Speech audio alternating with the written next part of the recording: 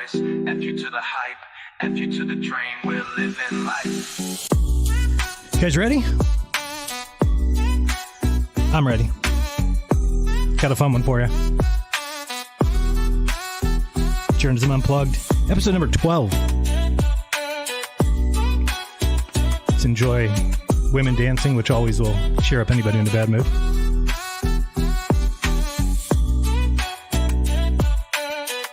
Who's here? Who do we got in the chat? I'm the Craig in the house, Nick in the house, Human Being in the house. Are you ready to get unplugged? It's Friday, weekend's here.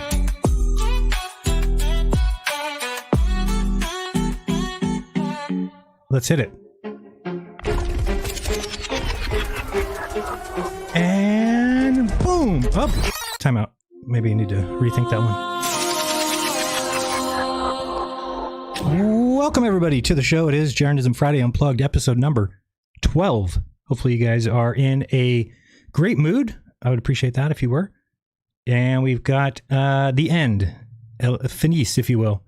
If you want to speak Latin, you can. My last stream about the flat earth, and you can keep it. You can shove it, and you can keep it, and you can take a shit on it because it's about worth that much. So we got a fun show for you. We're going to start out with a couple things, but I'll give you kind of my farewell address to the flat earth. We'll talk about what's coming up in the future, and then we're going to cover Shane and Alan, Shane St. Pierre, Alan from Space Audits, did a video about some of my points. So I want to kind of cover those and make sure people understand what's going on here. I don't want to make any claims about those guys. However, once I've explained some things, you can decide for yourselves whether you think they're being honest or not. We're going to talk about that a little bit and get into that. So that should be fun. Let me check the poll. What's up? The Mojek is in the house. We've got Iron Horse says, what is it? Jeranism butt plugged? Oh, Iron Horse, man, it's so funny. You're such a funny guy, man. How'd you think of that one? You have a lot of experience with butt plugs? You must have it. Plenty. Glad that you're here for the jokes. I now see why you get so few views on your videos. Culture Cat's in the house. Says he's 100% wrong about me. Thank you for that, I think. Depending. And One Black Sheep says he needs a job, he needs money. That's nice of him. We've got Human Being says, oh, that's not for me. I see that. Flat Earth is dead. Melodome, I agree. It needs to die. It is without merit. It is without evidence. It is without proof. And I'll show you that the guys that are continuing on this path by remaining flat earthers have just come to the point where now they just completely steal globe evidence and just misappropriate it and say, oh, it's for flat. Flat Earth works just the same. No, it doesn't. Flat Earth doesn't explain anything. You can't take the globe observations, put it on a flat Earth, and then be like, ta-da, look, the flat Earth works. No, it doesn't. There's things that can't be explained on a flat Earth that the globe solves with one word. Sphere. Pretty easy, huh? Pretty easy. Let's look at the poll question. We had a question was, where will flat Earth be on January 1st, 2026? Your predictions. We've got the choices of gone, very few people will remain, still here, but less than today, still here and thriving, and it will be adopted as the new truth. Let's start with that one. That's 8% of people. I wonder if we looked up the retardation percentage in the population. Might be around that. Might be around 8%. Still here and thriving, 31%. And still here, but less than today, the whopping majority, 47%. And gone, very few will remain at 14%. What will I say? I think that, if you want hopeful, wishful thinking, I think it should be number one. I think it should be gone and very few shall remain. But I don't know. I think that it's very connected to people's religion, which is a mistake because, of course, then you're going to defend it without evidence, which is kind of what religion is. It's just a belief. And so there is people that know the shape of the earth. And so that is why I think that people should come to grips with the fact that they were wrong and move on. It's okay. It's okay to be wrong in life. It's okay to get things incorrect because then you get closer to the truth. I feel like I've gone in that direction and I expected many to go with me. That is not the case. Let me just point out something too real quick because I think this is very telling. If you asked Robbie Davidson, if you ask myself, if you ask Patricia Steer, Nick Havoc, Melodome, if you ask Paul on the plane, okay, I am the Craig, many of these people, I won't say other names. People don't want their really names thrown around. But let me just say, if you asked any one of us, not one of us has had 1 second of, did I make the right choice? Oh, did I pick the right model? Oh, did I get this right? Or did I get it wrong? Do I need to go back and look at some things? Not 1 second. If that doesn't tell you something, I don't know what would. Like, what would cause somebody to not have any apprehensions about that switch? Okay, and it is a conglomeration. It's not just the people who say, "Oh, you saw something in the sky and you change your mind." Not exactly how it works. Not exactly how it works. Let me end this poll. Thank you for that. We'll post that. Great. Let's see here. What is Iron Horse thinks I'm getting paid? It's hilarious. There's more to the picture than meets the eye. Hey, my. I don't know what that means. As much as flat early should disappear, it only takes a small percentage of the population to continue it keep it thriving. Yeah, I want to point out though that you need to recognize who the people are that are still there and what they're saying and whether they're smart enough to be leading people in a belief system. That's what we're going to get to. So we've got that. We've got a couple other things. By the way, I want to start out with a birthday wish. Did you guys know it's somebody's birthday today? It is Satan's birthday. So happy birthday to Satan. I didn't really like him to start, to be honest with you. I thought he was kind of dirtball, but then he grew on me over time and I started to appreciate what he was trying to do. And I kind of became friends with him. And then we went down to Antarctica and he was a nice guy there, paid for the whole trip. Oh, did I say Satan? I meant, sorry. Will Duffy. It's Will Duffy's birthday. I get them very confused. I know a lot of people apply different names to him, so I get lost. I'm talking about Will Duffy. Will Duffy, who I didn't like at the beginning, and then he grew on me, and then we went down to Antarctica and had a good time. So anyway, happy birthday to Will Duffy. I don't know how old you are, but probably younger than me, which makes you, I don't know, young, and I don't like that. I wish everybody was older than me. Yes, I am the Craig. Happy birthday, Lucifer. Yes, shout out to Satan for causing some rifts in the flat Earth, but it's good. Glad that he did it, what he did. And I think every one of us who at least has changed their position appreciates what he's put in. And thank you for that. Let's see here. Enrique, are you here today? What's up? Are you ready to go? We good? Prendelo. Vámonos. All right, good. I'm glad. Enrique's ready to go. That's great. That makes 2 of us. And I wanted to get this up on the screen real quick, and we will get back to that 1 second. There we go. Just if you want to reach me, this is the best way to do it. Probably the only way to do it. If you do email, it might take me a while to get back to you. T.me/Jeranism is the best way to do it through Telegram. It is free, very easy for somebody to get an account if you wanted to reach out to me. T.me/Jerance is where I do my ranting and my raving and my upsetting of people. We've got T.me/Jeranism links. It is a place where I put all the links from the shows. T.me/Jeranism show. You'll get a notification before I go live. You would have gotten one today about 5 minutes before we went live. Usually it's a little bit more than that. Little buffer space. And then T.me/Jeranism chat is a open platform. There's like, 1,500 people there. And all topics are discussed and mostly arguing back and forth between Globers and Flat Earth believers. And then we've got wap.com/Jeranism is the VIP. Thank you to I think there's like 60 people left. I really appreciate you guys staying with me this long. I don't know if you'll each fall off at the end of the month or how that's going to work. We'll wait and see. If you like the channel, if you like what I do here, support the show. It is the only way I'll be able to keep doing it. And things are looking rough, man. Let me warn you guys, if you're a flat earther, get out while you can before you spend 10 years doing it, because you immediately do not get called for any jobs. And that is a fact. So I'm sure it's because one search on the internet and they can search my name and then find me in all kinds of publications. And they probably are like, well, there's no benefit to us bringing this person on. What could that bring that's good? What good can come of it? But what negative can come from it? Probably quite a bit. And they know that. So we got somebody ordered. Oh, so I thought it was something cool. Somebody ordered a consultation on Shopify. Thank you. All right, let's get back to this. We're also going to cover Steve Falconer's nonsense videos and point out, because I want to point this out, that nobody who's a flat earther does any kind of critical research or critical assessment of anything. None. Okay. And this is what now the creators realize that. So just so you know, if you are a flat earth creator, you can just make a video where you talk shit about somebody who's a glober, talk shit about the globe, talk about spinning water ball in space. And then you can say anything and everybody will be in the comments saying, great video, nice job, way to go. Okay. It is the most non-critical audience that there is. There's no other area where you could just get away with that. Just basically saying nothing or saying lies or getting things wrong, and nobody points it out. Nobody. Why? Because they don't have time. They don't want to look at that. They don't spend time on that. So flat earthers have not taken the time. I asked Steve to provide for me his viewer retention time, which must be horrendous. He's doing 2-hour videos where he's just talking about numbers and math. There's no way flat earthers are watching that. And you'll even listen to people say like, oh, I got through, I think I heard Mark Sargent the other day say, I got through 15 minutes of it or something. And that's all I could take. I mean, so nobody can even take those videos. Yet if you go in the comments, everybody's cheering it on like it's the greatest thing. It's the second coming of Jesus Cristo. So is that okay? Can I say Jesus Cristo? I don't know if that's allowed or not. You never know. You never know. But I think it is allowed. All right. So we've got, let's start out with something fun, shall we?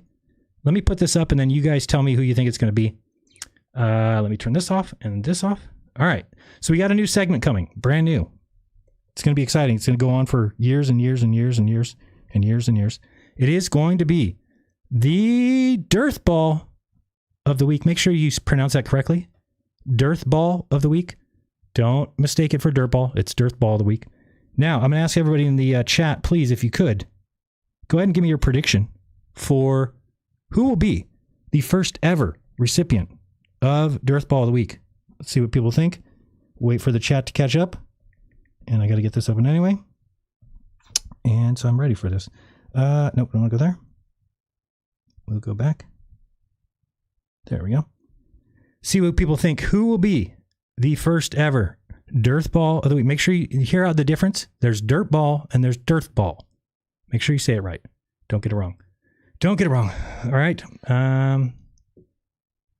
Great for you, Worldwide Conspiracies. Says, wow, you have a chip on your shoulder. Yeah, it's called being frustrated by a community that you realize shouldn't even be around. So we got some predictions for Steve Falconer. We got a lot of Dearth predictions. Culture Cats thinks it's going to be Dearth. Graves thinks it's going to be Dearth. Mark Sargent's guest, Wes Watson. I don't even know who that is. Why would he be? Yes, I am the ultimate Dearth Ball. Of course. Yes, because I told the truth, and that's definitely worthy of Dearth Ball. Makes a lot of sense. Makes a lot of sense. All right, let's find out, shall we? It's going to be a fun one. Who will win the first ever? Oh, by the way, let me explain something else. I have coming in the mail this week actual physical awards for the winners of Dearth Ball of the Week. Now, they can either remain on my shelving back here, or if you want it, I'll send it to you free of charge. And it consists of a ball of dirt and encapsulated in a wonderful acrylic with your name on a tag on a plaque. They're beautiful. And who doesn't want a ball of dirt at home? So that is coming next week. So we'll make sure we get the first person his if he wants it. Ladies and gentlemen, it's time for Dearth Ball of the Week. Who will win? We'll find out right about now. Good luck to all the participants.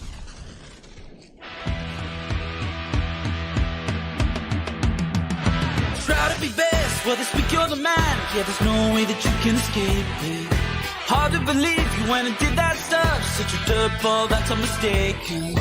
History repeats itself. Try hard and you'll succeed. Every Friday when we name another dirt ball of the week. You're the best around. Double of the week, enjoy your crown. You're the best around. With dirt ball levels are just astound. You're the best around. Ain't nobody that can keep this dirt ball down. Watch out for the shovel. The winner is, of course, without a doubt, Dave Weiss is the first ever Dearth Ball of the Week. It fits perfectly, doesn't it? Yeah, Dave deserves it. He threw a friend of 10 years under the bus, hasn't even called him yet, and is telling other people he's compromised, or maybe he's demonically possessed. David Weiss, you are Dirt Ball of the Week. Around, the very best double pound for pound. You're the best around. Not just in your town, you're world renowned. You're the best around. It wasn't even close, you won hands down.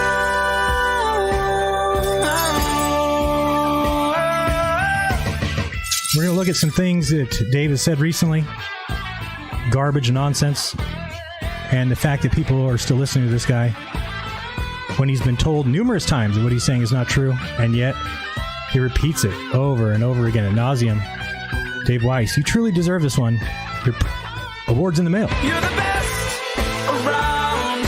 Devil of the week, enjoy your crown. You're the best around. With devil levels of just a sound. You're the best around. Ain't nobody that can keep this devil down. You just can't keep him down. Let's pretend that I'm this umpire and I'm like talking to these guys like, no, I think he's a dirtball. Really? Yeah, I'm pretty sure. Yeah, let me tell him for sure. Dave Weiss, dirtball. Why? I'm not dirtball. No. Come on. It's the number one secret of the elite. Come on. They got to keep us down. They got to hold us back with this globe lie.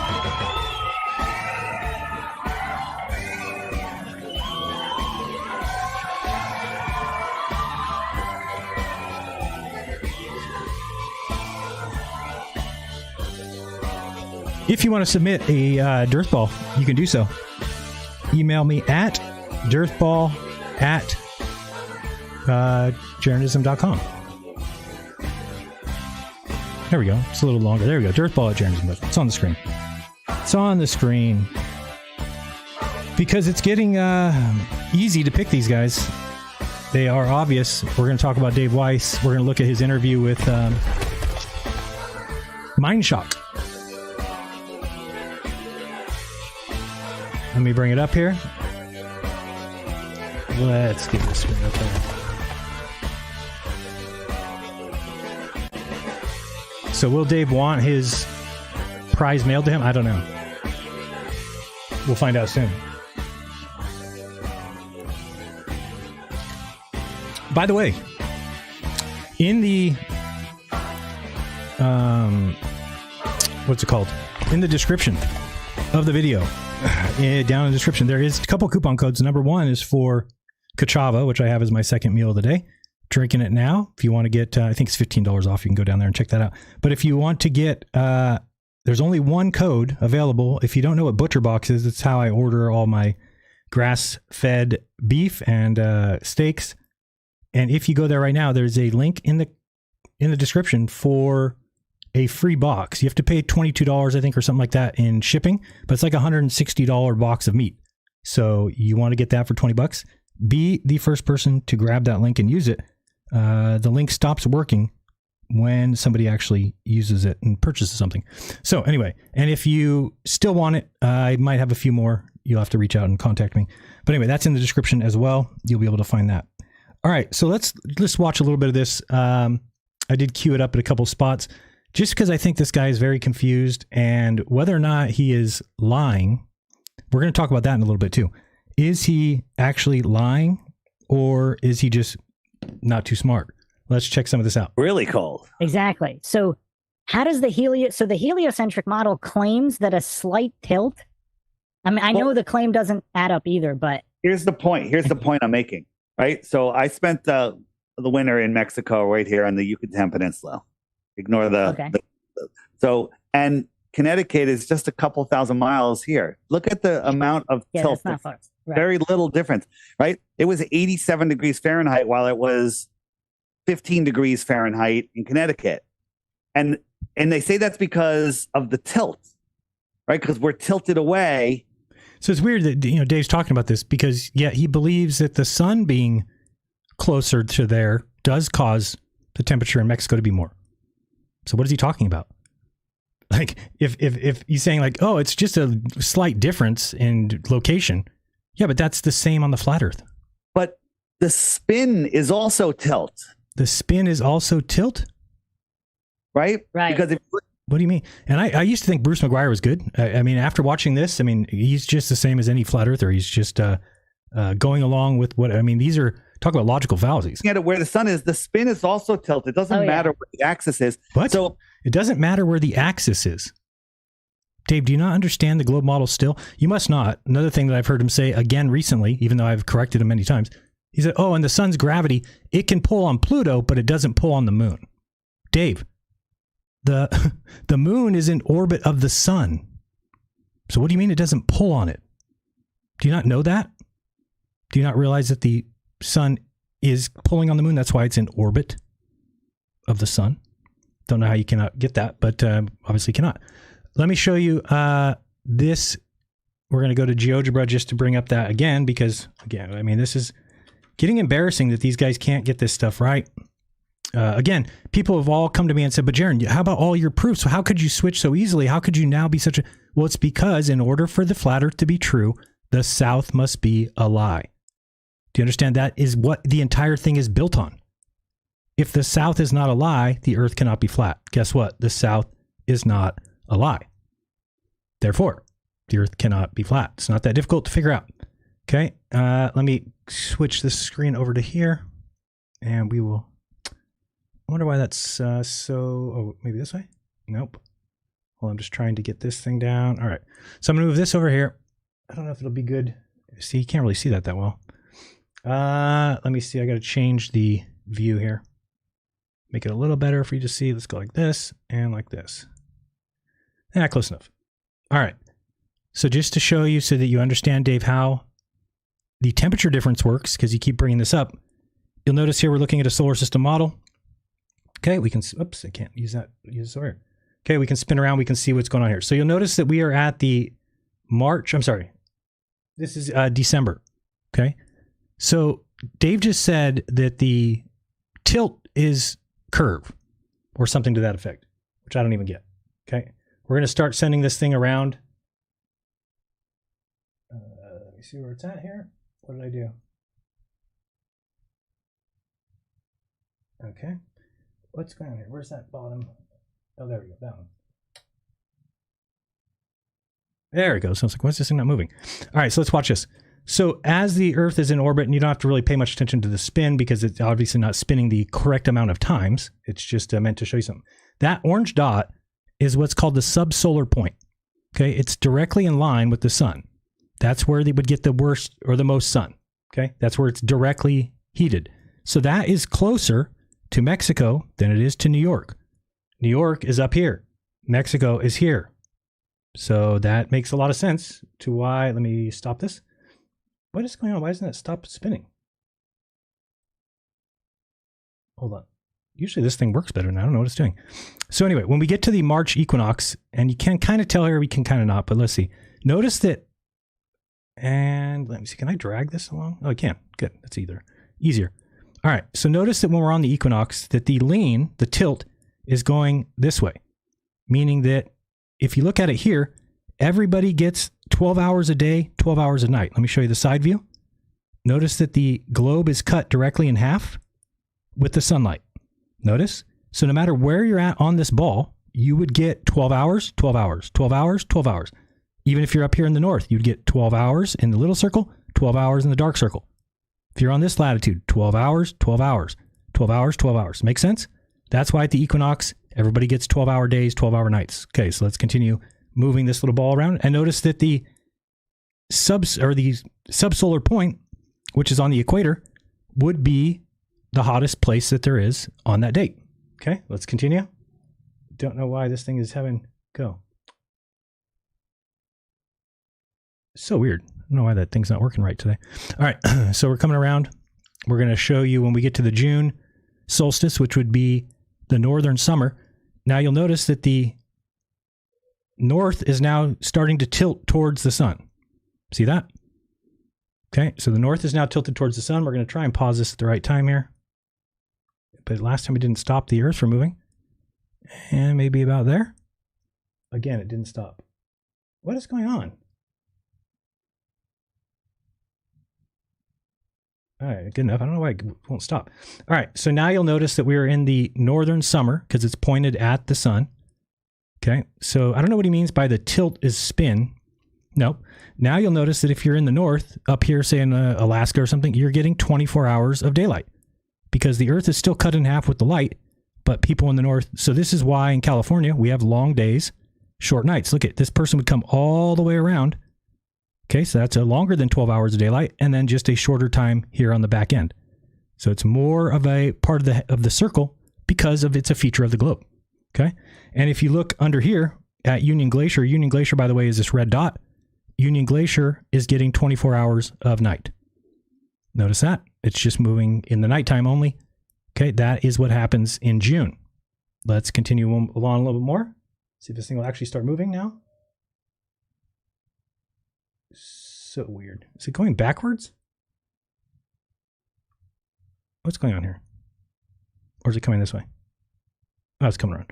All right. So now we're getting close to the September equinox where, again, so what's similar about September and March? They're identical.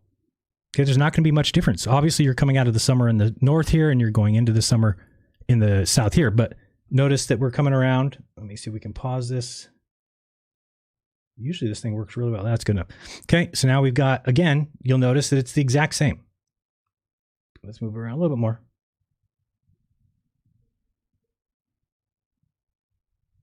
I don't have any idea why these buttons aren't working. Go. So weird. Usually you can move these. All right, there we go. So now you'll see if we move around here, again, it's cut directly in half, 12-hour days, 12-hour nights. So this is not something that people should question anymore and act like it doesn't make sense. Okay. You can actually go in your garage right now, take a globe. Okay.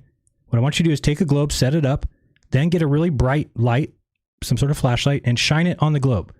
Leave it there for a little while. And then I want you to take temperature ratings or temperature readings with a thermal gun and take a temperature of this part of the globe here. Wait, can you see that? Yeah. This part of the globe here. And then take this part of the globe here and this part of the globe here. Which one do you think will have the most heat? Clearly, the one that's getting direct sunlight.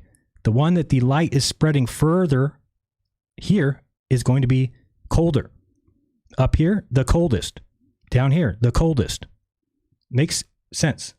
Okay, let's continue off and just finish off this as we're now still not moving. I don't understand this thing at all. Why are you doing that?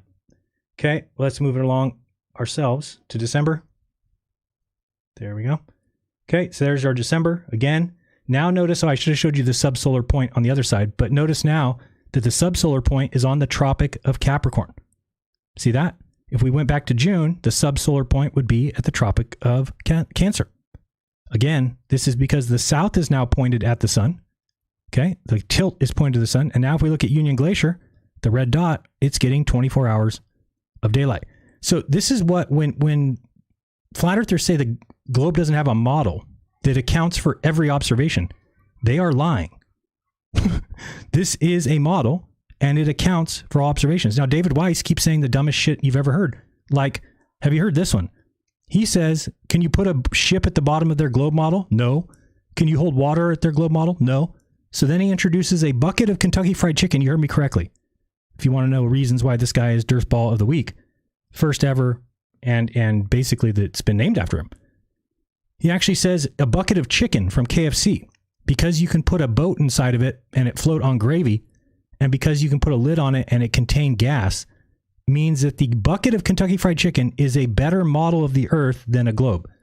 Ladies and gentlemen, there's probably nothing dumber ever said. I mean, literally nothing dumber has ever been said.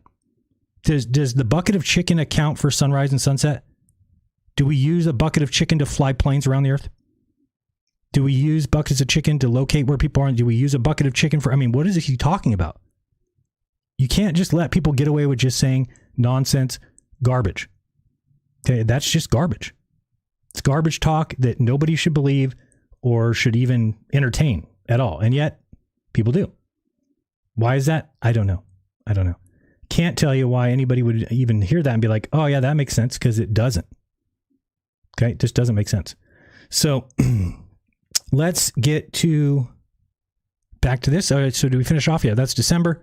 Again, you can see Union Glacier. We're looking from underneath it if you're wondering how that's being shown. There you go. Now we're back up to the right side. There's your sublunar point. So there is no question here of why. And let's continue listening to Dave and see if we can figure out what he's talking about. Because it should be easy. Let's see. Dave, go ahead. In the morning, when the sun is 5-10 degrees off the horizon, I could feel the heat. It's hot. I could take my shirt off. I could get a suntan. Yeah. But home at noon, when the sun is as high as it is in the sky, I can't even feel the heat on my face. But not only that, at night, shouldn't it be exponentially colder? Not just 10 degrees. Because if the sun is that powerful, like even in the winter, whatever your temperature is right now. What's the temperature there right now? It's I don't know, 30 right now. During the day. During the day. Oh, during the day? It's like 40, 50, 60. So 40, 50 with the sun. So without the sun, like, let's just basic logic. Wouldn't it be like negative 500 if the sun is that powerful? So I don't understand how this is a flat Earth argument. What would be different about why is the flat Earth? It's okay. Flat Earth makes sense. Flat Earth makes sense that when it's nighttime and the sun's away from you, it doesn't get negative 500. You're okay with that. But you're questioning the same thing. I mean, it doesn't even make sense. These guys have gone, and maybe it's just when you have that block kicked out of your head and you can now see everything for what it is. These guys are dumb. Period. Supposedly the sun heats up the Earth, and then at nighttime the thermal heat. Not supposedly. You can test that, Dave. Stop saying supposedly with things that you just don't agree with when they can be tested. Was leaving. And, yeah. Brian, yeah. So Bryant Myers brought that up, and obviously that would be ever present, though. That's not going to magically disappear. It is ever present. It just, the heat slowly dissipates. What do you mean? That's what it does. Because if it's that powerful, if that ever present heat up of the Earth during the day, that would mean it would be a whole lot hotter. Like, why would it not be present when the sun is also shining? It is. It is. Do you think it's hotter on the ground, or do you think if I hovered just a few feet above the ground, it would be cooler there? Right? So, I mean, there's a reason for that. The ground is radiating heat. So that's an issue. So and I know what you're getting at, because you brought that up before on the distance, how closer you are to the sun. It doesn't match up either. None of it matches up. Yeah. But the angle, the tilt, you have to remember the tilt. It's tilting all day long. We just showed that. Alleged tilt. It's the alleged tilt. Melodome has been doing observations, and guess what? All of his observations of the sun and the sunspots and the spin of the sun matches exactly what the heliocentric model says.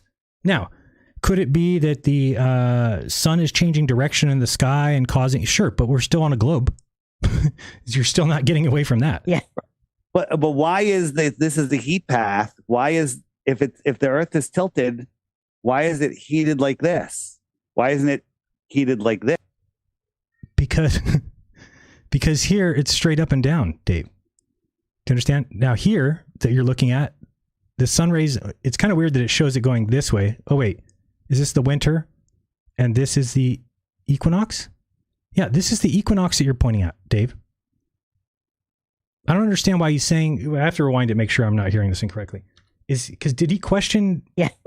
But why is this is the heat path? Why?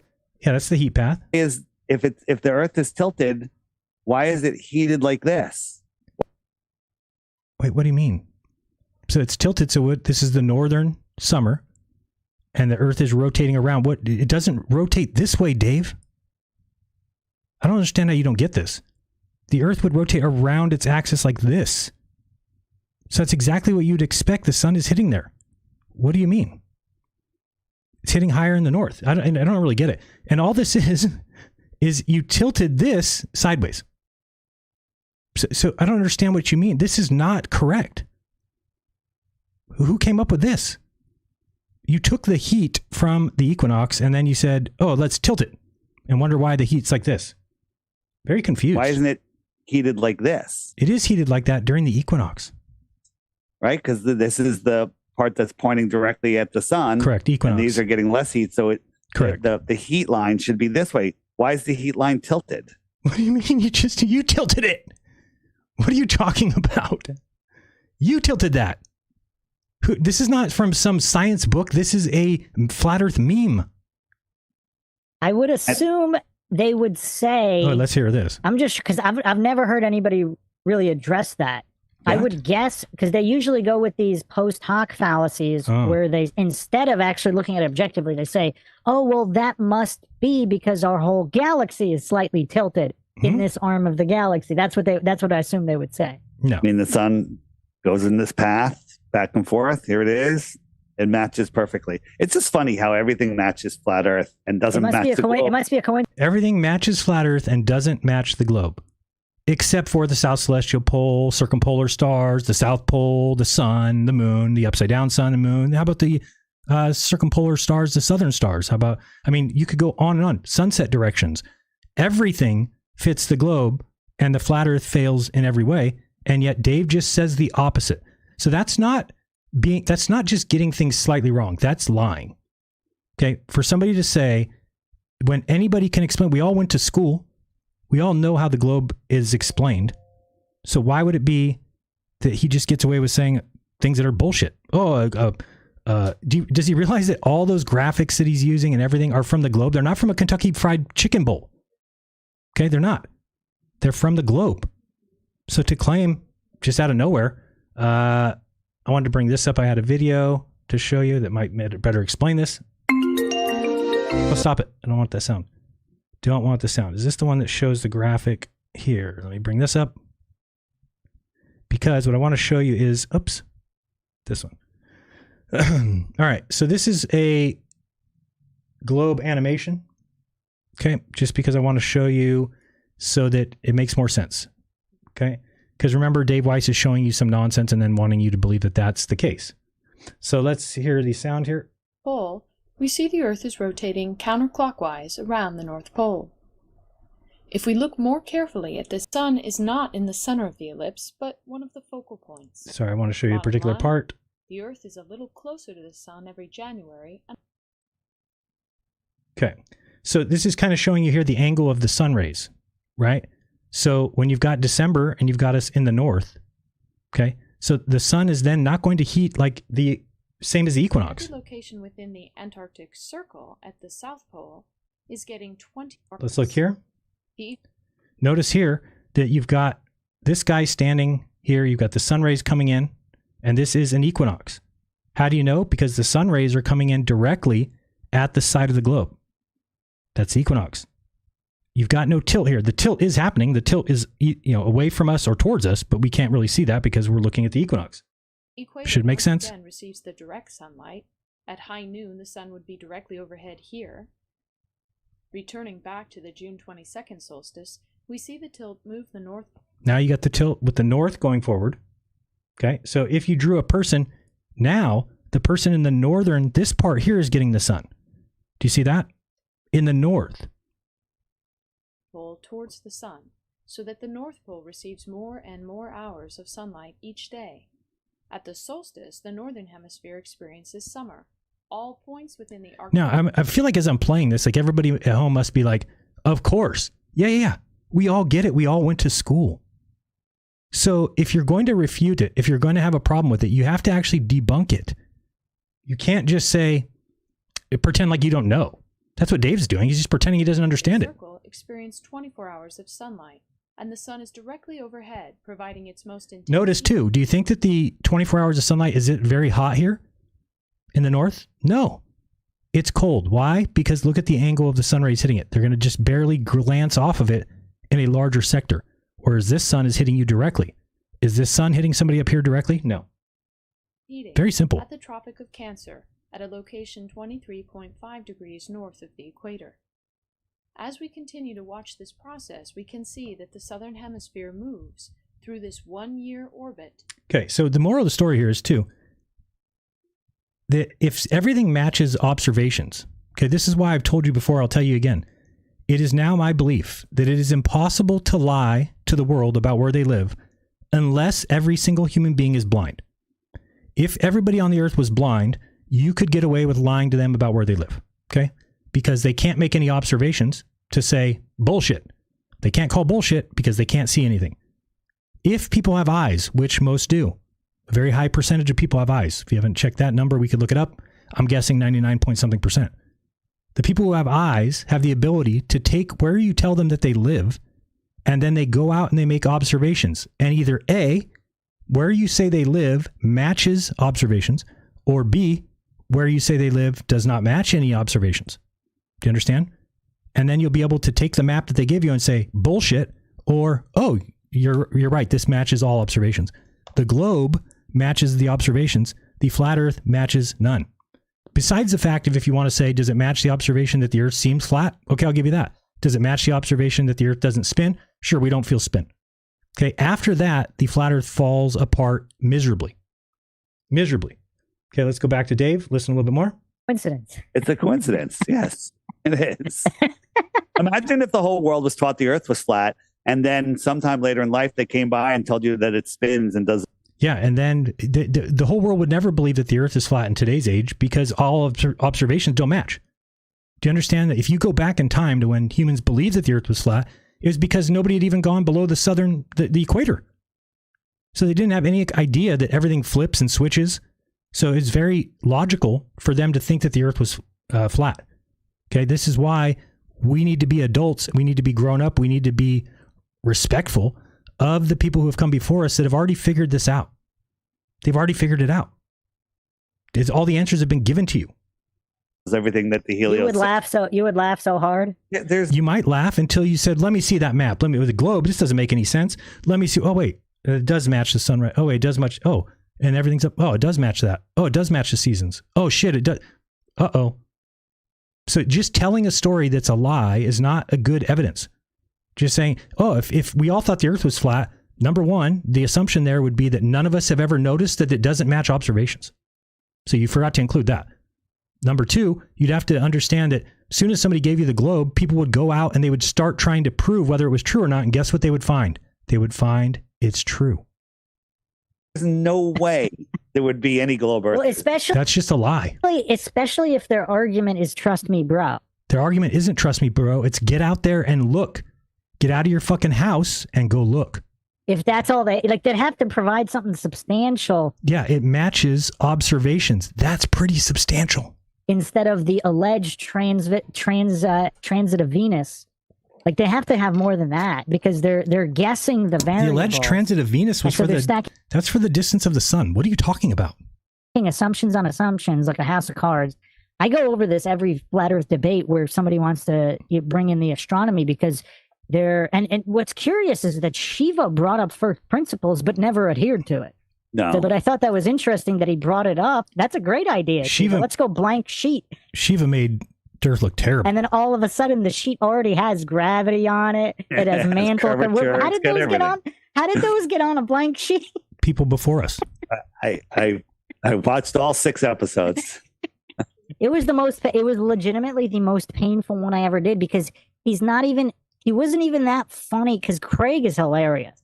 Craig, I think the UN actually. Just one more thing here. I did not know. So she's got crazy Hollywood ties. There are so many big question marks around. She didn't get married to Grounded. Where's this next one? What time do I have down? And obviously a lot of corrupt who oppress people. Just from a moral standpoint, it's actually kind of interesting. 17. Just taking a step back. And 1710. Let me listen to this part. $1 vaccine damage payout. Right? Yeah, I think there was more than one payout, and then there were also a lot of gatekeeper type shills where they release true information on purpose to sow the discord and the social unrest. So with Dave Weiss, here's what you need to recognize is that Dave has had the app leaking data for months. Okay. I've tried to reach out to him. If you don't know, Dave has blocked me on all platforms, which is a really stand up ballsy thing to do. You know, actually that's a lie. It's a pussy thing to do. It's a very pussy thing to do because I'm actually reaching out to say, hey, is your app secure? We have people look into it. They're saying it's not. People's data is still available. These guys knew where Dave Weiss was on his entire vacation. They knew when he was back. They knew when he was there. They knew where he was in Mexico. They knew what airport he flew into. How did they know that? Because his app leaks data. How much does Dave Weiss care about that? What do you guess? Should we ask Alex Jones? Alex, how much does Dave Weiss care about people in this? Zero. That's how much he cares. Okay.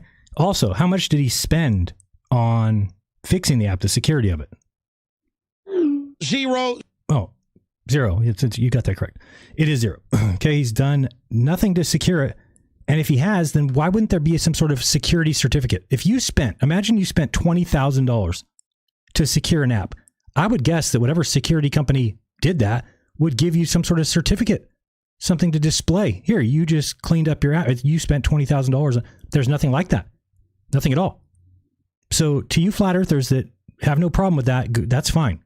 But it really shows you that he has zero care about you. He didn't care about giving out my address. Doesn't care at all. He actually blames me. He says, that's on you if you decide to move because, what? It's on me if I decide to move. I guess, yeah, that's true. But it's the reason that I'm moving is the problem. Okay, it's because crazy psychopaths who obviously give me death threats every day. And if you think I'm kidding about that, I hate to tell you, I'm not.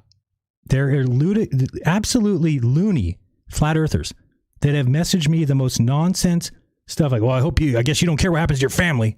Guess you don't care what happens to your wife and son. And just the most disgusting messages I've ever seen from people who used to be friends, used to be cool. Not anymore. Not anymore. And here's the thing. You have to recognize that you might be wrong, and then you have to recognize that you are wrong. Okay? And Dave Weiss has continued to let this app just flounder and let people's information. Now, let me remind you where he's been. For a month, he's been on vacation. Now, how do you think he pays for that vacation? He pays for it with the money that's been given to him by the people whose data has been leaked.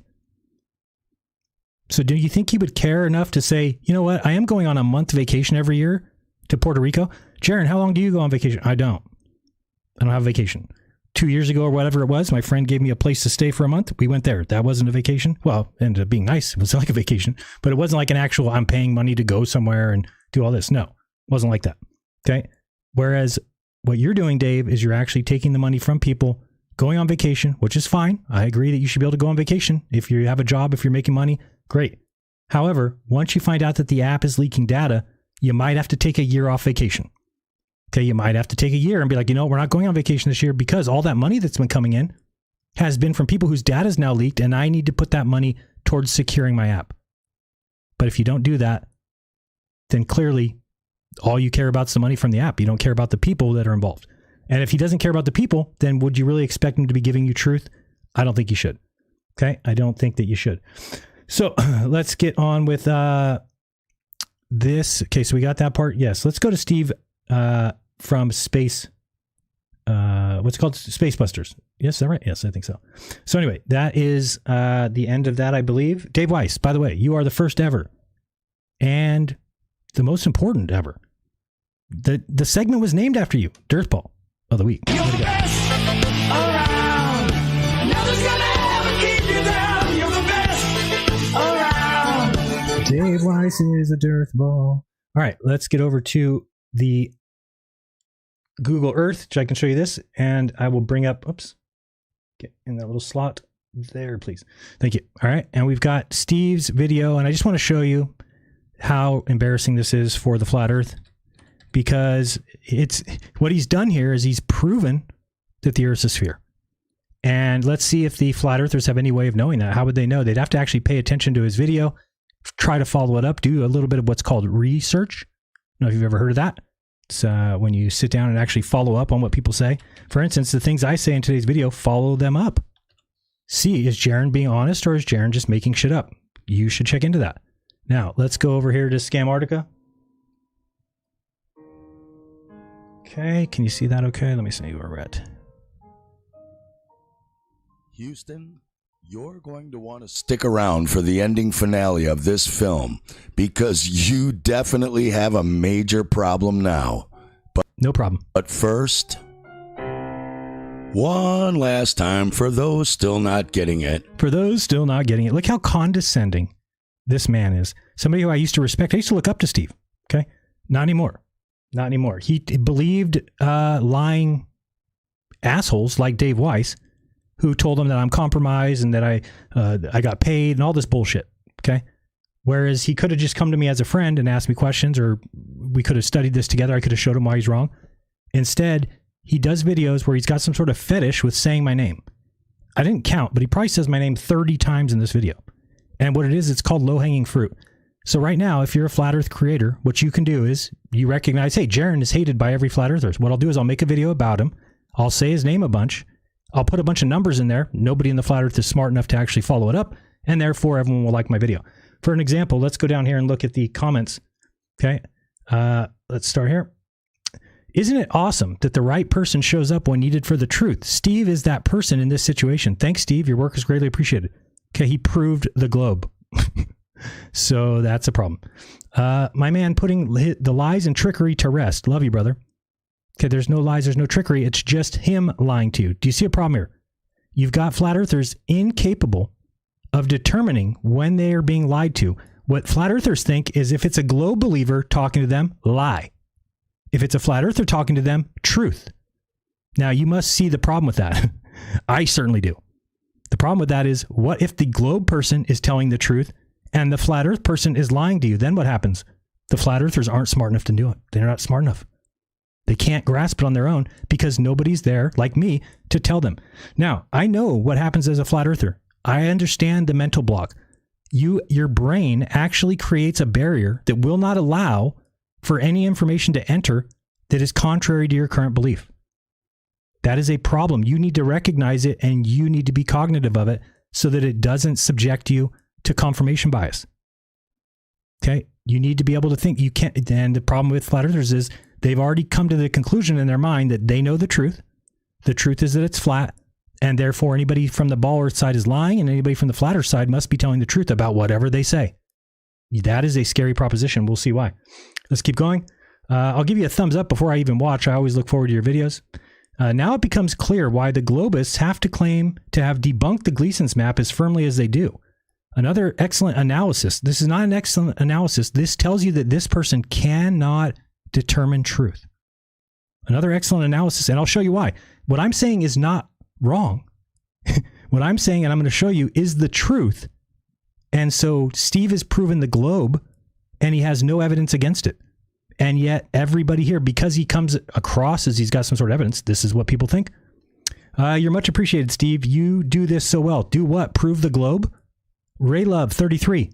You need to actually review. I guarantee you, if we were able to look at how much each of these people spent watching this video, the answer is less than 5 minutes. His viewer retention time must be horrendous. Okay? Great work, Steve. Very compelling and thought-provoking information you've covered, but wrong. I added that, by the way. About the first comment you made about Rothera getting sunlight before Vernadsky, I just wanted to add this for your information. Take a look at something very important that happens in Brazil and Argentina. You might have missed this, but you just focused on Antarctica. Could happen. Here's the problem with Latin America and probably further south. Look at the time zone map. Okay, I think he's explaining the truth here. Let me see if we got somebody. I think you're smart enough to understand this real quick, but I will explain it for everyone else. This is how they confuse people. Argentina has the same time zone as Brazil currently, which is not correct. Is the distance between them from the eastern point all the way to the western point of Ushuaia is a vast difference. What? So they are corrupting the data of sunrise with the lie of time. What does that mean? Even on the Gleason's map, it is correct as you can see the time zones correctly. -3 at Brazil, -4 at Ushuaia, but that is not how it, I don't know what that's not a good comment. All right, we'll scoot that one away. Thank you, Steve. Love all your art. Props, Steve. Great production. Many thanks for all your work. Another masterpiece. A masterpiece. I mean, this is very embarrassing for flat earthers. This is why I cannot be a part of this. How am I supposed to be a flat earther, recognize how wrong this guy is, and every flat earther can't recognize it? I don't want to be part of that. Why would I want to have to back liars and people who are incorrect? Because as soon as you go against these people, if I made a video and it's like, as a flat earther, and I said, hey, actually, Steve's wrong here, I would get ganged up on and attacked. Why? Because when somebody who's a flat earther says anything, we have to agree with it. We have to pretend it does something. It doesn't do anything. Think about in 10 years, what have we done? Think about it again, flat earthers. In 10 years, what have we done? What have we corrected? What have we fixed? What's new in the world because of flat earth? The answer is nothing. Nothing. You've brought nothing new to the table. Okay, let's keep going. Just see a couple more of these. Amazing video. Very amazing. Thank you, man. I understand the AE maps on my wall better. Take the AE map down. Take it down. It's wrong.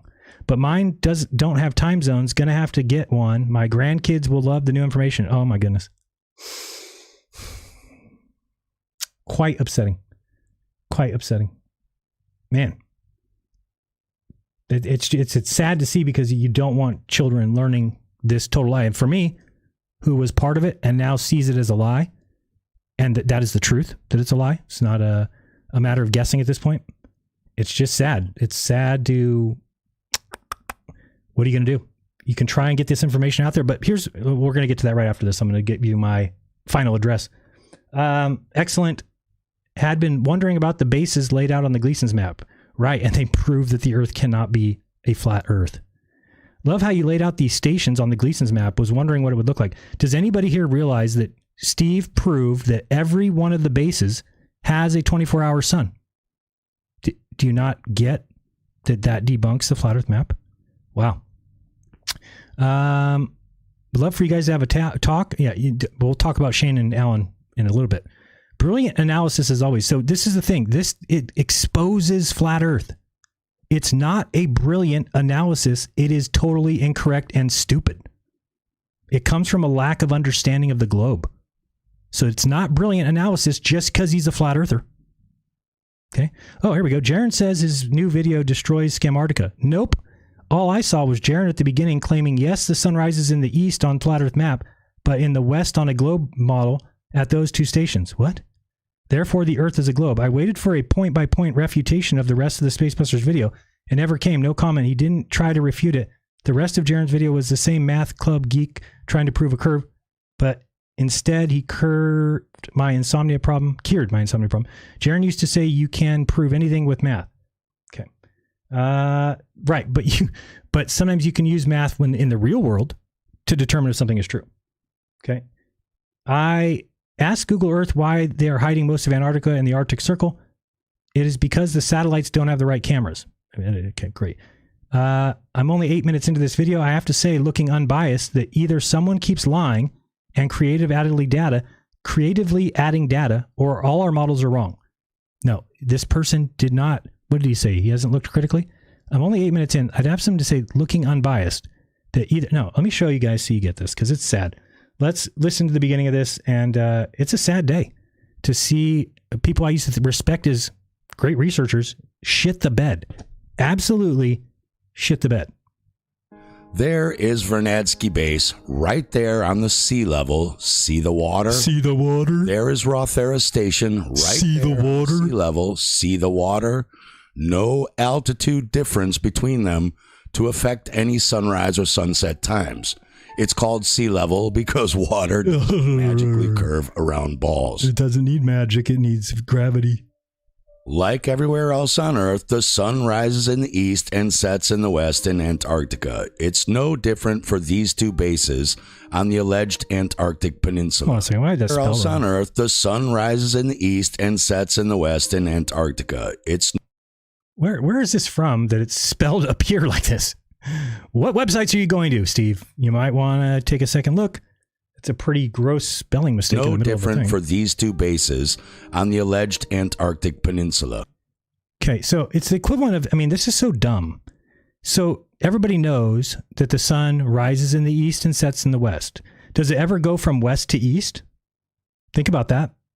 Think about what I just asked you. So the rises in the east, sets in the west. Does it ever go from west to east? And the answer is, of course. Of course it does. How the hell else would it rise again? Think about it. Use your fucking head. Of course it has to go west to east. That's how it gets back to the east. It doesn't magically morph over there. Okay?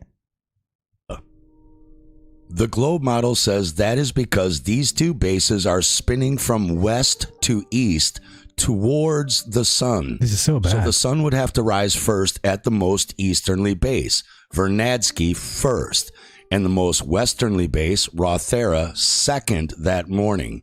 And then later that afternoon, the solar noon, where the sun is closest to each base on the Tropic of Capricorn, would also have to be closest to the most easternly base, Vernadsky first. And now the case is here that this is the case.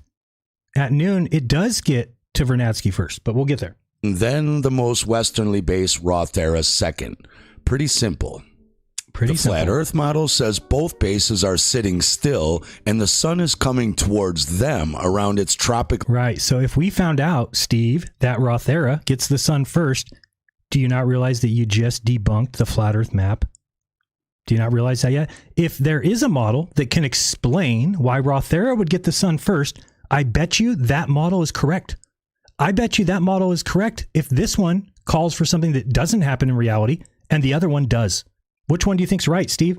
Keep lying to your audience. Latitude rotation from the east to the west, but still has to reach the most. And here's the upsetting part is I don't even look at the chat when I do this because people will just piss me off because they don't listen. They won't understand what I'm saying. They don't care. Do you understand? We'll get to that. Just remember this. Flat earthers do not care about the truth. So-called truthers do not care about the truth at all. They care about their truth. It's not a truth. You're not a truther. I'm a truther. You're a piece of shit. Easternly based Vernadsky first in the morning, then the most westernly based Rothera second, just the same as the globe model. No, not the same as the globe model. There's where you're wrong, and you need to admit it.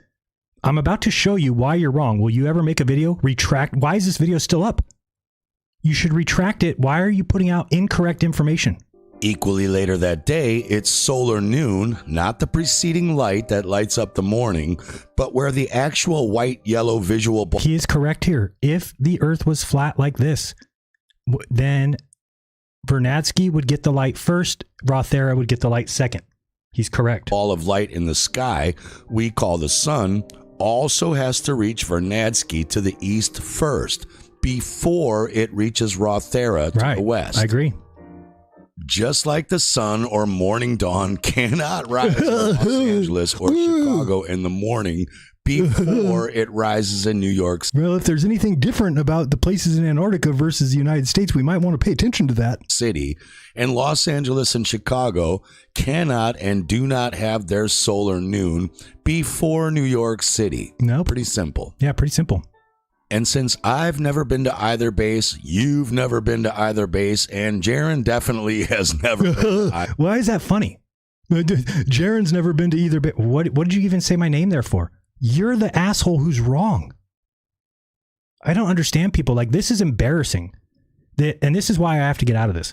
I'm not going to even be a debunker because I don't know how Toon or any of these guys, I don't know how they do it. How can you continue to explain to somebody something? And despite them not caring about the truth, they're not looking for the truth. Now I understand why Toon takes the direction he does.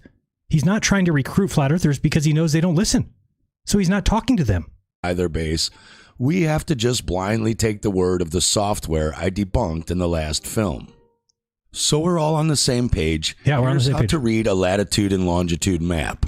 On a globe model, any location north of that blue equator line will start getting higher and higher numbers from 0 to 90 and be called north latitude, still going from 0 at... I mean, this guy's trying to explain this map even though it's been completely debunked. Let me show you why it is that this is the case. What we have here is the globe model, and you'll notice that we've got, by the way, it's a globe, so you can see that. Here's how easy it is to debunk this. Now, all he's saying, and I put two little houses here. You can see these yellow houses.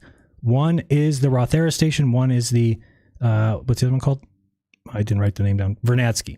Okay. And he's saying, how could this location get the sun first than this one? On a flat earth, he's exactly right. We have a problem. Okay. On a flat earth, it will be debunked. But on a globe, it's explained. Okay. So let's get down here and see. We're going down here. We're going to go all the way to this base. We're going to turn around to look at the sunrise as we get down there. Okay, we'll get right on top of this building. There we go. Now we're going to spin around and look to the east. And we're going to change, and you'll notice up here that I've got the date of, oh, you can't see that. Can I move this? Hold on, I want you to be able to see the date. Maybe there. Hold on, this is not correct. Let me move this down. I just want you to be able to see the date. Makes a difference.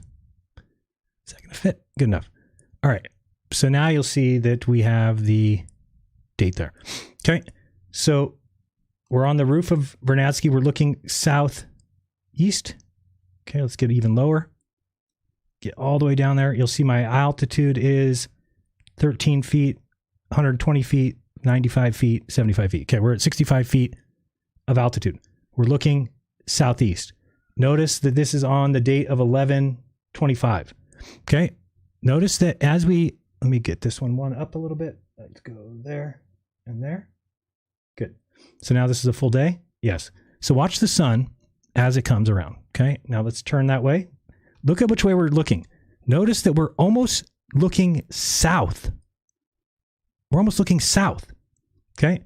I thought that the sun rises in the east. The sun rises in the east for everyone. Well, some people actually are down in Antarctica where that's not the case.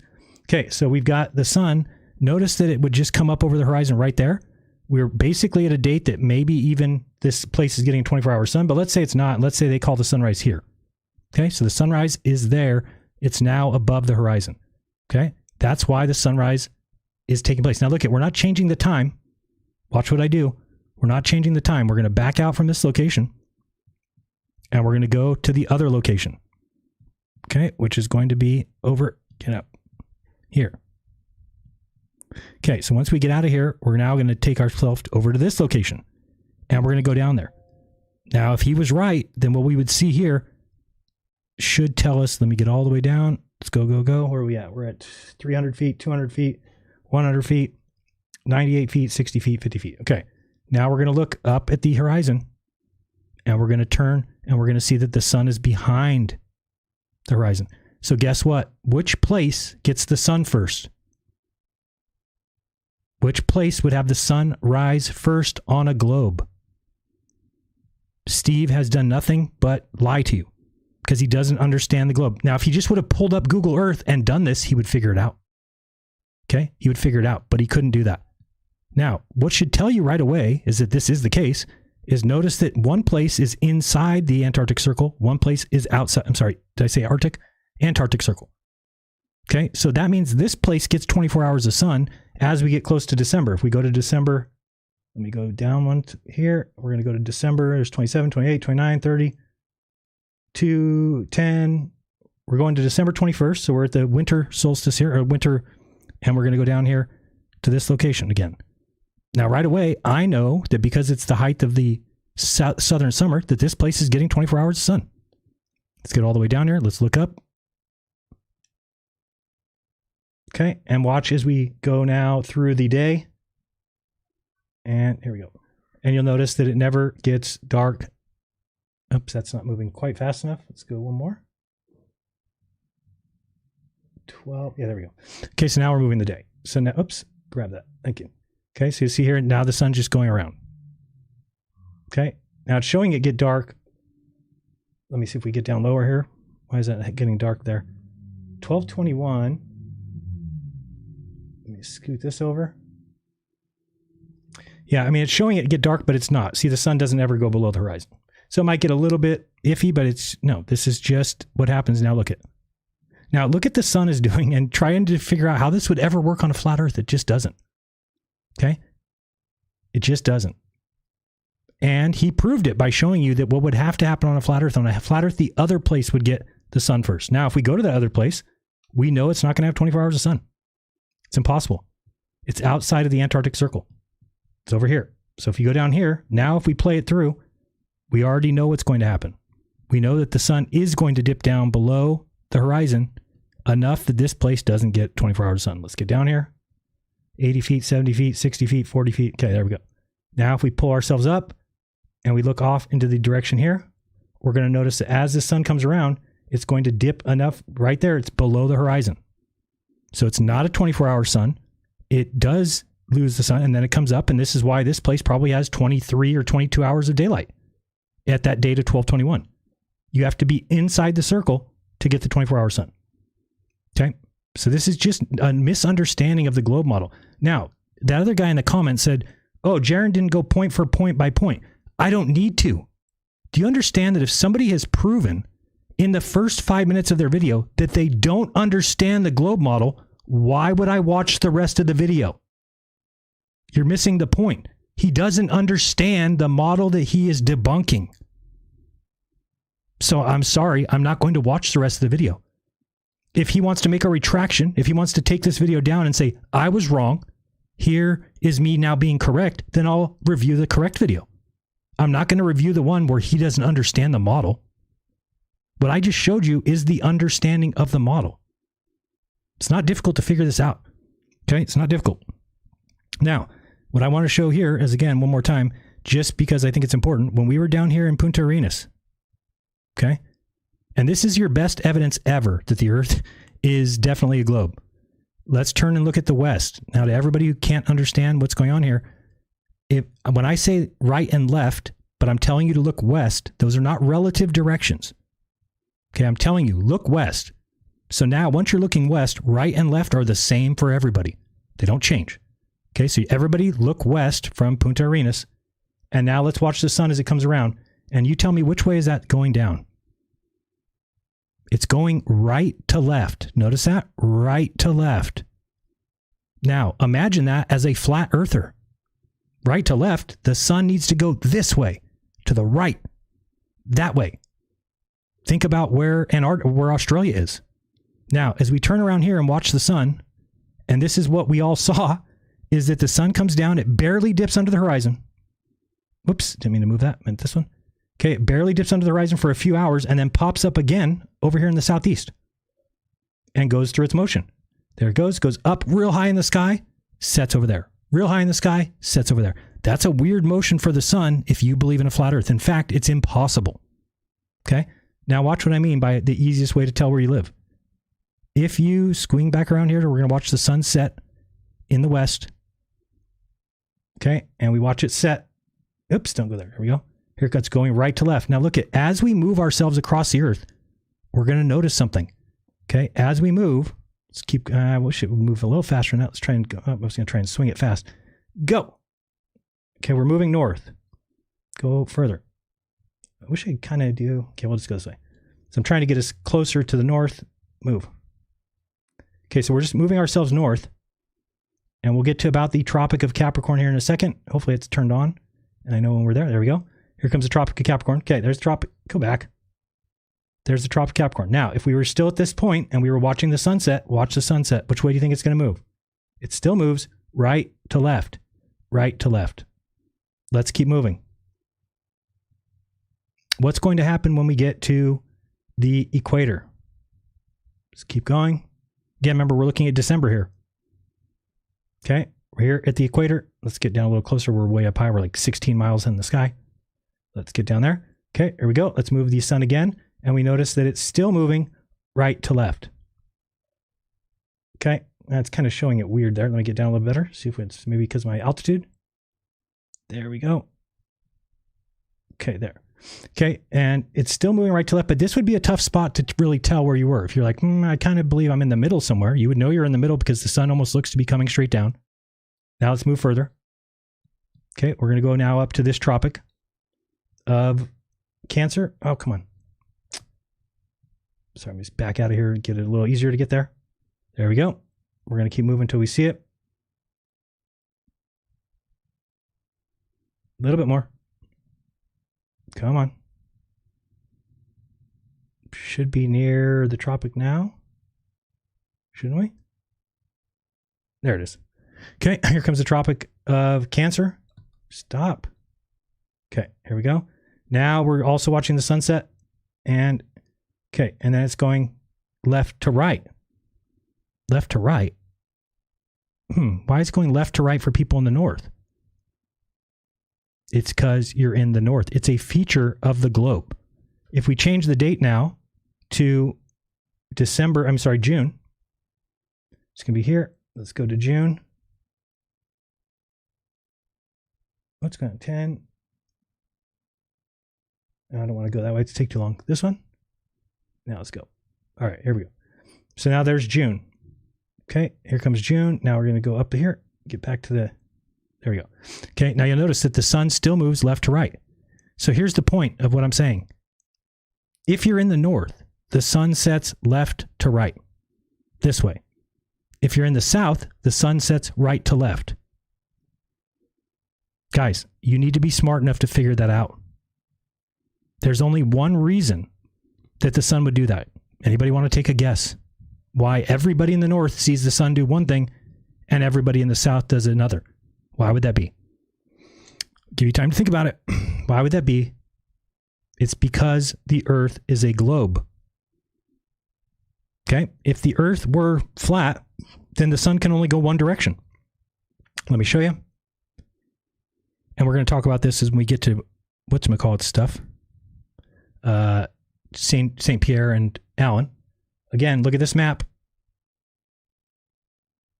View, and we're going to go with image, rotate left.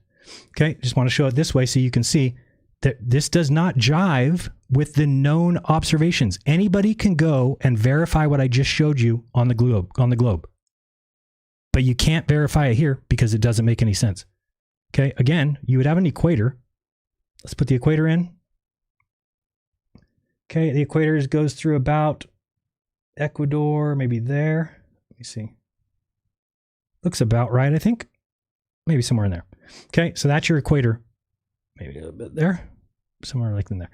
Okay, and then you've got your tropic, your inner tropic of Cancer, which is going to be about Mexico-ish, maybe there. And this might be off slightly. I don't know. I'm just guessing. Guesswork here. And then the Tropic of Capricorn is going to be a lot smaller than that. Maybe about like there, maybe a little less there. Okay, so there's your tropics. Okay, the sun is always within these three lines, no matter what. We know that. It's a fact. You can't argue with it, or else you're just being dumb. Okay, let's get a sunball here. And there we go. Okay, so here's the sun. Okay, so remember that this sun, why would it be that if you're north of this line, the sun sets left to right for everybody? What is that doing? Weird. Why is that doing that? And then if you're south of this line, why would the sun set this way? Why is it going right to the sun goes this way? What that would mean is no matter where you were in the earth, if you were looking west, the sun would always set left to right. Left to right, always. Guys, this is all the information that you need. Get out of flat earth. Recognize that observations do not match. And just because St. Pierre can make up stories about, well, you know, everybody can, you know, it's a map projection, you can choose whatever one you want to use. Sure, you can, unless somebody says, where do we actually live? In which case, map projections are not where we live. Okay, we're going to talk about that. So again, the sun was coming here December 21st, and it needs to go to the right. It needs to go to Australia. But what does it do? It goes left. It goes this way, ducks underneath the earth, and comes back here, goes real high, ducks here. This is what the sun does for somebody in Punta Arenas in December. How the hell is this place getting light? How is this place getting light? In fact, they don't just get light, they get the sun above their heads. See that? So how in the hell is the sun doing this? The answer is quite simple. This place is underneath the earth over here, and this place is underneath the earth over here. The earth's a ball. Plain and simple. Okay? Now you can keep pretending that that's not evidence or it's not fact, and it is fact. It is evidence, and it is unquestionable. Okay? Again, north gets the sunset one way, south gets it the other way. That cannot be explained on a flat earth. It never will be. It's impossible. Okay. So yeah, did I watch the rest of this video? No, because it's just a bunch of numbers and he doesn't understand the globe. So why would I pay attention? It has the sunrise at 2:04 a.m. Notice how he's got to laugh every time he says that. I mean, this is just patented, I don't know what you would call it. Cheap pop. That's what they call it in wrestling. In wrestling, if you come out and you say, hey, everybody, welcome, you know, shout out to everybody here in Houston, Texas. The crowd's going to go crazy. It's a cheap pop. You just got the crowd to go nuts because you said their name. Okay, that's what he's doing, is he wants everybody who's watching to go, yeah, that doesn't make any sense. If he laughs before he says a time, then you just agree with him. Which, for starters, should not be a half hour later in inaccuracy than dateandtime.info's 1:34 a.m. sunrise. But we have the same problem. Rothera is west of Vernadsky, Here we go. not east. So the sun cannot rise in the west at Rothera. Yes, it can. 45 minutes before Vernadsky. Yes, it can. Or an hour. See what I'm saying? Why would anybody watch this? He doesn't understand the model. His pictures, I mean, this is where I just saw Globe Earth. Let's see here. What is that? Was that a quote by somebody? Dude, allegedly. While Vernadsky is down in some mountainous valley. And that's ridiculously wrong. Yeah, you're ridiculously wrong. No, Steve. The globe Earth's alleged 23-degree winter tilt towards the sun actually makes Rothera closer to the sun in the morning. Correct. Getting its sunrise 50 minutes to an hour and 15 minutes earlier. Yep, like I just showed. Yeah. Then why does it magically flip back every day and make Vernadsky closer to the sun again at solar noon? Because you don't understand the globe. Because you don't understand the globe. You don't get it. You're debunking a straw man. You don't understand the model you're debunking. It's gross. You can't have your cake and eat it too. No, you can't. But do you realize that that's what you're trying to do? You're actually showing why the AE map doesn't work and saying that we live on an AE map. Nowhere else on Earth at any time of year Does this alleged changing tilt angle make the sun rise in the west before the east? Wow. Nowhere. And even the ridiculous globe model is only claiming a 23-degree tilt towards the sun in November through January, not the 70 to 90 degrees tilt needed for the sun to even rise at Rothera to the southwest in the morning. 70-degree tilt? This is how clueless this guy is. It's embarrassing for me because I used to recommend his shows. I used to watch Spacebusters. I used to watch his presentations. And I thought that he understood what he was talking about. So now what you have to realize is that every member of the Flat Earth, whether they're a creator, Dave Weiss, Steve Falconer, conspiracy music guru, Shelley Lewis, you name it, whoever's a Flat Earth researcher doesn't understand the globe. And you are taking their words of advice and deciding where you live based on people who don't know diddly shit. Before Vernadsky. Again, from the film, if the sun is the source of the sunlight... I mean, again, listen to what he's saying. I mean, he's just going on and on, expanding on his bullshit. We call sunrise and there's a little laugh. Daytime, and the alleged rotation of the globe from west to east is what's causing both the speed of that sunlight to move across the earth and the visual light in the sky we call the sun to move across the earth from our perspective. Then both have to move at the exact same speed of that alleged rotation, since the alleged rotation determines the speed of both. What do you mean? Everywhere on the Earth has a different speed if they're a different latitude. Which is the same. That doesn't make sense. The light in the sky from our perspective, called solar noon, cannot take 16 minutes to get east to west. It doesn't. What you're looking at now is a view from that station. So at solar noon, when the sun came up from behind you, now it's up here at noon, it is going to hit this place first, then this place. So I don't get what you're saying. On your map, the flat Earth, this is not explained. You made a video that debunks the flat Earth, shows the globe Earth, and yet everybody in the comments are flat Earthers congratulating you. This is how dumb flat Earthers have become. They have already assumed that they know the truth. They've already assumed that they cannot be wrong. That is a recipe for absolute disaster. Steve Falconer, I'm not looking at this anymore. You are the weakest link. Goodbye. You're out of here.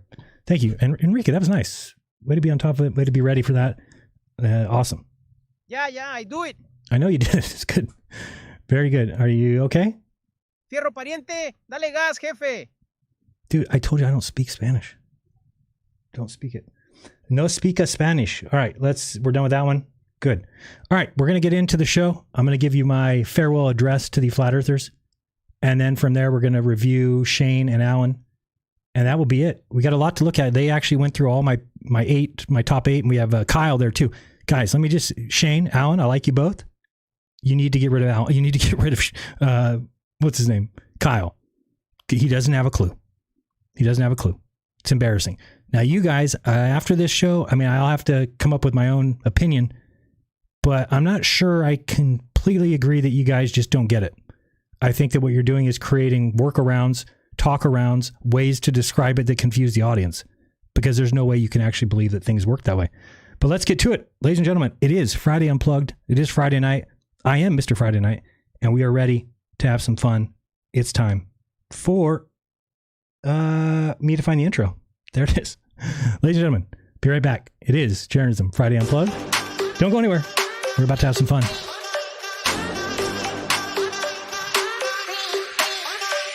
F you to the stress, to the grind, F you to the haters. Every time F you to the drama, to the hype, F you to the mainstream, pushing lies. Unplugged from the matrix, it's Friday night. Unplugged with Mr. Honest and sometimes right. F you to the left, to the right, and F you to the elite parasite. F you to the noise, F you to the fakes, F you to all you weak snowflakes. Friday Unplugged, unfiltered and real. Are you offended? How you feel? F you to the sleep, F you to the woke, to the trolls in the chat, you're an effing joke. F you to the sleep, F you to the woke, to the trolls in the chat, you're an effing joke. This ain't a trap house, but your mind's getting drugged. Time for Jeranism Friday Unplugged. This ain't a trap house, but your mind's getting drugged. Time for Jeranism Friday Unplugged. Let's do it.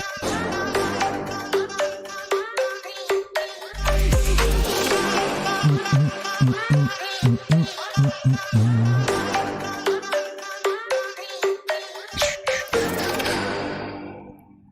right. How's it sound? Are we okay? We good? I try fix, but you sound like El Chupacabra with asthma.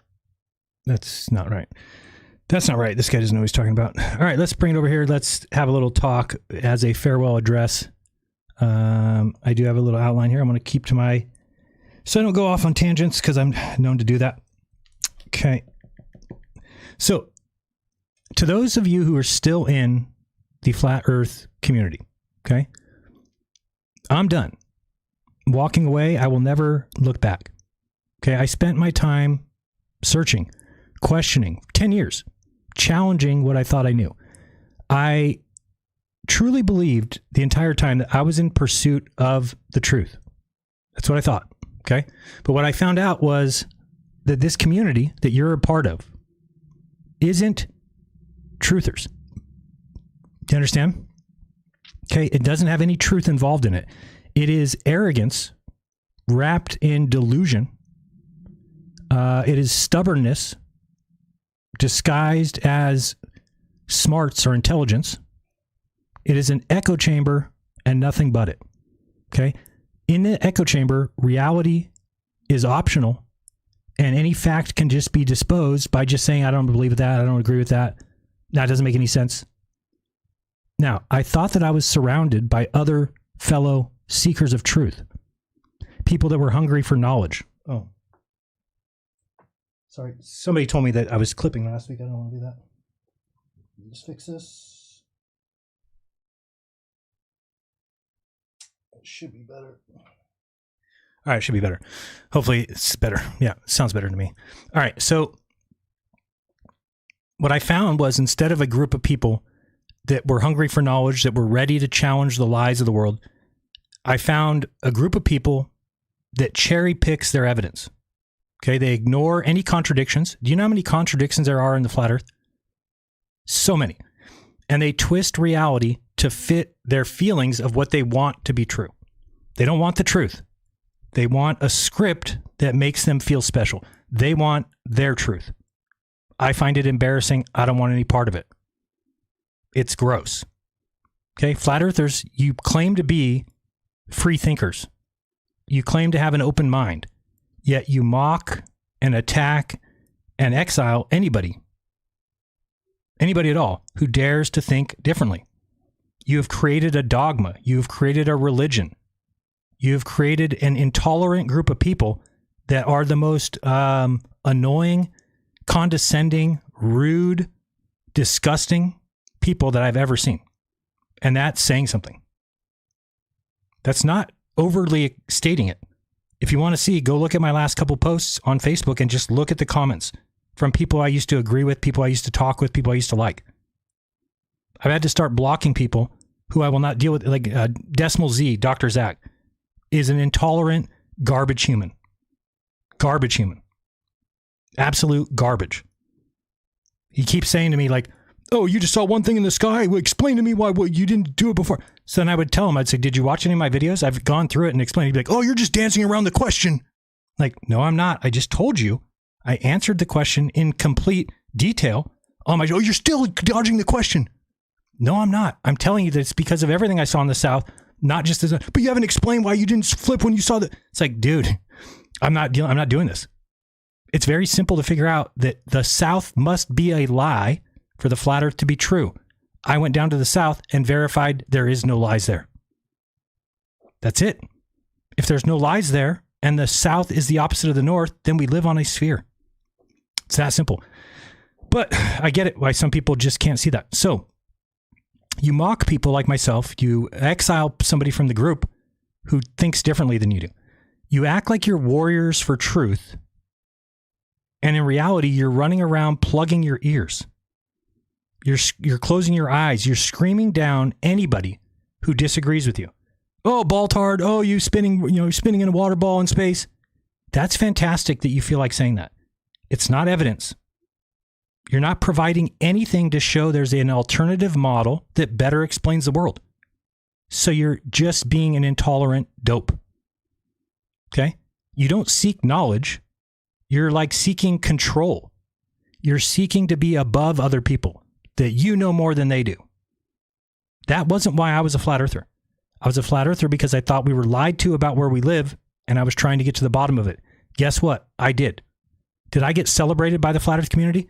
Everyone should celebrate. Jaron, remember you were looking for the truth? You found it. Now we all know it. Fantastic. That's how life moves forward. Instead, I'm demonized and kicked out. Lost all my support from VIPs. Okay? Because I told them the truth. Do you understand the problem here? Truthers will only donate to you, accept you, agree with you, like you, talk to you, if you agree with their delusion. As soon as you say, well, here's the evidence that it's not what you think, they tell you you're purchased.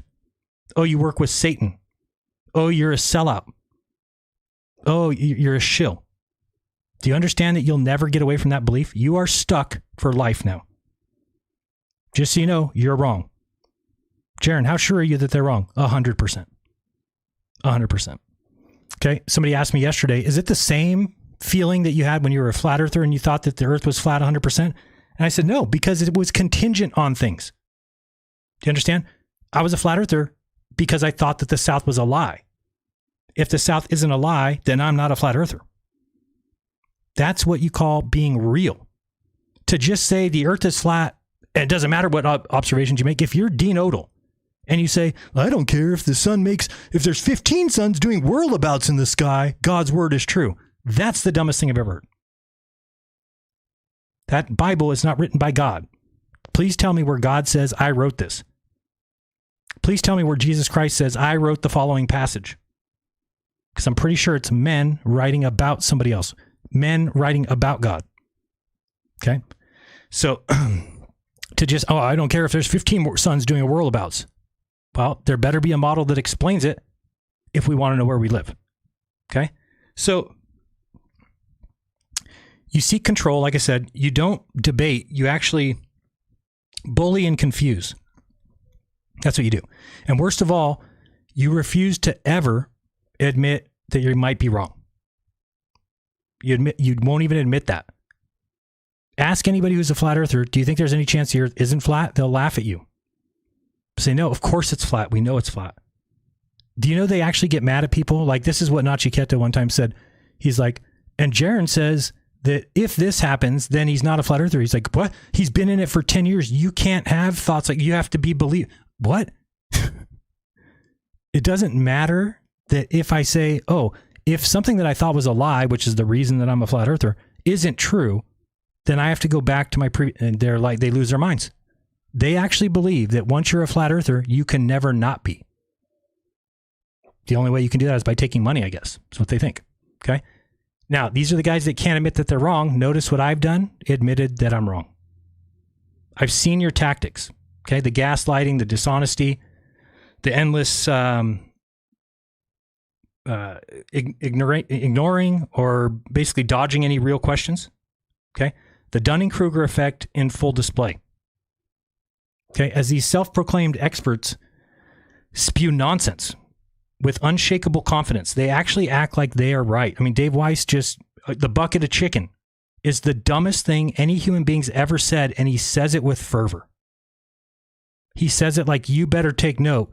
This bucket of KFC is better model of the earth. He doesn't understand what a model is.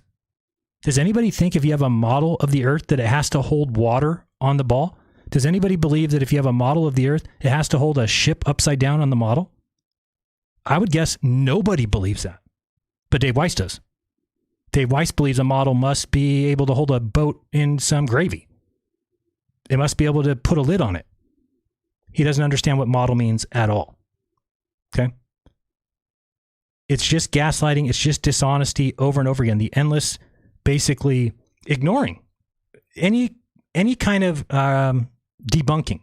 They just ignore. And I was one of them. Here's the thing. This is why I'm different than your normal ball promoter. The difference is I was a flat earther. So I know what we did. And I know that whenever, let's say, a Toon show is on, we don't watch that. Why would we watch MC Toon? Do you watch a new Simon Dan video when it comes out? No.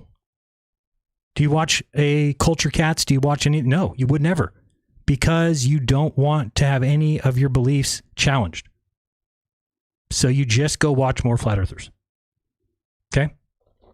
You've rejected centuries of science. Now, I get it. It's okay to question things. I believe in questioning things. Okay, but if you're going to reject science, then you have to be able to say why you're rejecting it or what better alternative do we have. Okay, you can't just call things fake. When somebody goes down to Antarctica, makes observations, provides tons of footage of it, comes back, presents it, then you need to take it into account and address the problems or the mistakes. You can't just say it's fake, they didn't go. Because then what do you have? You have people like Sov going around telling people that there is no 24-hour sun in the south. Sov, that is retarded. You can go there just like I did. You don't even need to go to Antarctica. Go to Punta Arenas. Put up a GoFundMe, Sov, to go to Punta Arenas. I will donate the first $100. Go down there. It's not going to cost you very much. What is a flight down there and back? You maybe $1,500. Go there and come back. And then tell people there's no 24-hour sun. And you know what? You won't be able to. You won't be able to, because from there, you can see what the sun does and you'll be like, oh, fuck. It sets and was barely under the earth for 2 hours, 3 hours. How did it get to Antarctica? I mean, how did it get to Australia? How did it get to Africa? They're on the other side of the ball. There is no other explanation. Okay? So, any of you that are a flat earther, if you want to take a trip down there, make a GoFundMe. I will contribute to it. Okay? You can't just dismiss all the explorations and all the things that people have done to map the earth. And we know it's true because you can call any friend of yours and ask them to verify whether or not SunCalc is correct. Hey, I know you live in Taiwan. Can you go outside and make sure SunCalc gives you the correct angles of the sunrise, sunset at solar noon? Yeah, it does. Okay, great. Thank you. I just wanted to know that. Okay. You cannot replace all that research with YouTube videos and memes. Why not? Because people like Steve Falconer are out there doing the videos. People like Steve Falconer are making the memes. You see the problem? If they're wrong, you're wrong. If they lie to you, you believe it. Okay? It isn't as easy for somebody who writes school books to lie to you as it is Steve Falconer. Somebody who writes a school book, who writes lies in it, observations will tell you that it's a lie. So when you find those things, bring those forward. But if you're wrong, you have to be able to be willing to admit that you're wrong. Steve Falconer is not that person. He's not that person. Okay? Now, might he come out this time and say he was wrong? I sure hope so. Do I expect it? Hell no.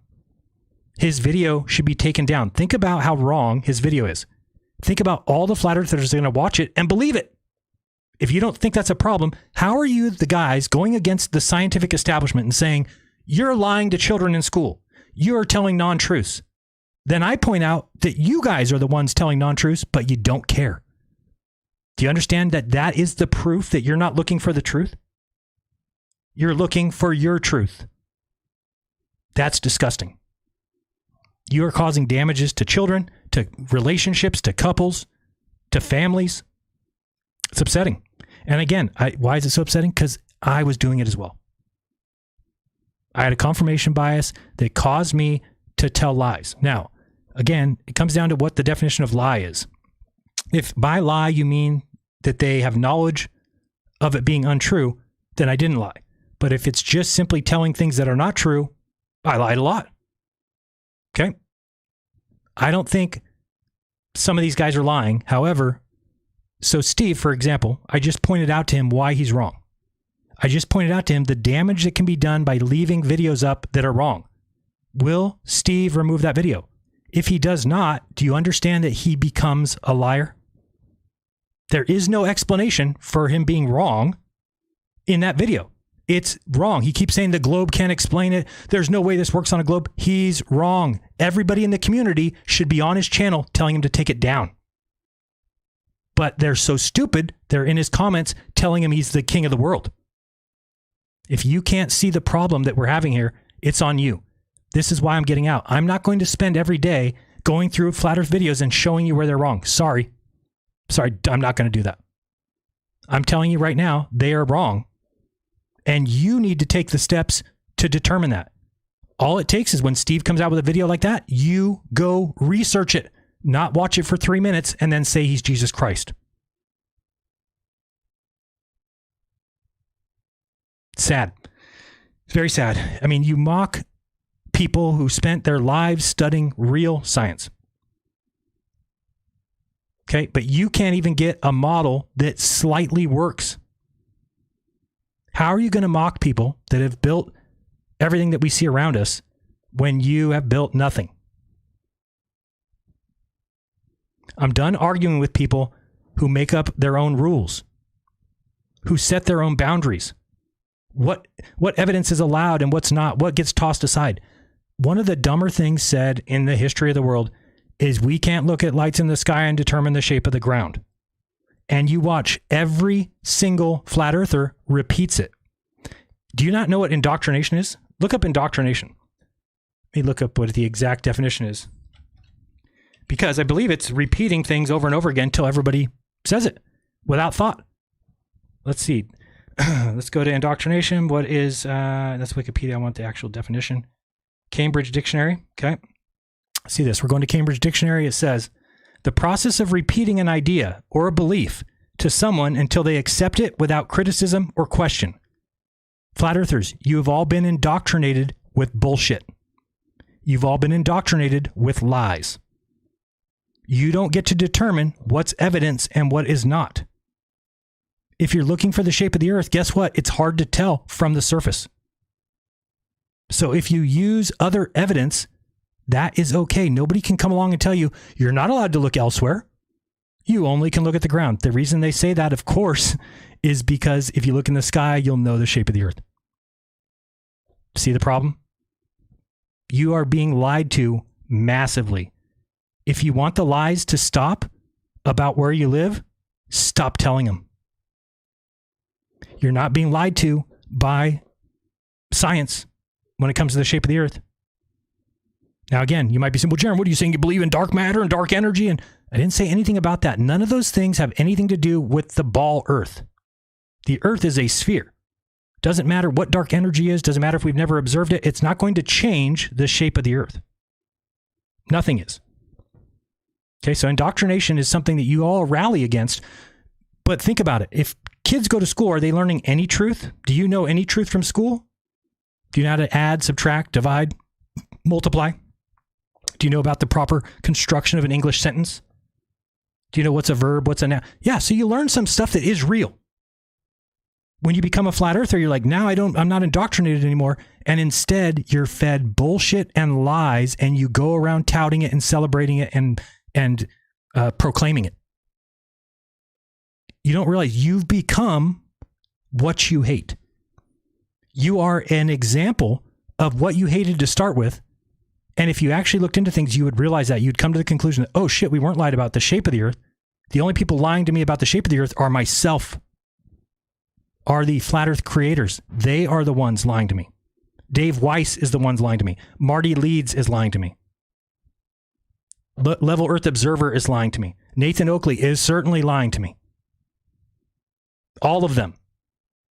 I think it'd be very difficult to determine if there's any flat earther that's currently telling the truth. I would have to think about that. Because in order to tell the truth, you must admit what I'm saying. I'm not saying anything false. Everything I'm saying is true. Okay? What flat earthers are saying, I just showed you one of them. I can show you more. What Dave's showing, I could show you more. What they're saying is not true. You choose to listen and believe the people telling you lies and the non-truths. Think about that. Here's me telling you the truth. You're choosing, that guy's a sellout. I'm going to go listen to more liars.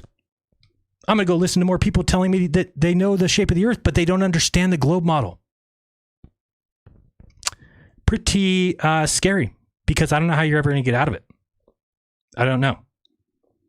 Get your model to work. Bring something to the table. But you can't. Okay? I refuse to keep talking to the people who refuse to listen. Not going to do it. You all call yourselves truthers, but you are the very thing that you claim to fight against. You're blind followers. You've been caught in a trap of your own making. of your own confirmation bias. You cannot research something by going and looking for what you already believe. Again, I understand the problem with that. You might be saying, but Jaron, that's all the Globers do. Guess what? They're right. Are they doing it right? No. But they're right, so they can get away with it. You are wrong. You can't get away with it. It'll get called out. Sorry. Okay? You're not warriors. You're not arbiters of truth. You're not revolutionaries. You are lost people in an echo chamber, too afraid that you took a wrong turn. I'm not.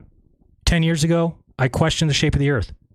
Despite people bringing me evidence that I was wrong, I built up my own cocky mindset that I was so right that those people were lying to me. Anybody from Big Globe is lying to me.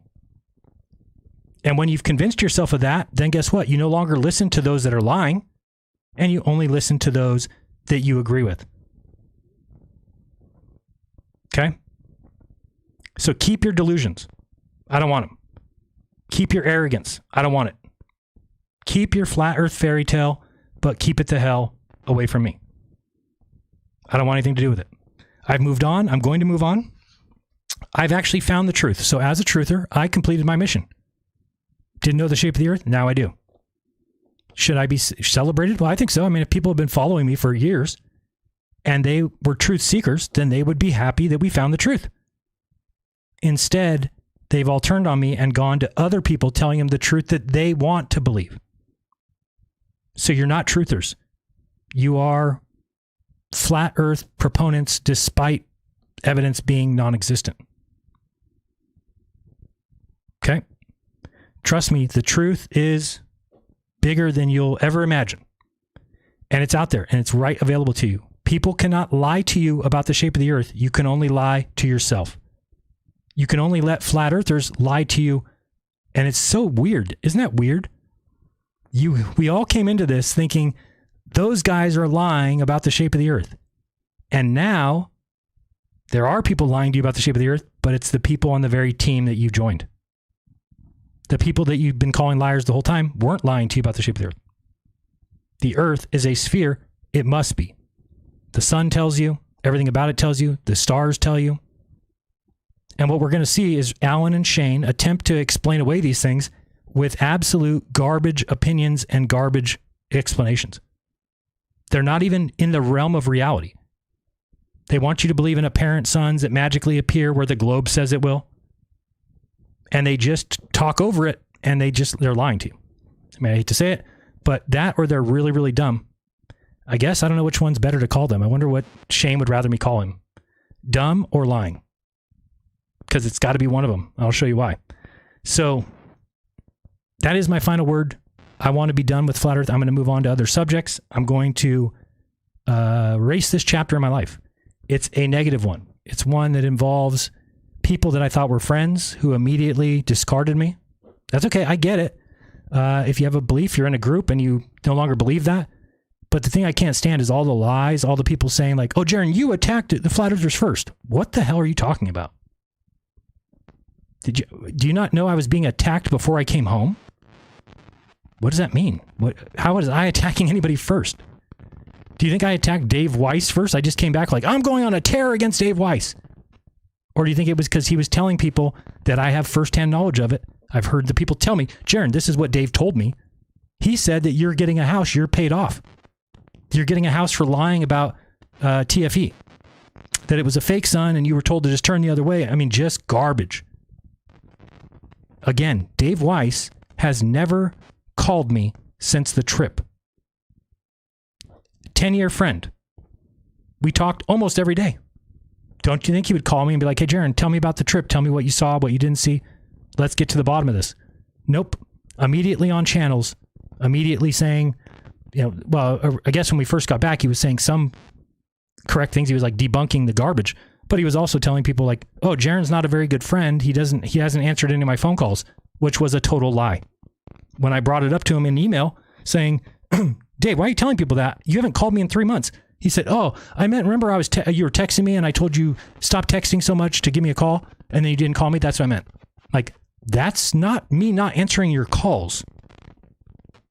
That's you lying about me. So when you do that, you don't recognize that because you're a flat earther and you say bad things about me, do you think flat earthers are going to think that you're lying or agree with you that I'm lying? It's a cheap pop. That's what it is. You are catering to the audience. You're saying, oh, they doubt Jaron right now. I'm going to go against Jaron. Why? Not for the truth's sake, but to save your grift. I find it deplorable. I found it disgusting. Okay, while I'm out dropping applications, dropping resumes everywhere, Dave Weiss is on a sunny beach while your data gets leaked. Do you think that's very fair? Because I told the truth, now I must remove myself from this avenue and go get a job and do all that because I told the truth. While Dave Weiss gets to vacation because he lies to you and leaks your data. Do you see a problem? I do. I do see a problem with that. What you've created is a haven for scammers.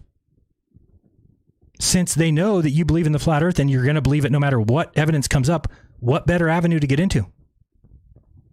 Better become a flat earther because you have an audience that's not going anywhere because they are always going to believe it's flat. You already know that.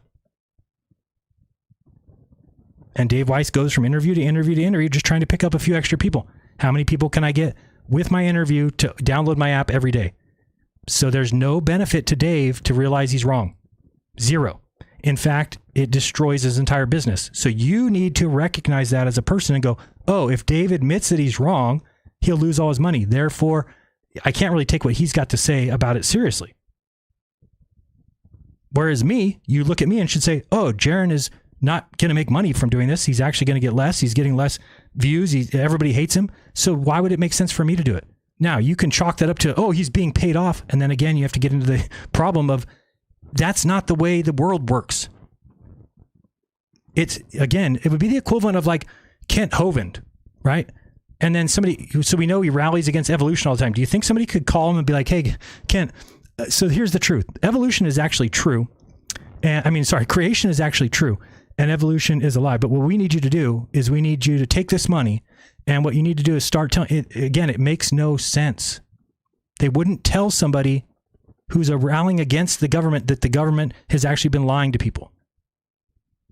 The fact that you guys think that takes place tells me how disgusting you are as people. To think that I took money to stand up here and lie to you tells me that you would take money to stand there and lie to me. That's what it tells me. That you're okay with getting paid off to tell lies because you assume that I would do that. That I would for 10 years be rallying against institutions and things that I thought were false. And then those people came forward and said, Jaron, you're right.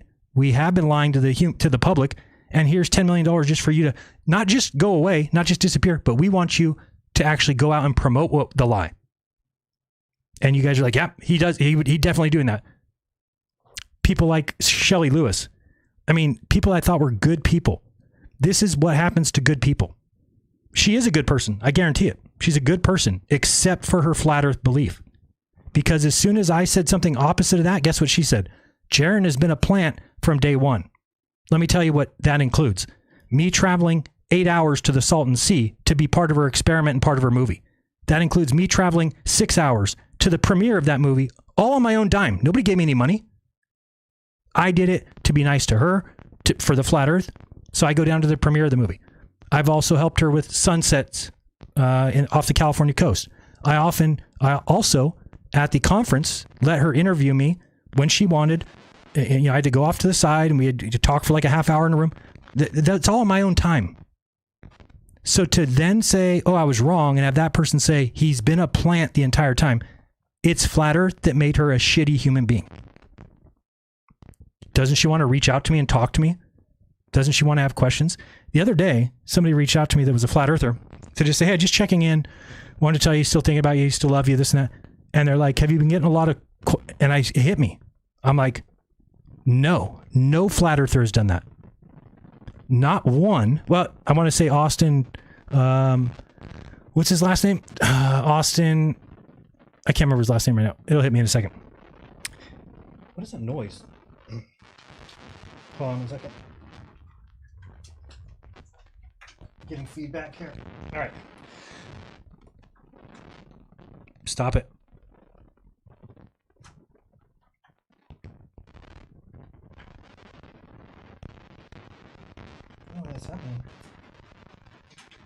don't know if you guys can hear. I think last time that happened, you couldn't hear it, so I'll just keep going. Anyway, God, I can't remember the guy's last name. So there's a few, but I mean, Austin was today. Trying to think of who else. Think about yourself. If you are a flat earther, have you reached out to me? The answer is no. Okay? The answer is no. You haven't reached out and been like, hey, we've been friends for 10 years. I know we have a different opinion right now. Nope. Has Shane St. Pierre? Nope. You know, has anybody from Globebusters? Nope.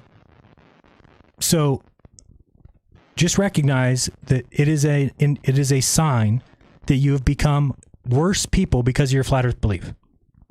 You've become gross. You've become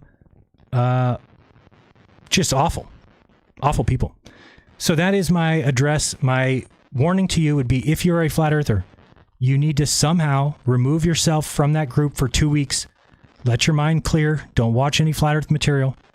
And then try to come into it with an open mind, actually unbiased mind of research. Because you're wrong. And the people who are your creators are lying to you. Okay? I don't like to speak of the dead, but if you think that Rob Skiba, or you think, and again, this is going to piss people off, if you think Bob Nodell, who was all about the science, things had to match what we could observe and what we could test. Okay? Now, when he saw the 15 degrees an hour, did he come up with an alternative explanation? Sure. Okay, one that I think isn't that crazy. In fact, Einstein has said if the universe is spinning around the Earth, that we would have the same forces on the Earth. So that I can understand that. But when it comes to this observation, Bob also believed that the South was a lie. If Bob went down there, or I went down there and told Bob, guess what? The South is exactly what they say. There is no other option. You can pretend if you want. You can pretend, okay? Dude, what place are you in to give advice to people, Jaron? You aren't emotionally in the right place to give advice to anyone currently. Hope things turn around for you. Yeah, I'm telling you the truth. Do you understand? Your basis of whether I'm emotionally in a place to tell you the truth or not is based off your belief. I'm giving you evidence and facts and truth. You believe lies. So, of course, you look at me like, what? This guy's talking. He's saying things that I don't believe in. This is ridiculous. How are you in a place to tell me things I don't believe in? Because it's the truth. You just aren't awake yet. And here's the thing. I know that somewhere in your life, unless you die a flat earther, somewhere in your life, you're going to realize that I was right the whole time. Not the whole time 10 years ago. I mean, I was right the whole time telling you to get out. You are going to ruin your life. You're going to ruin any chance you have of getting a job. You're going to ruin any chance you have of finding a decent girlfriend, boyfriend. Because eventually your ugly side is going to turn up. Okay? I hope you guys don't hear that noise. It's absolutely annoying.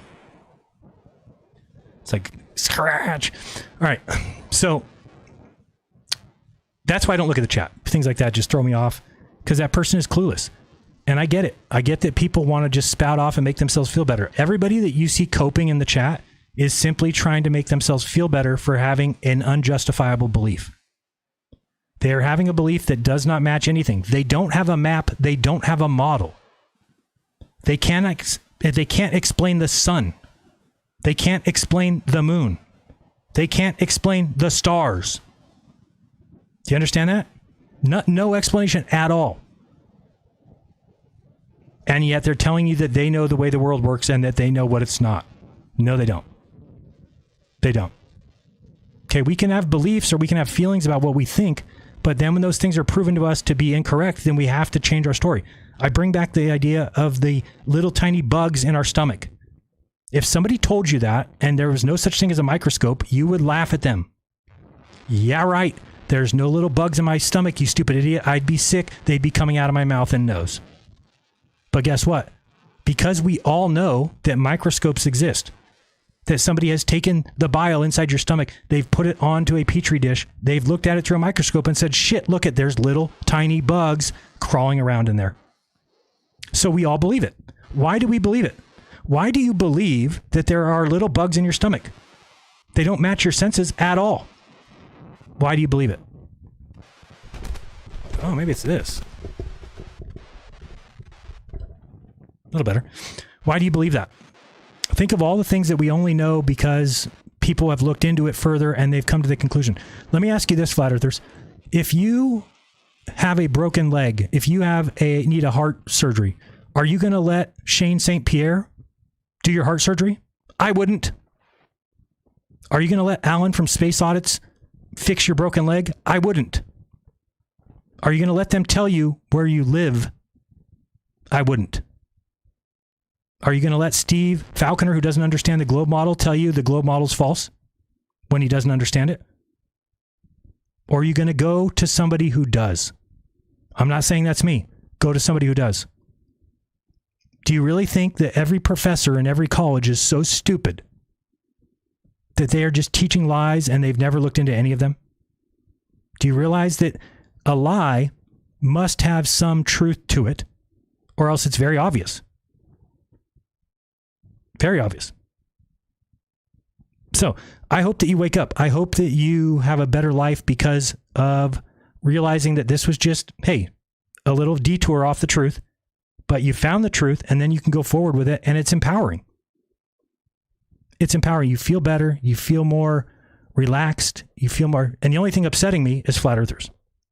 So I need to remove them from my life because they will continue to pester me, to make videos like Steve made. When Jaron, he's never been to either of these bases. Jaron's never. I'm not going to deal with that. I'm not going to listen to that. I'm not going to even care. So expect to see all the hate videos. Expect to see lies about me. Go ahead. There already are a ton. Oh, he's a pervert. He's this, that, he's the other thing. There's no victims. It's just men crying about me. And you can't see it. Where's the victim? Where's the girl saying, oh, Jaron did this to me. Jaron did that. There is none. There is none. There's only men crying about me. Sorry that you don't get to talk to girls. So you're like, Jaron's talking to girls? Oh, he must be a pervert. No, you just don't have the ability to talk to women. That's it. Not my fault. That's on you. Figure it out. Learn something. Enrique, am I right? Are we good? Cabron jefe, your flat earth phase was like my cousin's marriage, full of bad decisions and ended in humiliation. By the way, I just have to tell you the truth about this because I think it's hilarious. I was telling somebody the other day and they're like, what? Why wouldn't you tell people that? I'm like, because it's funnier. So I have a board over here that I can press that I never know what Enrique's going to say. Just, I hate to break the fourth wall here, but I don't know what Enrique's going to say. So I press the button and I just don't know what's going to happen. It's kind of funny. Right, Enrique? How many times? Bro, I lose count after 3, like every Mexican with child support. He just says funny things. So anyway, the funny thing about it is I don't know what to expect from Enrique, and I try and say things and to set him up. Enrique, is that good? Are we ready? Can we move on? Sí, ándale pues. Okay, all right. So he got it. Sometimes he's got other things to say. You never know what's going to happen. Anyway, I think that's funny. All right, let's get on with the show. We're going to be talking about Alan and Shane St. Pierre and Kyle and everybody else who had something to say about it. Let's have a break. I got to pee. And we've got 2 minutes coming up here right about now. Let's see what we're going to put up there. Let's do this. All right, we'll see you shortly. We've got, it'll probably be about 4 minutes.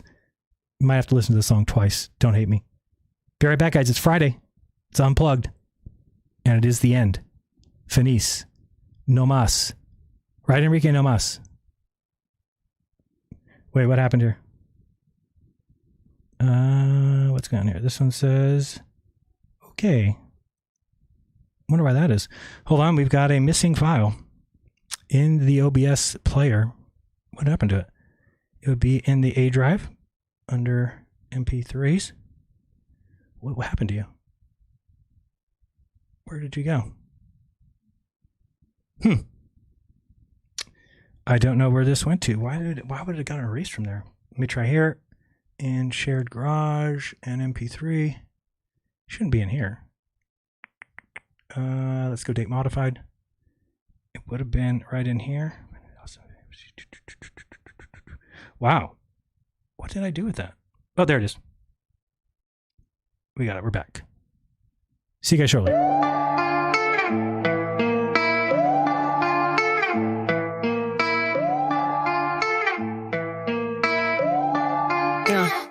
20 on the shot clock, hold on, don't start. Snack stash deep, hit the fridge, hit the cart.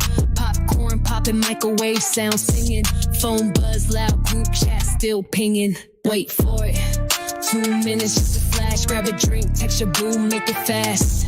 Blowing O's, chill vibes as they flow. Spread the word, share the show, let them know. Skip the ads, let it breathe, let it marinate. Time's quick, no trick, don't overcomplicate. Couch dip low like sitting in quicksand. Showtime soon, countdown in hand. Clock ticks, you can almost taste the beat. Feet up, zoned out, time sheet delete. Living in the pause, it's the in-between. Scene setter, making moves with the routine. Wait for it. 2 minutes, just a flash. Grab a drink, text your boo, make it fast. Blowing O's, chill vibes as they flow. Spread the word, share the show, let them know. Break's almost done. Clock reels us back. Snacks in hand, energy intact. Hit the playlist. Seat warm like a throne. Show locked in. It's yours all alone. We're going to play the song one more time. And in that time, if you want to put an @me in the chat, I'm going to look at the chat real quick before we get to the second half of the show. So if you got something to say it now, @Jeranism, so that I can read them. Be back in 2 minutes, and we will cover some of these flat earthers who are going to be losing their mind. Be right back. It is Friday Unplugged, 28th of March. Happy birthday, Satan.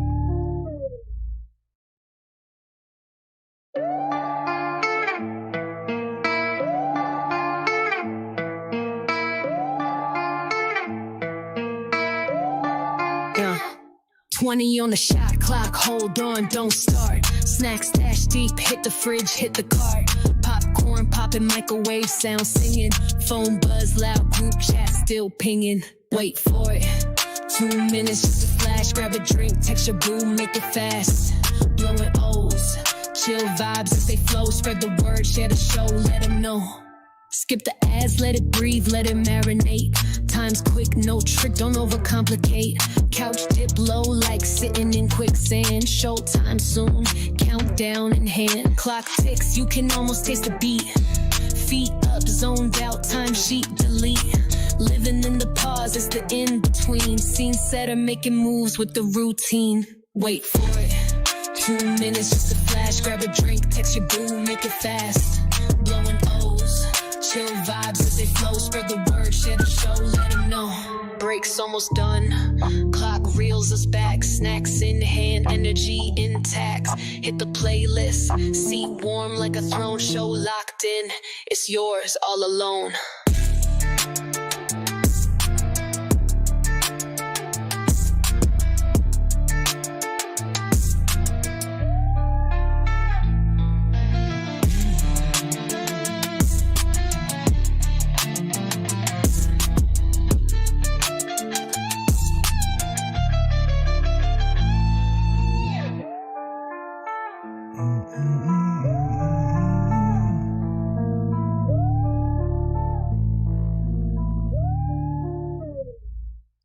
Wait for it.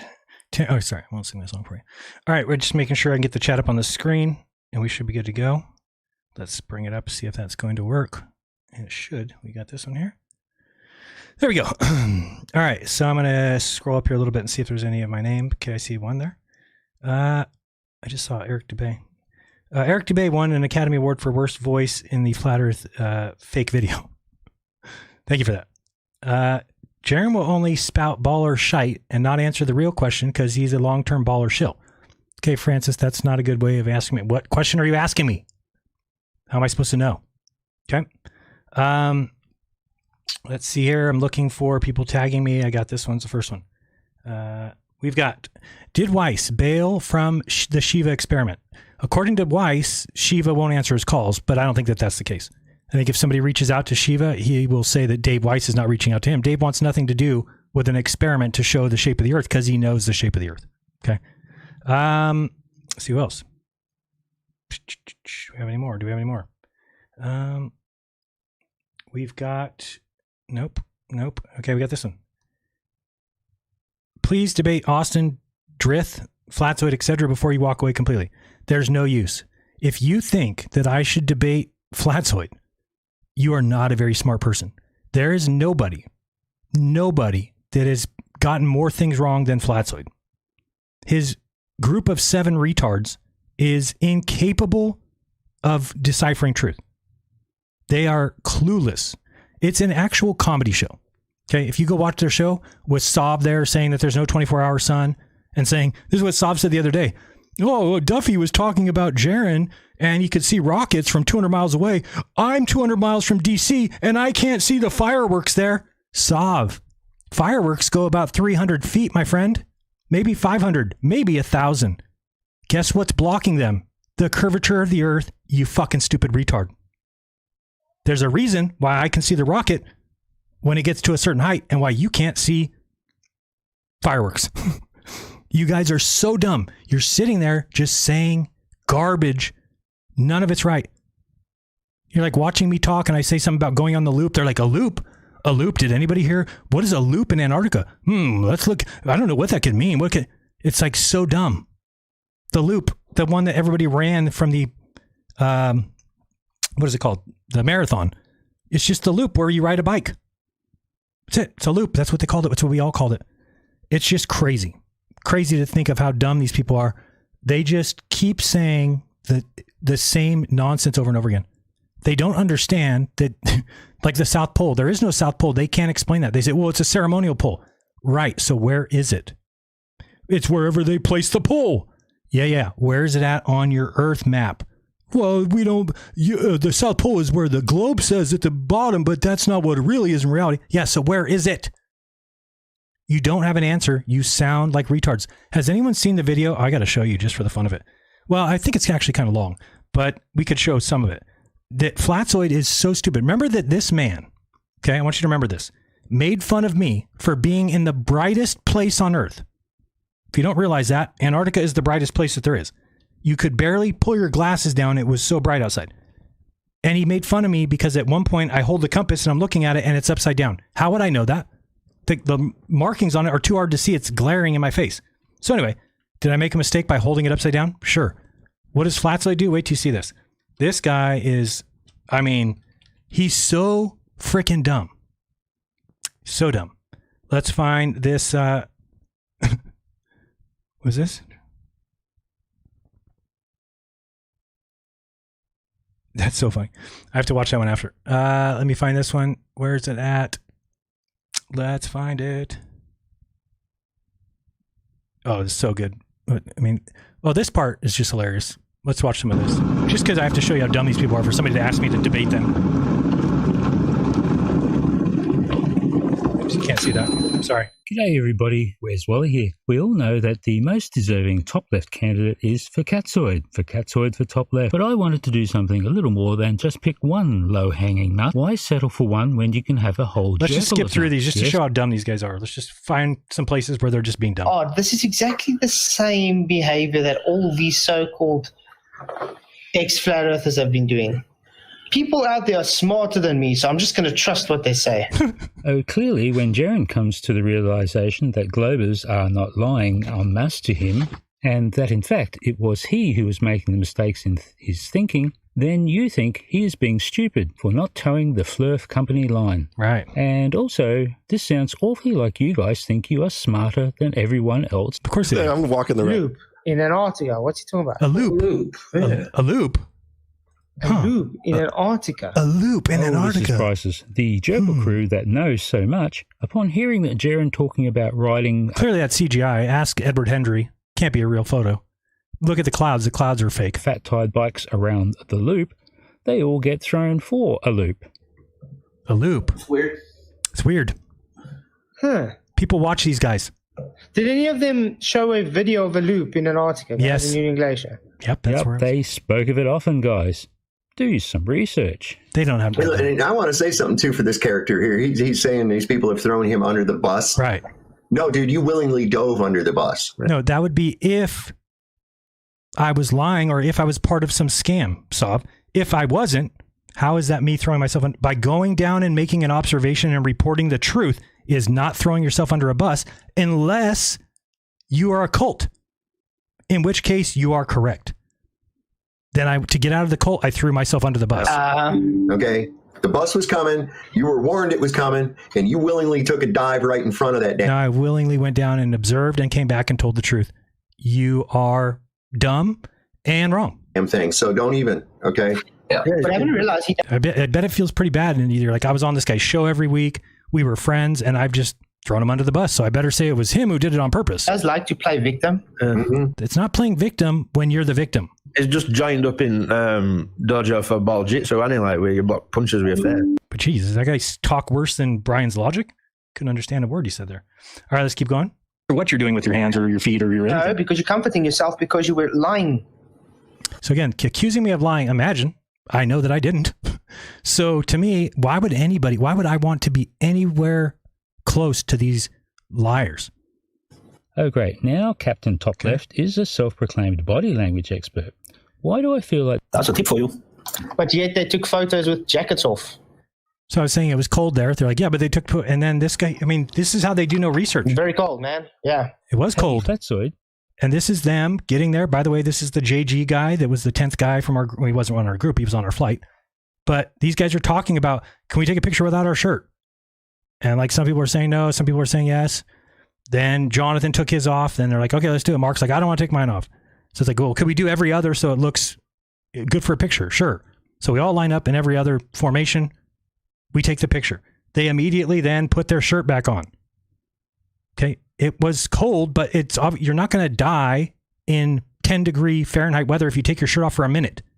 There was no wind here. This mountain blocks the wind. Okay. Now, people then said, when I say that, they're like, oh, Jaron says there's no wind here, but then at night he says it was windy. Yeah, I'm talking about right now. The sun was over here in the northwest. This was not cold or windy. I mean, it's cold. It's 10 degrees. But I'm talking about like death when it was nighttime and the sun was over here, okay, going above this mountain, but it's got a lower angle, plus it's further. You're going to have cold here at the tents. It was windy. It was blustery. It was miserable. I don't think anybody would have taken their shirt off at night there. It wasn't night. Again, I'm talking night as far as hours, not night as far as dark.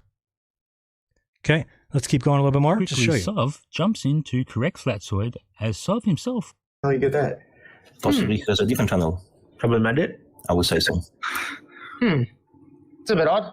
Oh, I just love that the Flatside Jerkle can't figure out that Mike has a bit of a set dressing here. Top left worthy analysis there, guys. Well done. Onto a horizontal plane, because remember that the sun is circling around him. That's what they're claiming, okay?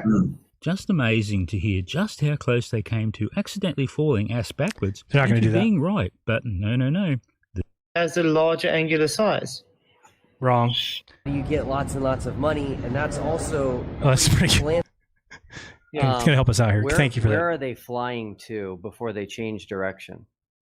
Eyes of the sun in photos. Cropping is just getting... Yeah. And you said that they fly to the South Pole, but then they change direction. Yes. Where are they flying to before they change direction? To the South Pole. South Pole. Correct. Why do I feel like he is still totally wrong? Where is the South Pole? He is totally wrong. It's a marker they put it. It's in Antarctica. Don't worry, I'm down there soon. Again with your stupid semantics. Well, let me give you semantics. Dear Top Leftian, for Catsoid is answering... So funny, I'm just looking at I went over to accidentally clicked on the tab for Rumble. There's somebody in the chat saying there, I cannot even listen to this guy anymore. You're in the chat listening to me. Go home. Get out. Go away. Who cries like that? It'd be like me going into, waiting in line at McDonald's. Like, I hate this shitty food. Then get the fuck out of line. A very self-referential way. Like if I asked Will, how can I be rich? Yeah, how can he be rich? Hey, Wally, I'm traveling, but thanks for reaching out, asking me how to be rich. Please. And the answer to that is pretty easy. You have lots and lots of money. Oh. Now, you might ask, how do you get lots and lots of money? Right. And that's also a pretty simple answer. Good. You be rich. Hope this helps. That does not help. No. Where is it? You just said they fly to the South Pole. Yeah, So where is it? South Pole. Where is the South Pole? It's a ceremonial place. And where is it? at the ceremonial South Pole. I mean, these are guys that you're listening to that you want me to debate. I'm not debating retards. It's not even fair. And where is it that they put the pole up? In Antarctica. At the South Pole is the place where oh my goodness. The ceremonial pole. What a that loser. Is so bad that the spreadsheet I'm adding all these times and comments to just threw a circular reference error on behalf of Facatzoid. And say flatly, 90 degrees south on a flat Earth is not a single location. Correct him, Roger. Do good it's right now. It's 50 degrees south, a single location. No. It's a latitude line. So then you're a hypocrite again. I saw you had filed back at Facats. It is obviously, it's comedy. How did I not see this stuff before? It's because I didn't really watch them. But they cannot get anything right, and they all sit around and circle jerk each other and tell each other that they have big dicks. And they're like, oh, no, 3 inches is huge, dude. It's fine. Everybody's got 3 inches, I swear. And it's just disgusting. It's just they have no clue what they're talking about. And a couple of days later, on the 23rd, after getting a lot of criticism about the chairs, I just got to show you this. This is a video by Eduardo, I've never had to say Igirisu, but he actually took the time, and this is a 46-minute video. But you just have to watch this part of, remember, this is the guy who made fun of me for having a compass upside down. Let's watch if he's got any clue about how to use a compass here. Responded to my video with more nonsense and lies. What a surprise. Link to my video and his response, 8 different directions for the sunrise. And I've been able to infer 5 more different but also incorrect way the compass thought north was at the time. So this will provide a consistent comparison to show just how outrageously different each one was, and therefore how completely Facatzoid screwed it all up. So, on to the videos. As well as the 13 directions, I will be covering a few other things along the way of interest. Okay, so this is all live streams by Facatzoid, and watch how bad he is. And so to his first claimed direction. And this comes from his live stream from December the 21st. This takes But before it gets started, a little orientation as to where he is and where he is looking. Like the previous December, he is staying in Margay, this time in a park called Ivongo, which is on the South African Eastern Cape Coast, a bit over 100 kilometres southwest from Durban. He is staying in a holiday apartment complex and has a rooftop courtyard, most of which is covered in artificial grass. Many observations were taken along the eastern wall or close into the southeast corner, where this plant is, or diagonally out from the corner. His infamous chairs were generally set up near the southeast corner, and the equally legendary table was on the western edge of the grass. And there are stairs leading down to the apartment along the north wall. So what? And of final importance... One thing I want to point out to you is, like, when you watch these videos now, as a flat earther, I hope you recognize, the Glober is the one being honest.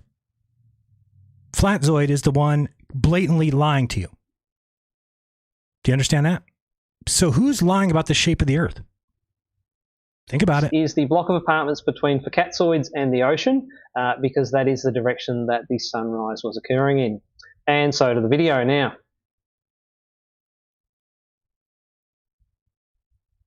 Let's see, south, north, northeast, northeast, southeast. That's southeast, guys. Okay, about 114, 108. That's where the sun's supposed to. That's where the sun's supposed to rise today. Let's see where the sunlight's coming from. That's about... So in this video, he is using his daughter's old iPhone. What? And I think that it possibly has some faulty sensors in it for the compass, given the crazy different readings it was getting. And at first he pointed it to the northwest corner of the courtyard, and the compass read southeast. And then he points it to the bright spot on the horizon, and it seems to be settling down, and he finally claims it as 290 degrees. So that is his first claimed direction. So the sunrise is at 290 west? Now, how to find where the compass thought north was? Well, it's reading 290 degrees, so north at 360 is 70 degrees clockwise from where it's pointing. Now, in reality, it's actually pointing somewhere about 118 degrees, which is the predicted direction of the sunrise. So the compass thinks that the direction of north is 118 plus 70, therefore 188 degrees. So there we have it. Direction 1, the sunrise is 290, and north is 188. Yeah, I'm an idiot for having a compass upside down in the brightest place on Earth. That's about Okay. I might have to put it down. It might be a bit better. I mean, this guy is brainless. Okay. So that's about east. What's about east? That's more or less where the sunlight is coming from. There we go. 94 degrees east. So the second direction. Did you see the table that it was on? Just point back to that just so you can see. Let's look. Oh, what kind of table is that? Or chair, whatever that is. Anybody know what those chairs are made of? There we go. 94 degrees east. So the second direction follows straight on from the first. It could be rising. Let's move fast a little bit just so you can watch him keep doing this over and over. And yes, when I set it to true north, this is set on true north to give that. And when I set it on just normal compass bearing north without true north, it gives the same results. Mm-hmm. And so Facatzoid is saying that the phone... Sure. It's just a chair. Right, it's just a chair. What are those chairs made of? Anybody? Let's hear what Facatzoid says. And it's not metal. It's not metal? What is it? Not that's going to make a difference on a phone. The metal chair is not going to make a difference on the phone? How is that possible? Are you sure it's not a metal chair for Facatzoid? Pretty sure. Because if it is, it may make a difference. And yes, even on a phone. And he returns to the compass, which a few minutes ago was reading... I'm sorry. And so on to direction 3. Now we'll skip a few minutes where Facatzoid explains how compasses prove a flat Earth, because, well, everything proves a flat Earth. We know that. True. As you can see, the sunlight is around about there. You can see that hot spot. Hotspot? I thought it was before sunrise. And it is pointing about, if I can look, about 90 degrees east. About 90 degrees east.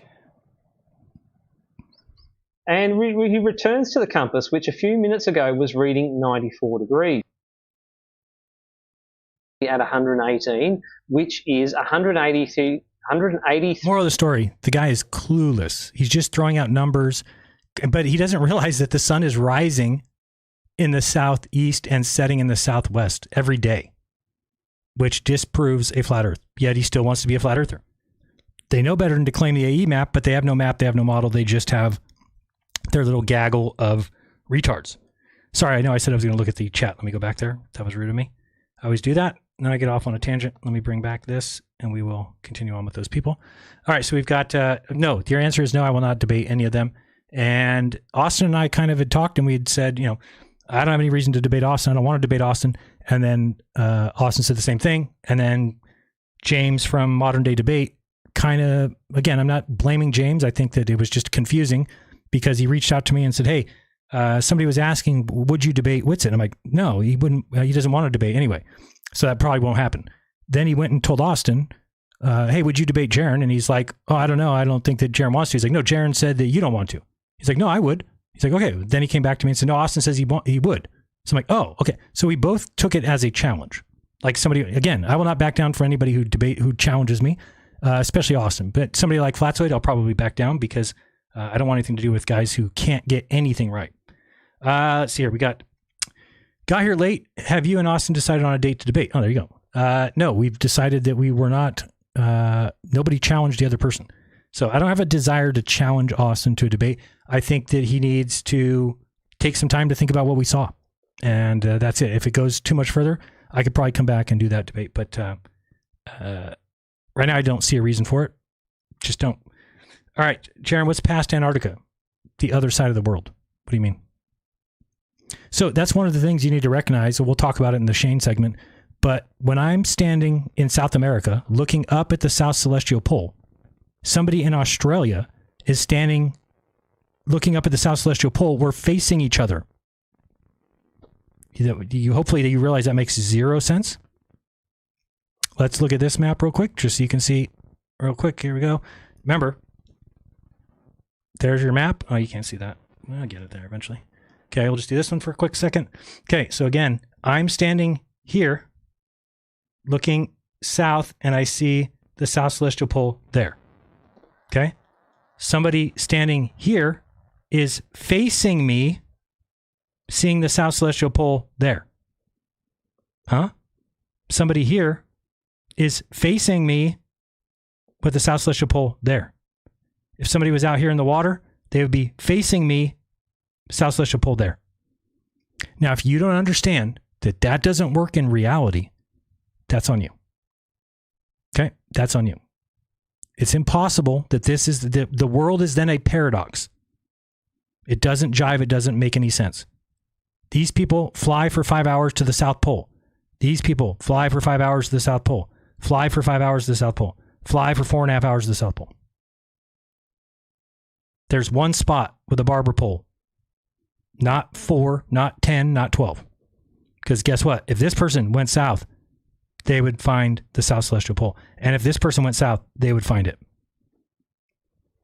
There's people there. Now, don't give me the excuse like flat earthers. Well, what do they say? They'll say, oh, but those are just actors. They're just ceremonial poles.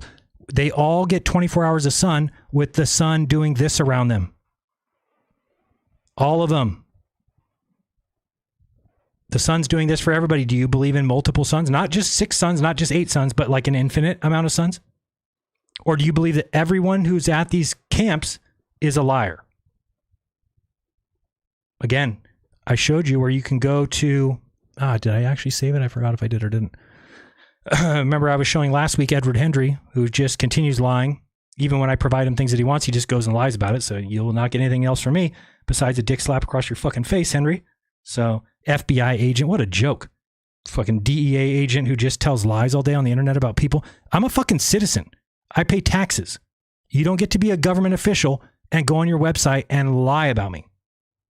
Trust me, I've already called the FBI. I've already called the DEA. They know that they have an agent who is out lying about people who pay taxes, lying about citizens of the United States. I do not pay taxes to have my agents tell lies about me on the internet because they're believers in Jesus and they think that Satan is behind my discretions. It's so stupid. It just is stupid. Let me see here if I can find this. If I have it in here or not. I can't remember if I do. It was, let me look up, so we can look up the, I don't know if I'll be able to find it. Oh, I will show this though.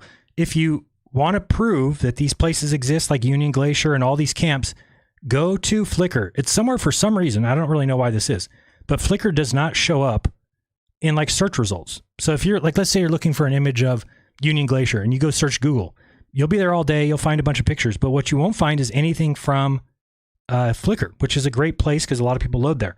So if you go to Flickr, which I just saw and I lost, where did it go?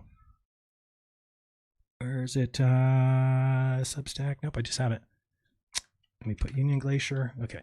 So if you go to Union Glacier and then you type in the search wherever you want, name a base, Rothera base, Vernadsky base, Union Glacier, and then put this up for you. You can see that. Oops. There we go. So once you type in Union Glacier, then you come down here and you're going to see all pictures from Union Glacier. And when they match exactly what I saw, what does he think that means? Right? It's the same camp, the same place, the same mountains. It's the same location.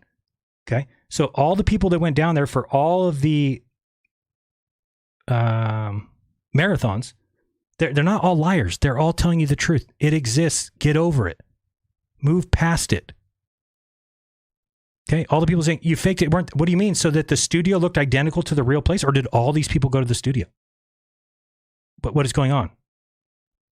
Okay, these are all people at the same place that we were. Now, that's the South Pole, not Union Glacier, but you can see that it would be tagged the South Pole. There's a place, South Pole. Okay, this is the same place where all those people go to. It's not 17 different places. Okay, if it was, then everybody at the other bases would all be liars. There's like 70 people that just work at Union Glacier. What you're saying is that the government gave them money to lie every day, and they aren't worried about it at all. Nope, no, those people aren't liabilities. They can't all of a sudden change their mind and be like, you know what? I'm going to tell people that we're lying about the shape of the earth. None of them do that. None of them care. Only you guys care about the shape of the earth, not these guys who work. And it's just so stupid. It is a stupid belief. It is a stupid opinion. It's stupid. Do I admit to being stupid? I do. I was quite stupid for many years because I fell into a trap of thinking, hey, It's like a self-grandiose position, right? So you're somebody who's like, I think the earth could be flat. And then you put it on the internet and all of a sudden you got people backing you saying, I think so too. You're like, what? You do? Let's keep looking. Oh, we found this. We found that. The earth is definitely flat. It is flat. And then you got people championing you, and then you move into that position and you no longer worry about people detracting because you're like, well, I'm right and I'm doing it for the right reasons. And these people are pushing me forward. And that's why everybody got into flat earth. That's why we were all there. But then it builds you up a false sense of confidence. And you start accusing everybody of being a liar. This is why I have no friends in the flat earth now, because as soon as I go against their worldview, they say I'm lying. Do you understand that? Do you realize how dangerous that is to have people who have a belief who say, if anybody says something differently than me, they're lying? Well, then how would you ever get out of a faulty belief? It would be literally impossible. Literally impossible to get out of a belief that you've already deemed to be the truth, because anybody coming from the outside must be lying. You're the only one who tells the truth. Okay. Well, that's a beautiful picture. Wow. Beautiful. Again, the date 2013. Okay. It's the same camp. Now, nobody go looking and saying, but Jaron, the tents are in a different spot. I didn't say they put the tents up in the exact same spot every time. Okay. They're close, but this one actually looks like it's a little bit more to the left than the other one. Okay, they don't just go down and be like, we got to put where this rock is. That's where every tent goes. No. Okay, let me go back to the tag. So anyway, whatever base that you want to look up, what was that one? So there's Vernadsky and Rockera? I can't remember the name of it. Where's my, what was the name of that? Rothera. So if we go here and we go to Rothera, if we want to see anybody who's been there, we'll bring up this. We'll just type in here, Rothera,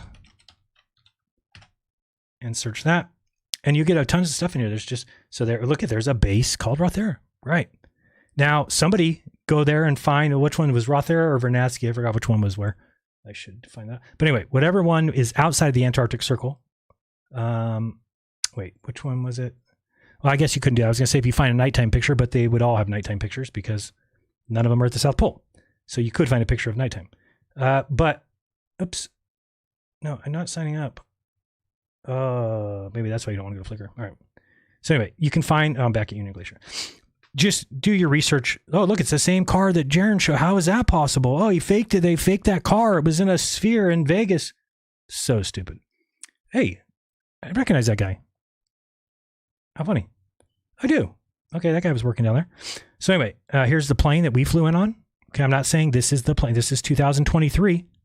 Okay, but it's the same jet. It landed the same blue runway.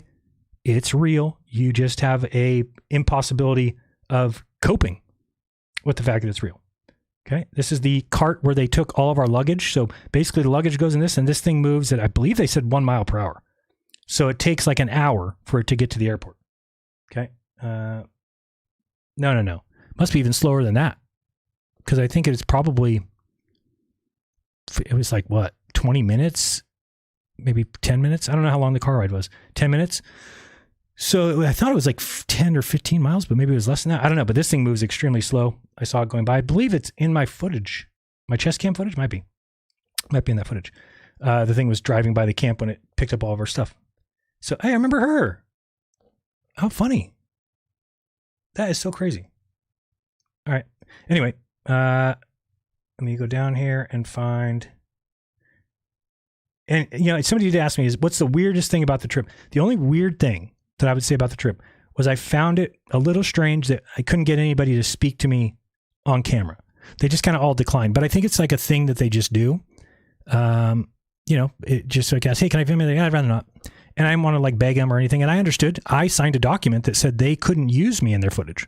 So how can I blame them for something that I also did? Right. So they couldn't, ALE could. Oh, by the way, another thing I see people saying, they're like, oh, ALE didn't even mention these guys and didn't. Yeah, because Austin and I and Lisbeth all submitted reports to ALE 2 days before we left that said we do not agree to be involved in any promotional material. So they couldn't post it. And yet you guys are going, now that's evidence that we didn't. I mean, it's so dumb. Did anybody come and ask me, Jaron, do you have any idea why these guys didn't promote you? Well, maybe it was because we said we wouldn't allow them to. Okay. Wow, look at that. I mean, this is not fake. This is the bottom of the globe Earth.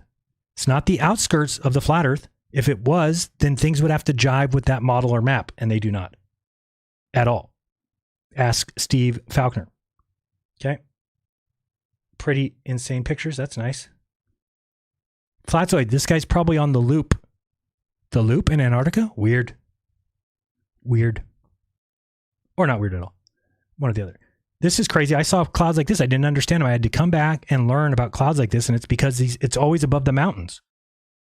And it's something to do with the mountains pushing the warm air up, causing clouds like that I've never seen before. And then I did remember asking somebody, maybe it was Toon, where I said, well, I don't understand. I live next to the Sierra Nevadas.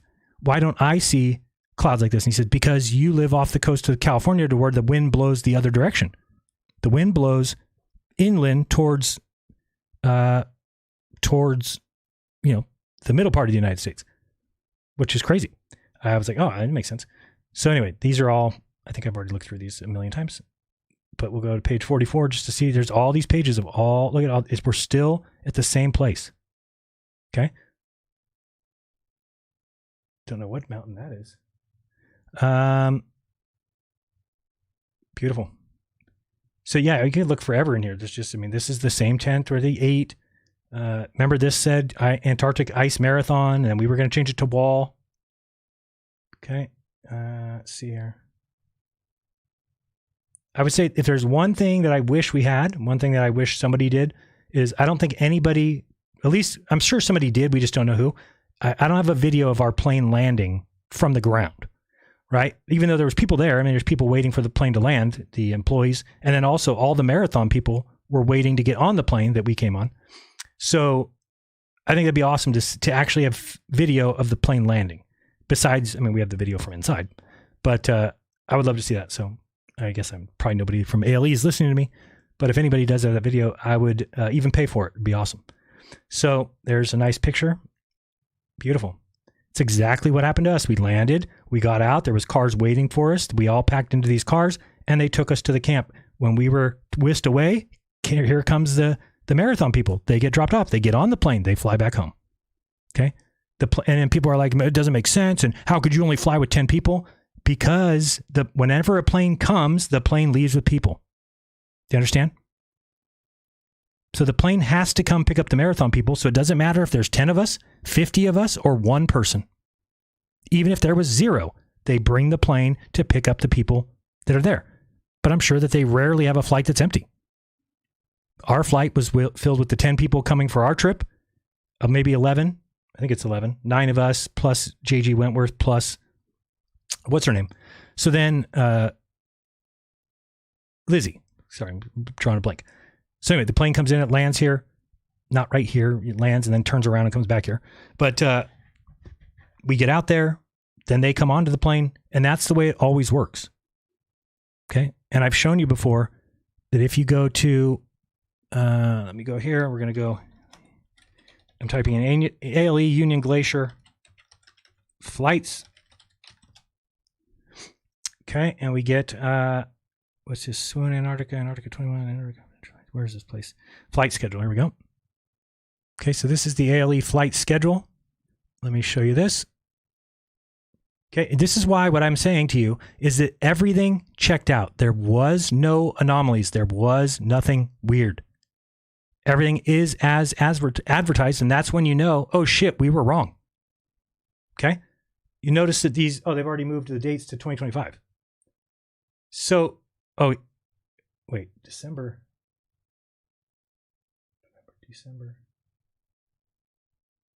Oh yeah, so they already did move it. I thought we'd be able to see our flight. But I bet you next year they have the same kind of deal.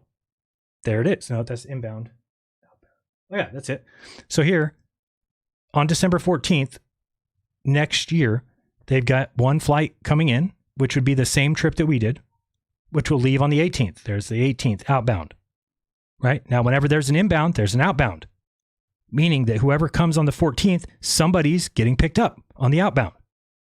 Then it comes back on the 18th and it takes the people away. I'm sorry, it takes us away on the 18th. We had to leave the 17th. Okay. Now, when we left the 17th, that meant that the people who came down that are supposed to be inbound on the 18th, they actually came in on the 17th. Why? They have to. That's why you get there 3 days early and leave 3 days late. Okay, because if there's weather, they have to adjust everybody, and they tell you that ahead of time. It was completely known. So you'll just notice every time there's a plane come in, then there's a plane that goes out. So December 30th, 1 inbound, 1 outbound. January 4th, happy birthday me, inbound, outbound. The 10th, inbound, outbound. The 16th, in, out, in, out, in, out. It isn't a question. People can't get it. They keep just saying garbage nonsense. Look at it says here. Flights are dependent on weather and delays are possible. Okay.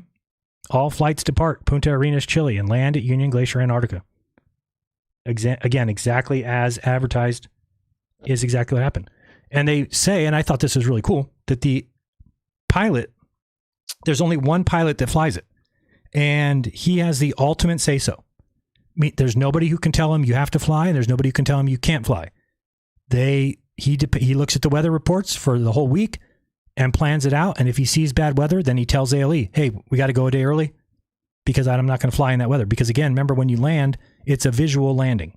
There isn't the beacons like there is at every other airport that will guide you to the landing spot if you can't see the ground.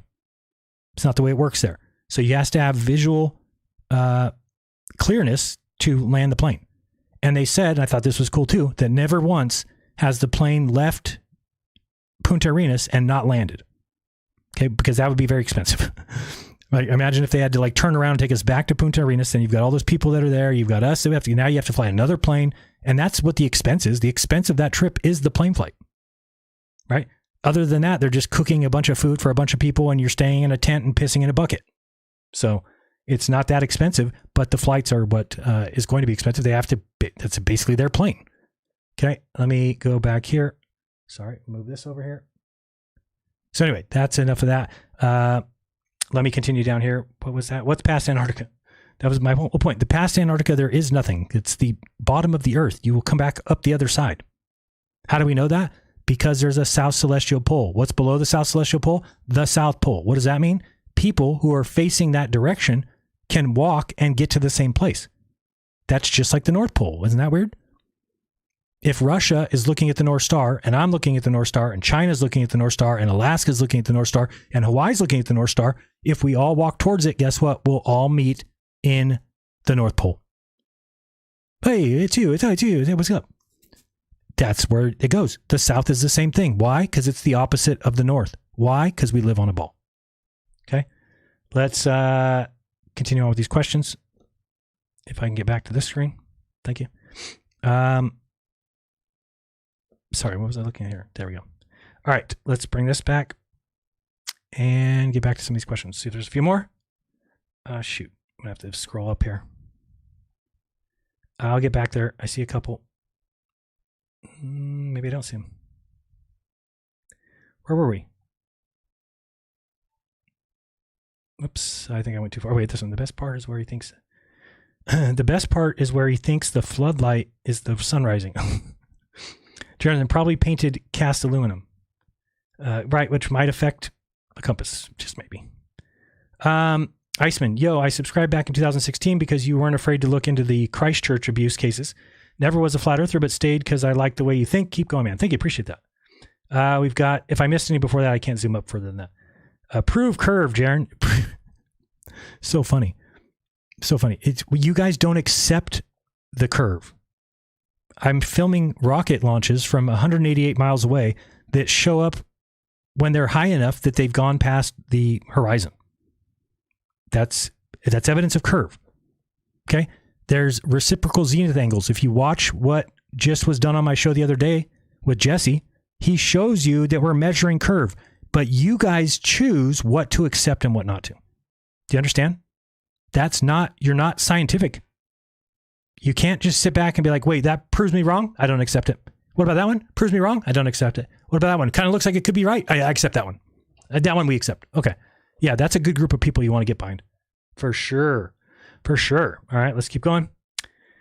Do you think Cammie, Zach, Alan, Shane, and Kyle are all lying? Do you think Bob would tell Cammie we've been wrong all along and join you leaving the community? I've never heard of Flatsoid. Good. You want to keep it that way. Again, it's hard to say somebody's lying if you mean that they know what they're saying is not true. Okay. As a flat earther, I thought what I was saying was true, but I also recognized that there was things that could make it not true. Right. And one of those things being the South not being a lie. So as soon as I hear somebody say, and you can go back and watch my videos. When I heard Will Duffy say we're going to go to Antarctica, I'm like, yeah, right. How is he going to get the EPA study finished? How is he going to get the $1 million thing? How is he going to pay for insurance? How is he going to do all this? Yeah, right. Then you find out he's like, no, we're going to go to this place at 80 degrees south. Like, what? 80 degrees south? Inland? That's crazy. Yeah, here's this camp, ALE. I look it up. They've been in business 35 years. Okay, this is kind of looking positive. So wait, how are we going to pay for everything? I don't have any money. I'll pay. Okay. The insurance too. The insurance was like, I don't even know how much, $3,000, I think, for just the insurance for me in case I got sick or something there and they needed to take me out. Not take me out, like kill me, but take me out of Antarctica, extract me, kind of like Buzz Aldrin, right? When he had to get extracted from there. Now, again, I mean, I don't like to speak of Bob, so I just want to say Bob was scientific. Okay. So Bob didn't believe in just making shit up. That's my opinion of Bob. Bob was somebody who tried to work things out when they didn't work out, try to come up with alternative explanations. Okay. But I think that if somebody would have told Bob at some point, Bob, what if the South is exactly as described? I hate to tell you this. Anybody should know that the Earth is a ball if the South is as described. Now, just because you've chosen not to accept that as evidence doesn't mean shit to me. If the South is exactly the opposite of the North, we live on a sphere. Wake up. Now, you might disagree with me and say, but Jaron, I don't agree that the South is as described. Then go look. It doesn't cost $35,000 for you to go to the tip of South America and observe what the sun's doing. Because guess what? When you see the sun set right to left, then you're like, wait, it's got to go to the right. Australia is over there. We know that the sun stays above the Tropic of Capricorn. Hello? It's going left. That means the Tropic of Capricorn goes left. Is there any model in the world that says that the Tropic of Capricorn does go left? Oh, the globe? Oh, what about the South Celestial Pole? Any model call for that? Oh, the globe says that? What about below it at the South Pole? Anybody, any model? Oh, the globe? Oh, man. What about accounting for sunrise, sunset? Oh, the globe? Okay. Wow, that's really weird then. What about the sun setting right to left in the south and left to right in the north? Oh, the globe says that? Shit. Well, I don't know then. I don't know. What about the equinox being on the equator? Oh, the globe says that? Shit. Okay, I'm out of fucking things to say now. I'm out of things to say. But we measure it flat. Oh, we don't? Oh, shit. Okay. But water lies level. Oh, you guys say that too? Oh, shit. But the earth is measured flat below our feet. Yep. No, you guys say that? Shit. So we have nothing. So the flat earth has nothing? Oh, we can't look in the sky to get the shape of the ground? All right, I'm going to stick to that. I just say that every day and we're fine? Fantastic. Fantastic. That's all we got to do. It's easy. Just every day. So do I think that they're lying? I'm going to show you in this conversation here in a second that I don't want to say it yet, but stay tuned. There is somebody lying in that group. I'll tell you that much. It's hilarious. So what did we left? Michael Nolan. Let's go back up here. Just going to do a couple more. Sorry if you didn't get selected. Life sucks. Where's Nolan? Did they move past that? All right, we got to move past that. We're going down to Addicted to Gaming says, Jeranism, the national debt is over 30 trillion. Would explain a few things. Yes, the national debt is over 30 trillion. Would explain a few things. I agree. It explains a lot. Nikki Louder says, you've been lied to, Jaron. It's okay. Who's lying to me? What do you mean? Flat earthers? Okay, I agree. Thought you were talking about somebody else. I said if Jaron become a believer, I will get a new Bible. Guess what I got yesterday? Thanks, Jaron. Okay, makes no sense. Good for you. Somebody says here, I'm curious, is there any flat earther believes that are not religious? Well, I wasn't. I mean, you mean anybody who's not a theist? Probably not. Probably not.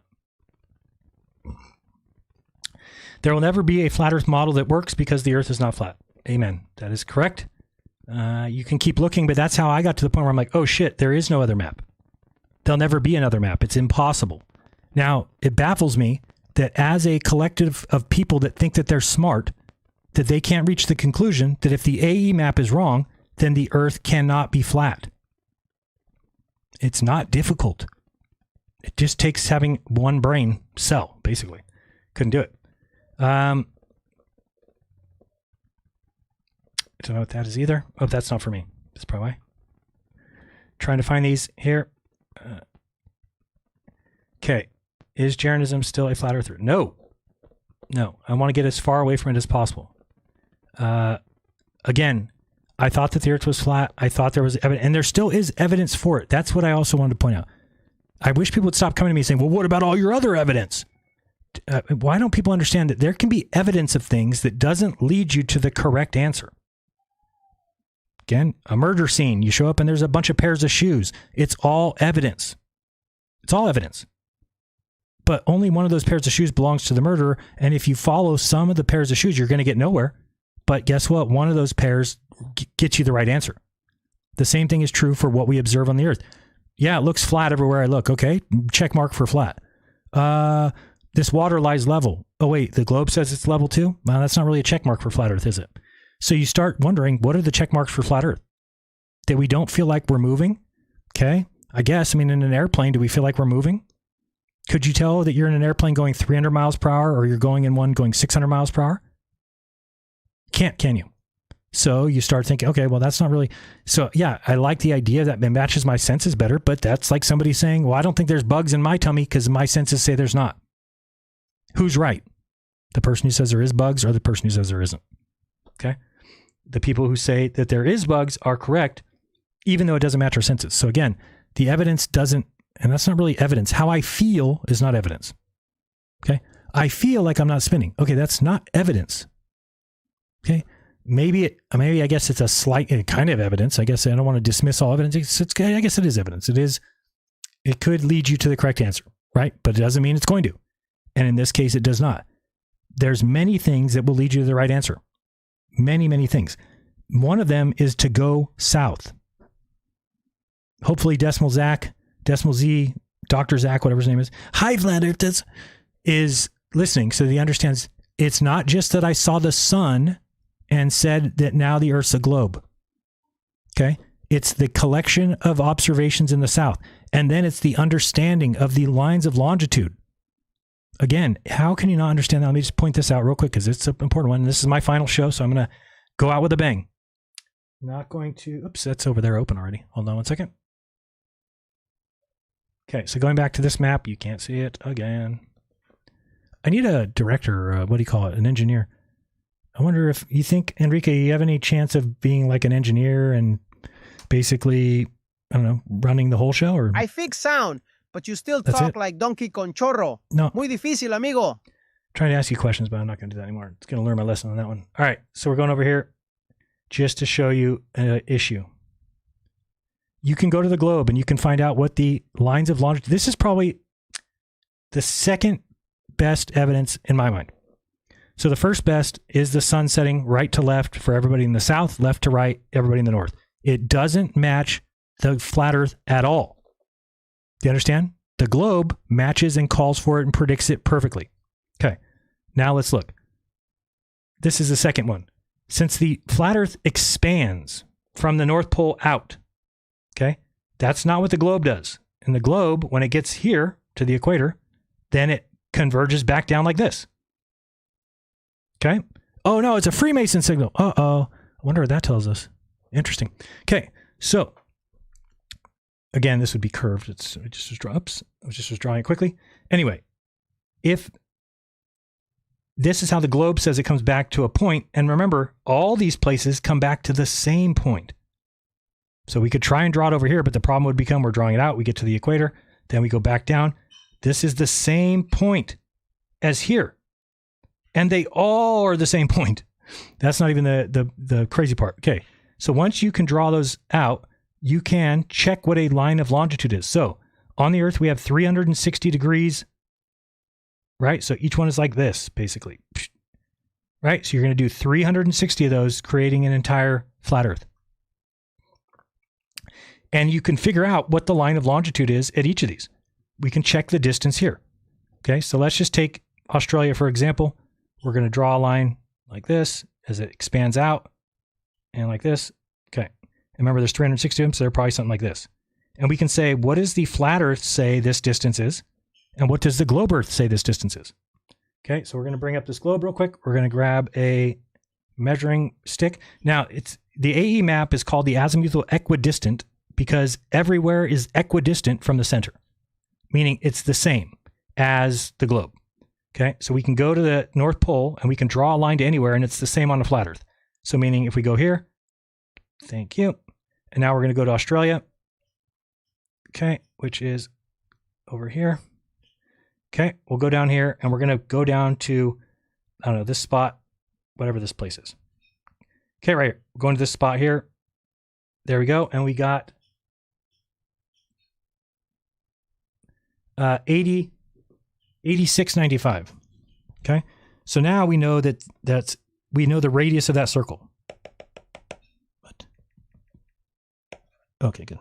86.95. Okay, so the radius of the circle is 86.95, and we know we can go 2 pi r to get the circumference of that circle.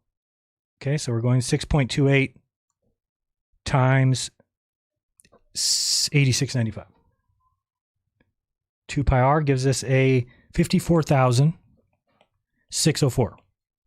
Okay, so that means that on this map, that this circle, let me draw it in a different color. Let's go in yellow. I'm at yellow outside. Okay, so on this circle that matches that spot,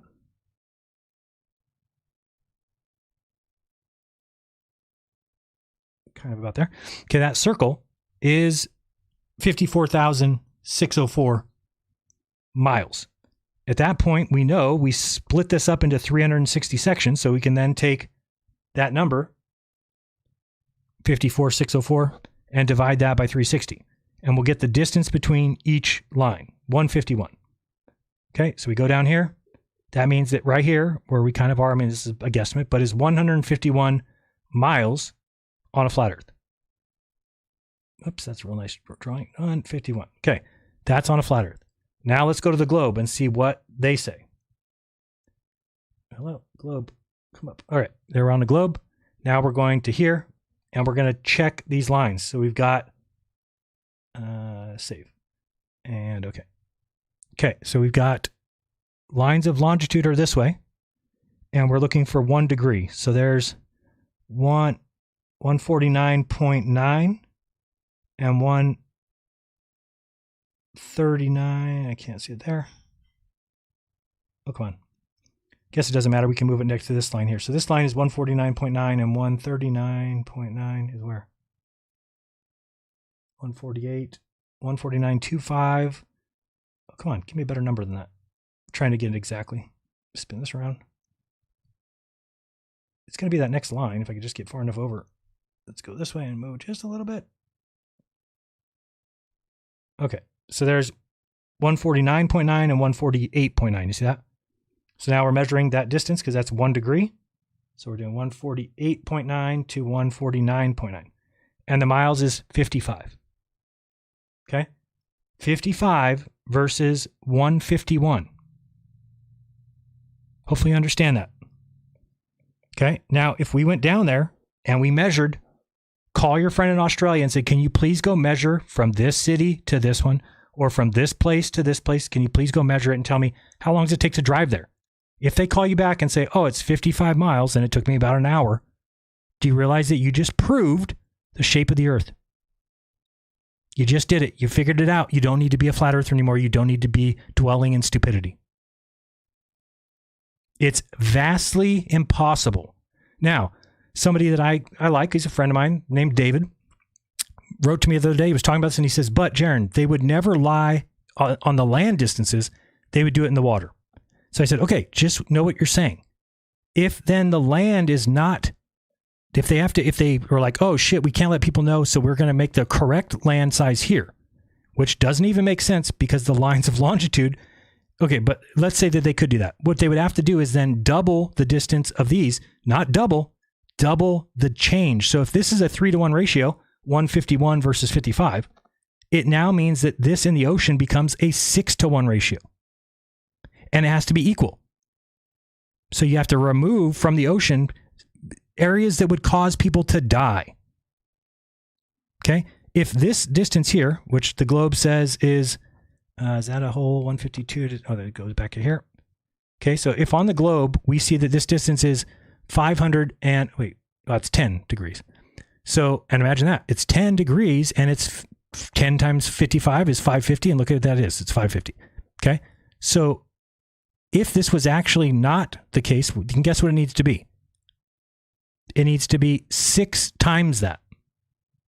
So even though this says 550, it's actually 3,000 miles. Get the fuck out. It's not possible. Give up. Give it up. It's okay. You were wrong. It's okay. It's okay.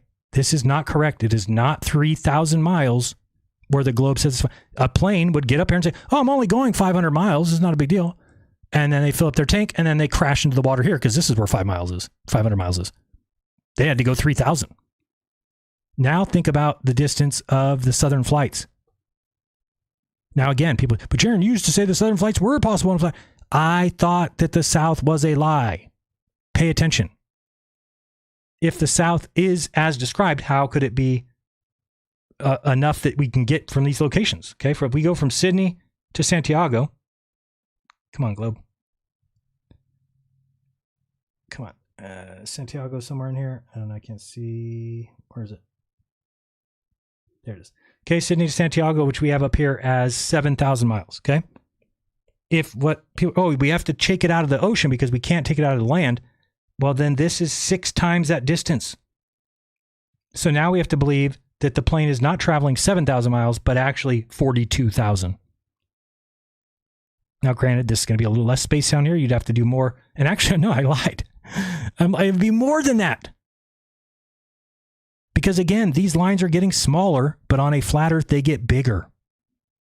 Okay. And then again, if you want to see the absolute impossibility of all this, go with let's go to like Rothera. That's a good spot. So here's the Rothera base. Oh, wait, we already have it marked. So we're going to take a line from here, go to Rothera, which is going to be by the peninsula over here. Okay, so Rothera is untitled. Why? I don't know which one's which anymore. Vernadsky was, I think, this one, and this is Rothera. Oh, now just click on this, search, go. Take me to the right one. All right, this is Rothera. All right, so, okay, so that distance to there is 10,864. Again, we can easily do this. We'll go 10,864. Clear this out. 10,864 times 6.28, which is 2 pi. And we get 68,225. Divide that by 360. And we get 189 miles per degree. Okay, now let's zoom in here and see what the globe says. And you tell me what makes sense. So we're getting down here, we're at Rothera, and we're looking for 1 degree, which is going to be 68.25, 67.25, right? Here, 68.25 here. Okay, so this distance right here is listed as 26 miles, but it's actually 189. You don't think they cannot lie to you about the shape of the Earth. You're lying to yourself and allowing others, nobodies, people who don't have any college education, you're allowing them to lie to you. Okay, this is why we had pilots and we had people who are researchers and explorers saying that flat Earth it can't even be close to being right. And we all argued with them and tried to think that water lies level is reason enough to believe in the flat Earth. It's impossible. The Earth has been mapped. You can call your friends around the world and say, hey, go measure this line of longitude, and they will give you the answer that I just showed you from the globe. How could that be? How could somebody lie to you, but everything works out? Everything works out. Oh, but they're lying to me. How? What do you mean? The people lying to you are Flatzoid, Dave Weiss. That's who's lying to you. Okay? Decimal Z. Karen B. People like that. That's the ones lying to you. Karen B says when she was observing the sky that every single observation she made matched the globe, so she stopped observing the sky. So when I come back and say all observations match the sphere and people go nuts on me, just realize there's other flat earthers who have realized it as well. Now, she might have a reason for believing the earth is flat, but it's probably the same thing that everybody else says. We don't look in the sky to get the shape of the... Yeah, because you saw that the sky was giving you the wrong answer. So you said, I'm not looking at that evidence anymore. I dismiss that evidence. Guess what, flat earthers? You don't get to dismiss evidence. That's not what happens. You don't just go to a court case and like, oh, we found this knife, and they're just like, well, we don't actually look at the murder weapon to get the identity of the murderer. Yes, we do. No, we decide what we, I'm involved in this case, and I get to decide what. Oh, we don't. No, we're not going to. Okay, I guess we're not going to accept that. Does that ever happen? But yet, flat earthers think that it's okay for them to say. They all say it. Go look at the comment sections. It's hilariously retarded. They all parrot it now, and they say it like it's a badge of honor. Oh, what are you looking in the sky to get the ground to shape? Yep. Because it's kind of hard to tell from the ground. So luckily we have a sky that's unchanging that we can use as a measurement tool. Luckily. Okay. It'd be like saying we don't use a ruler to get the measurement of something. Yes, we do. What do you mean? Why not use the ruler? Why not? It is a standard of measurement, and all it needs to be a standard of measurement is something that is consistent. A sun in the sky that does the same thing every year is a very consistent barometer measuring stick tool that you can use. Now, if you want to play dumb and put your head up your ass, you can do that. But then you're going to get called out for it in scientific discussions, and you shouldn't even be allowed to debate. Somebody who says, I don't have a model, I don't have a map, I don't make claims, should be removed from any debate, any scientific discussion for all time. You can come to the table when you've got something to present, not when you just go around saying, I don't know anything, I don't do anything, I don't have anything to show you, but you're wrong and an asshole. Spinny water ball in space. Go home. Go home. Okay? So again, 26 miles versus 189. And if you want to get real stupid, of course, we could go even further than that, and it gets insanely stupid. I think if you get down to like 88 degrees in here somewhere, you're talking on the order of 275 or 280 miles compared to 3. 3 miles like this. Oops, this thing making that mark. Okay, it's, that says 50 miles, but we're not at 1 degree. Obviously, I should do that before people say, you are doing it different than you said it was going to be. So if we go 75 to 77, so here, so 77, clear. What's going on? Work. 77 west to 78. Okay. 3 miles. Okay. If you want to see how ridiculous it is, let's go 3 miles. Let's take this to the North Pole. We could actually do it, the South Pole, do it. Want to see a trick? We could do it that and say, okay, it's 200 miles less than 12,000. 24,901 be 450. 12,450 minus 200, so 12,250. We don't even need to do it further than that. So it's 12,250 to that spot. So we're going to go 12,250 times 6.28 equals 76,930 divided by 360 equals, so 213 to 3. If you don't think people would have figured it out that, oh, that place that we're flying, I know you guys said we'd only be flying this far, but we are actually going on the order of, let's see, divided by 3, 71 times the distance. Your plane should be fine. Don't worry about it. It's just 71 times further than you think it is. You'll get there just fine. Oh, what are you going to do? You're going to walk there? You'll be fine. It's just 71 times different. I know you think it's 3 miles. It's going to be about 215. You'll get it. It's fine. People would have realized it. And if you're still listening to this and you're like, Jaren's wrong, then you just are brain dead. Give it up. Give it up. I mean, I don't know how to get it across to people because I was you, but I wouldn't even let this far of a conversation get. I would have already dismissed myself. So it's very difficult to figure out how do I get it across. So the answer is to just leave. To just leave this topic because it's not fruitful. You will actually go crazy if you try and follow with these people because they don't want the truth. Like, for instance, the people who reach out to me like they want to talk, I'm like, okay, let's talk. As soon as you start talking, they just call you a sellout. you're a piece of shit. I mean, all this, you're like, what am I doing? I'm trying to give you truth. You are just refusing to hear it because it's not the truth that you want. I'm sorry. I thought we were truthers. I didn't know we were you truthers. I didn't know that you want me to confirm whatever you believe. The second that I do find the truth, everybody bailed. You would think it'd be like, oh, Jaren went down this. He saw it. We got the truth now. Let's have more people VIP. No. The complete opposite. Total dismissal, even though without evidence. Okay. See if there's anything else. If there's any other things here, we've got, but you said sets, Jaren. Oh my goodness. Oh, Rhino, it's you. Rhino almost jumped through the screen, beat your ass. Okay. And again, even to this day, I was delirious. People don't even understand the timeline. And again, I wish I told Duffy today, I'm like, I don't believe in Antarctica anymore. Can we go back? But he said no. But I would love to go back now that I know what to expect. I would never go down and do what we did, which was basically get 2 or 3 hours of sleep every night in Punta Arenas. Because then you go down to Antarctica, and I thought, there'll be times that we could sleep. I didn't know we were going to go right away to the secondary camp and then not be able to sleep that whole time, not till the next day. And then it was even after midnight then. And so you're like delirious by the time that I'm talking about that. It's so funny because I'm talking about the fact that the sun stays up all day by saying, it was over here, went behind the mountain, goes up higher here, goes around there. And then I either said sets or since. And it doesn't matter because my words have no bearing on the truth of the trip. That has no bearing. If I said, then the sun sets, well, that's why we took cameras. That's why we have evidence so that somebody couldn't just say that because everybody else would say, no, look at the footage, the sunset. The beliefs that I've heard people come up with are insane.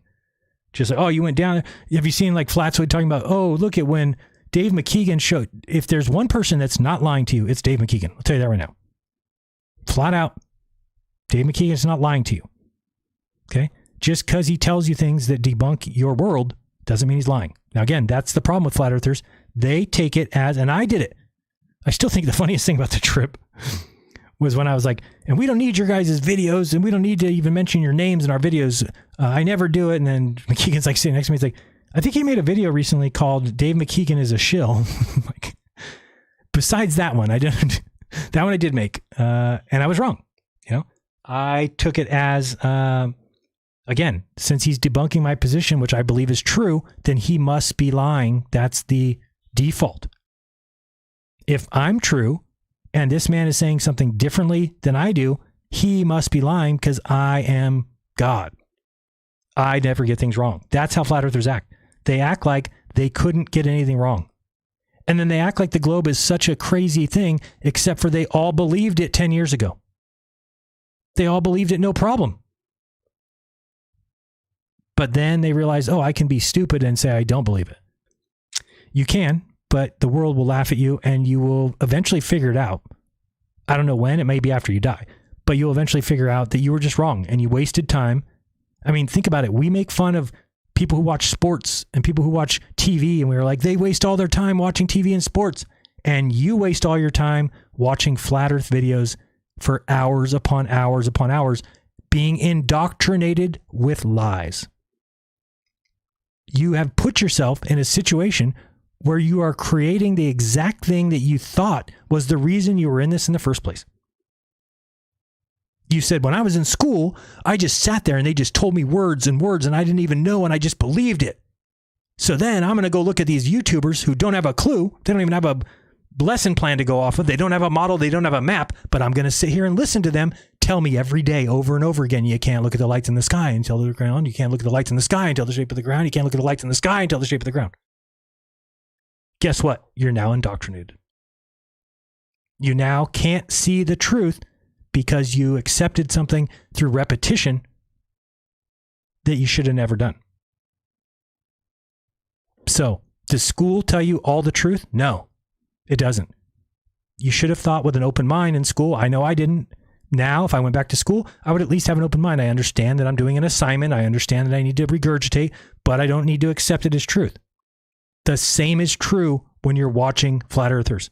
Yet none of you have ever looked with any kind of skeptical eye. you eat it up. How do I know? I heard people say that all flat models call for and predict the 24-hour sun. Just because the liar who says he's a pilot, who's not, who says men can get pregnant but they can't, who says that he's a PhD but he's not, I lie so. Stephen, I lie so much I can't see straight. Okay, I heard people say things like Shane's model is a joke. We're about to get through it. It's a joke. The fact that anybody is accepting that as reality, and I never did. I don't think I fully understood what it was when I was like, Shane's model, what's that? And they're like, oh, it's just Walter Bislin's model, but adapted to the... I'm like, oh, what? It works? Yeah, it works. The lights, okay, great. We're in. Then you look at it, you're like, wait, what are you doing? You just put the globe model on top of the flat earth and then have a sun magically appear where the globe says it should be, and you're saying that that's our model? That's called theft. It's called garbage. It's not evidence of anything. It doesn't do anything that it's supposed to do. But we're going to hear these guys talk here in a second. Anyway, hopefully you get the point. This is terribly upsetting for me to watch people that I like and enjoy, and they're my people, to be honest with you. They're the kind of people, I don't know if I mentioned this, but there was a... Do I want to tell that story? Is that rude? I'll tell it anyway. Hopefully she's not listening. So there was a girl that came up to me when I was giving my presentation down in LA and was like, hey, I've been watching you since Antarctica and I saw you smoke, and do you want to smoke tonight? I'm like, yeah, I got to go to dinner, but after that, give me a call and we will go smoke. That'd be awesome. Great. She takes my number. Fantastic. Then I see her standing there like waiting for me to finish talking to a couple other people. We finish talking. Great. We move on. But then she comes up to me, she's talking to me, and as she's talking, I realize that she's a news believer. She is a unquestioning, because I know these people call themselves skeptics, but basically they got to the point where they're like, no, anything religious, anything else is fake except for what science is. Okay, I get it. There's two sides of that story. I'm telling you that my people are the ones who have an open mind to at least question. Now, is it a good thing? You might end up where I did. You might waste 10 years on something that you were terribly wrong about. But I still didn't answer her calls, okay? Because it's just not my people. It's not the person that I want to hang out with for an entire night. Is not the person telling me about that, and these people say there's a trans agenda and there's not, and I think that, guys should be able to play in women's sports because it's inclusive. I don't want to hear that. Sorry, I don't want to hear it. Okay? So I'm having to give up the people that I thought I was friends with, or the people I thought were my type of people. But what I didn't realize is how far gone they are. And that's the wrong way to go. If you think everything the news says is a lie, you're wrong. If you think everything in school books is a lie, you're wrong. Okay? If you think everything's true, you're wrong. There is a place in the middle, and I've talked about this before, going to a Jesuit education. I realized that all that they wanted from us is to be in a belief system of some type. I don't know why. I've had my guesses, but they didn't care whether they pushed you into religion or whether they pushed you into science. They didn't care. They just wanted you to believe heavily in something. Now, I have my own opinion for that, but I think the most dangerous person is the person who is willing to say, I'm in the middle. Is there things about the globe model that don't make sense to me? Of course. Is there things about the flat earth model that don't make sense? Of course. So, Jaron, why did you take one over the other? Because one is now a literal impossibility. It cannot be true. The other one could be true. It just doesn't feel right to me. It doesn't feel like I'm on a ball. It doesn't feel like I'm in space. But my feelings matter nothing. They really don't. Okay? If I could just feel things back, my mom would be alive. Okay? You can't just feel things and it happen. Okay, there's reality. That's another thing. One of these people that messages me says, okay, well, I think it's a simulation. I'm like, why? Well, because this, I'm like, so you think a simulation is more plausible than a globe? Why do you think that? You think we're magically in a video game kind of situation? We're being controlled. I don't even get it. They're like, oh, well, in the Sims and in these video games, there's people who go to work every day and and I'm like, no, this is real life. He's like, yeah, but they could just be programmed to go to work and come. No, they're not. They're real people. They're real people that go to jobs and work and make money and have money come in and you get paid money. There's nobody in the world that is a fake person that goes to a fake job where there's no money and it's just they're fake. They don't have anything in their head. This is reality. Okay. Same thing might be true of your dreams. In your dreams, a lot of people are around doing things. They're not really working at a job. They're not really making money. They're not really doing shit. It's a dream. This is reality. There's nobody here that's just an NPC, as you would call it. Now, we can call people NPCs because they can get to the point where they're very going through the motions. They don't think for themselves. They think whatever the news tells them. That is okay to agree. I agree with you. But to then say we're in a simulation because video games have people that go to work too. What? No, video games do not have people that go to jobs, and when you're off in another part of the land on the video game, that they're actually working and doing shit and making money and there's things going on over there. That's what happens in reality. Wherever you are right now, there's people out in the world doing things. Having families, having children, dying, going to funerals, going to church, going to the store. But Jaron, there's video games that people go to the store too. Yeah, they're not really buying things, and the things in the store weren't really produced and weren't shipped in shipping containers. Real world. Pretend world. Difference. Baffling to me that you would rather believe in a simulation, which doesn't even make sense. And then they say, oh, well, well, look at what AI is now, and AI in 100 years might be so advanced that we're all worried. What are you talking about? AI doesn't get so advanced that then reality no longer exists, and now people are all working fake jobs, and it doesn't even make sense. How could you think that? How could you think that? These are the things that the transhumanist agenda does want to push. Oh, you'll eventually just be a Neuralink computer and everything will be fine. Okay. Think that. And you will be rudely awakened eventually. The reason AI sucks is because eventually everything that you get will be faked. It doesn't mean it's reality. It doesn't mean it's a simulation. It just means that you can't tell right from wrong anymore. You can't tell real from fake. Any footage that comes out as a video, you'll no longer be able to say, and that's why, again, I say it was a selfish thing. I went to Antarctica because I saw the opportunity to go, you know what? If I don't go, I'll never be able to really accept any video from somebody from going forward. We're not very far from there. In 5 years, for sure. Pretty much video will be very difficult to say what's real and what's not. Very difficult. It might even be that way now. Okay. But again, I would hope as a truther who's been doing this for 10 years, people would, trust me enough to go down there and say, I know what the sun is, and then come back and say, I saw the sun or I didn't see the sun. Instead, soon as I said differently than that they wanted me to believe, they just immediately said, oh, he's been sold out. He's been a plant for 10 years. So just so you know that if you've been in Flat Earth for 3 years, or you've been in for 2 years or 5 years, just so you know, it doesn't matter how long you're there. If you ever report the truth, you will be removed and completely cleared. Dave Weiss says now in interviews, he makes sure to never say my name. He doesn't want to say my name, so he says Jay. So they're trying to delete me from ever existing. It's just easier for them. We don't have to worry about him if we never say his name. We just pretend he doesn't exist. Yeah, but the facts still do. Good luck deleting them. Good luck.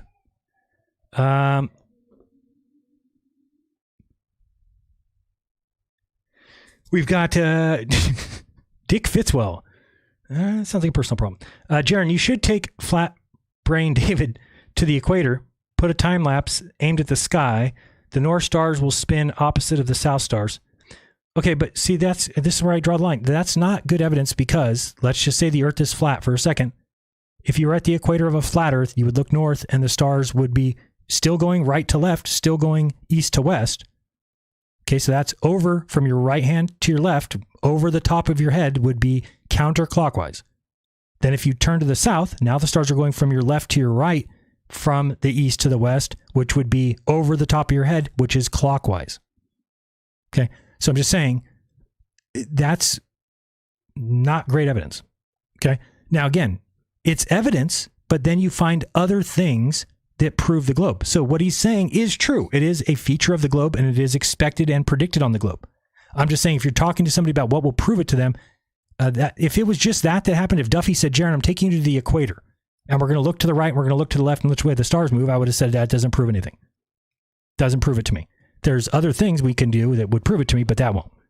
Okay. One of those things would be prove to me, Duffy, that the South is exactly as advertised. And that's another thing you guys cannot get. Stop saying they took us somewhere else, or that we're somewhere where the sun, or they put a fake sun in the sky. You don't understand the globe model is required that the sun do certain things, right? So go here, go to Union Glacier, which is here. Okay, we're going to go down here to Union Glacier. Let's go to December 14th. Okay, we'll go, where's this, June? That's going to take forever. Up, nope, the other way. June, July. Okay, there's August, September. Where's Wally? Just thinking about, where's Wally messaged me like saying something about, you said Venus wrong. I'm like, what do you mean? He's like, the belt of Venus. But it was like in text, so I didn't really get what he was saying. I was like, no, I know how to say Venus, dude. And then I was watching the show back and I said, oh, and there's the belts of Venus. I was just joking around, but like Wally was like, you pronounced it wrong. I'm like, yeah, no shit, dude. I was just joking around. Belts of Venus. I guess I got to be careful what I say. People are going to be like, this guy's dumb. He doesn't know how to pronounce Venus. All right, so we're here at, oops, no, let's go to the 14th. Okay, 12:14, there we go. What are you doing? Okay, so we're getting down here. We're looking up at the sky. Now again, how could you take me somewhere else if the sun has to do this? Do you understand that the globe jives in every way? So we're moving here.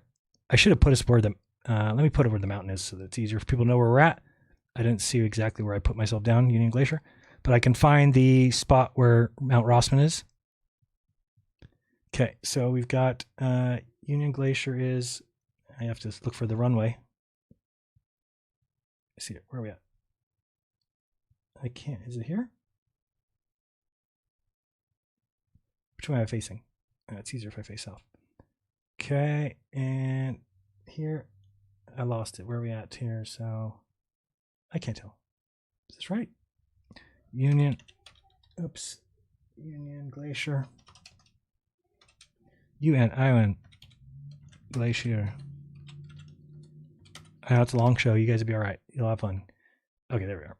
So here's Union Glacier. So we flew in here. We dive into these mountains. This is the runway, and then this is Mount Rossman here. And again, remember last time we even found the path.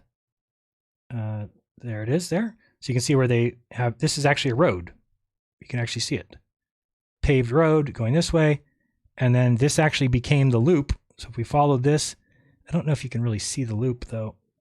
You can see this turns off here. It's weird because they look like they tried to zoom, edit it. I don't know why they did that. See how that's like edited out? Because that's a paved road. It's just, looks like it's like pixel. I don't know. Maybe that's the actual paving of it. I don't think so. I mean, this you could tell is paved. And then all of a sudden it branches off here and they like tried to erase it. Like they don't want people to know where Union Glacier is, which is weird. Because it's just right here. So you head back this way towards the mountain. There you go, Union Glacier. So there's the camp. Okay. And then basically you can see this turns in here. Yeah, they did try to erase it. See, because like here. Yeah, so you can see it did kind of get erased. It goes this way. So anyway, there's a, here was Union Glacier. And then the loop was like this. I can't really see. Basically the loop was maybe like here. Because that was the loop. Anyway, so if we get down here and we're on 12:15, how high are we at? We're at, wow, that's really high. We're still at 2,600 feet, 2,500 feet, 2,400 feet. Wow, it's not even gonna let me get down very far. That says I'm 24 foot. Oh yeah, that's, I forgot that's how high it is. Never mind, we are on the ground. It's 2,400 feet high. So if we look around here, we can look at, and again, Edward Hendry, hopefully you're paying attention. Look at where south is. Does this look familiar? Anybody ever seen this view? And if you keep turning, does that look familiar? Okay. The plane landed in between these mountains. Keep turning. It's identical to what I saw. There is no way they took me somewhere else and built this scenery. It's the same. Okay. Turn to the north. There's the north. Okay, you can remember I was talking from that camp and I said, oh, the sun goes up around here, goes to the north, and then it goes here and it, whatever I said, sets or sinks. Okay, that's where we were. Now, the sun has to do what the sun does in that location. Let me get it back to here. Let's get 15, yeah. So the sun ropes around. Look at the sky is doing. You have to understand this is not working on the flat Earth. Let me show you another thing. When the sun was here in the south, above Mount Rossman, at this time, it is above Australia. Anybody who wants to tell you the Earth is flat but doesn't have an explanation for this is lying to you. They don't want to face the truth. They're afraid of the truth. Because this gets very concerning. Wait, Antarctica? I'm in Antarctica. I'm looking south at the sun. Number one, that's impossible. I'm in Antarctica. Here, looking south at the sun. The sun is over here. It has the same sunspots over here. It's the same sun. It's not multiple suns, not an apparent sun. It's a real sun. This is above Australia's head. Is there a model that says Australia is over here? Oh, there is. I wonder if it's the globe. The sun keeps roping around. Now, all these guys, from that Steve from UK to Sov Soul to Flatsoid to all these people, they all will tell you that this is not happening in the South. The reason I went down there is to tell you that it is. If it was. If it wasn't, I would have been so happy to come back and be like, the sunset, the world's going to change now. They are lying to us. That's what real claims and real science is about. I said, no, I think that the Earth is flat, which requires the sun to set way the hell over here. It needs to go down this way and around to Australia. This way. If it sets, then the Earth is probably flat because that matches observations. If it circles, that doesn't match flat observations. How could the sun be over here? Australia is 30,000 miles behind us. Right here on a flat Earth looking like this, Australia is 30,000 miles behind us. But there's the sun and it's above there. You're talking to them on the phone. Hello, where are you? Oh, you're in Australia? Where's the sun? Above your head? So I can either be a retard and just pretend it's a parent sun above your head or it's a magical sun, or I can be real and go, oops, I was wrong. Oops, they didn't have a lot of evidence of it, and now I'm going to be dead wrong. Oh, sorry, moving the wrong thing. Here comes the sun. Now it rises up. So remember that this is exactly what had to happen. They can't take you somewhere else. They can't lie to you about where you live. Only you can lie to yourself. Only you can start forest fires or prevent whatever. Prevent forest fires. Smokey the Bear. Oh boy. I always thought Smokey should be out fighting fires, not just giving us the same old rhetoric. All right. So again, it keeps coming around. This is exactly. People say, "Oh, it's so high for you," and it's not high. That's where it was. Right. When it's in the north, it's right there. Okay. So it's the highest at the north, and then it starts going back down towards the south. And it did that for 4 days. Like this. Didn't set. Circled my head for 4 days. You know what the sun looks like. Nobody's that stupid. Dave Weiss is that stupid to say it's a plasma gun machine because he has a whistleblower in Microsoft. Now, does he introduce us to this whistleblower? Does he? No, he just has I'm sure people are really reaching out from Microsoft like, Dave Weiss, I'd like to talk to you. I'm a whistleblower. And I can't say anything, but I'm just going to tell you that there's a plasma sun machine that can put it off of God's screen, the projector in the sky. Is that what he actually said? I'm trying to remember now. What is he God's screen for? What was it God's screen? Was it because of a projector in the sky or something? Oh no, it was a plasma screen in the sky, God's screen. Now you're going to let this guy pretend like he's religious and he, oh God, this and God's screen. Give me a break. Give me a break. There's no screen. There's no dome. There's no nothing in the sky to project the sun. You don't know what the sun is? I know what the sun is. Okay, you can look at Dean Odell, who flat out said, hey, here's the deal. Me and you, we go down to Antarctica in the summer and we check if there's a 24-hour sun. If there is going around your head, then the Earth's a sphere. If not, then the Earth's flat. Great. I go down there. We do it. What happened? Satan. You don't think Satan could do that? Everybody's all up in arms. You don't think Satan can become a ball of light and fool everybody and join Duffy, his brother, in fooling the world and pretending to be a pastor? The level of lies and nonsense is beyond anything that should be accepted. It's so bad. It's so bad. I mean, it's like, how do you... Oops, that's not what I wanted to do. Let's listen here. Listen carefully at Mr. Dean Odell as he tells us exactly what the truth is. Another thing, if, this would be easy to prove, but Be easy to prove, would it? they hide this from us too. Oh, they hide it from us. All we'd have to prove is go to Antarctica. Let me and you go to Antarctica, spend a week there in the summer, and let's see if the sun does a 360-degree circle all the way around us. If so, it's a ball. Uh-oh. Enrique, if it goes around us, it's a ball. Did you hear him? I heard You it. spent 10 years saying Earth flat. Yeah, I know Meanwhile, that. your bank account round like a zero. That's not supposed to play the same thing. You played that last week. Can you say something different? Please? Jeez. Bro, you yell at me like I crashed your lowrider? Relax, it's just sound. All right, thanks. Enrique, what are you going to do? I thought he would be able to have a good soundbite. Can we get that soundbite, though? I want Dean Odell's soundbite, please. FA is not my fault. The button is like your old flat Earth beliefs. You remember, it just don't work right. It's true. He's got a point. He's got a point. All right, so we've got Dean Odell telling us that it's a ball if it goes over your head and circles you. Well, it went around my head. It circled me. And yet, you weren't happy with that. See, one reason I've sat back and just watched all the hoopla about all this. Have you? Because you've already said what it would mean, but now I just sit back and I don't even care about it. Because I'm like, yeah, who cares? I don't care if you see 15 suns. Oh, yeah, it doesn't matter if we saw 15 or 20, but you just in a debate said, hey, let's do this. Let's go down there and check it out. Dean, you don't understand that you become a worthless person? You're worthless. If somebody can go around and make claims, well, if I see this, then it means this. And then you go down there, you see that, and but it doesn't mean that. I mean, it could have been Satan. But if I see this happen, it definitely means this. You no longer have my respect at all.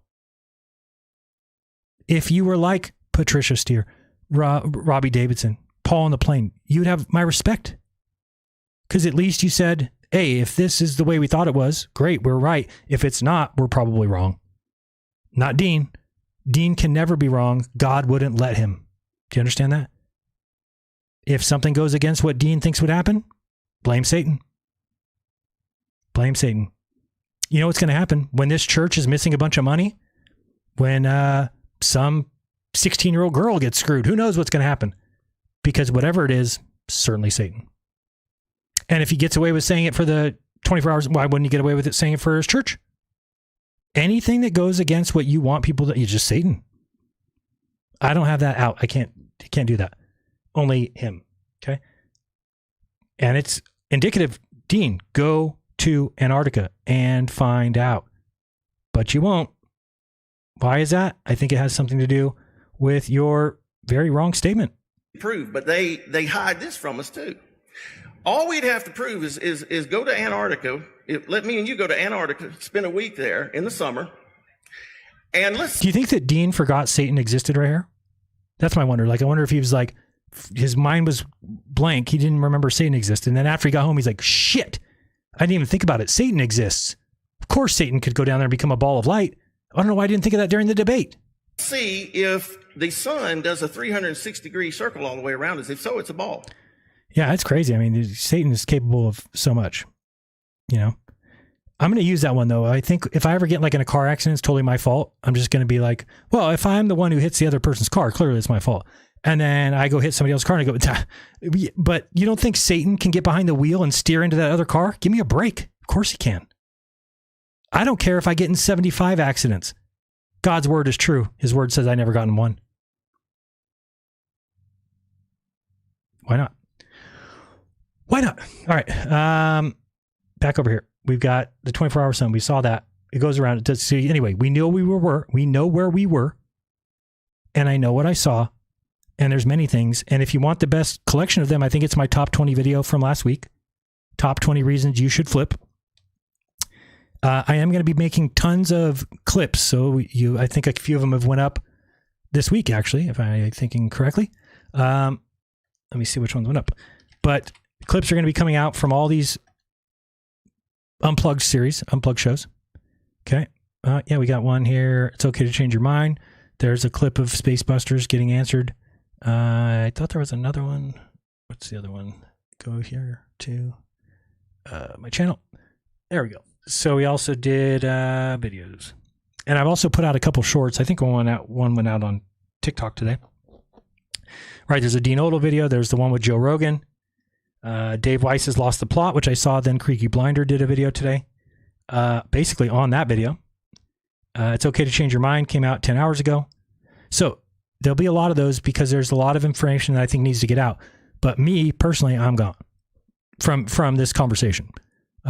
It's because it's like kicking a dead horse. It's over. There is no argument. People think like there's some argument. When you listen to these guys, Shane and Alan, I mean, it's insane.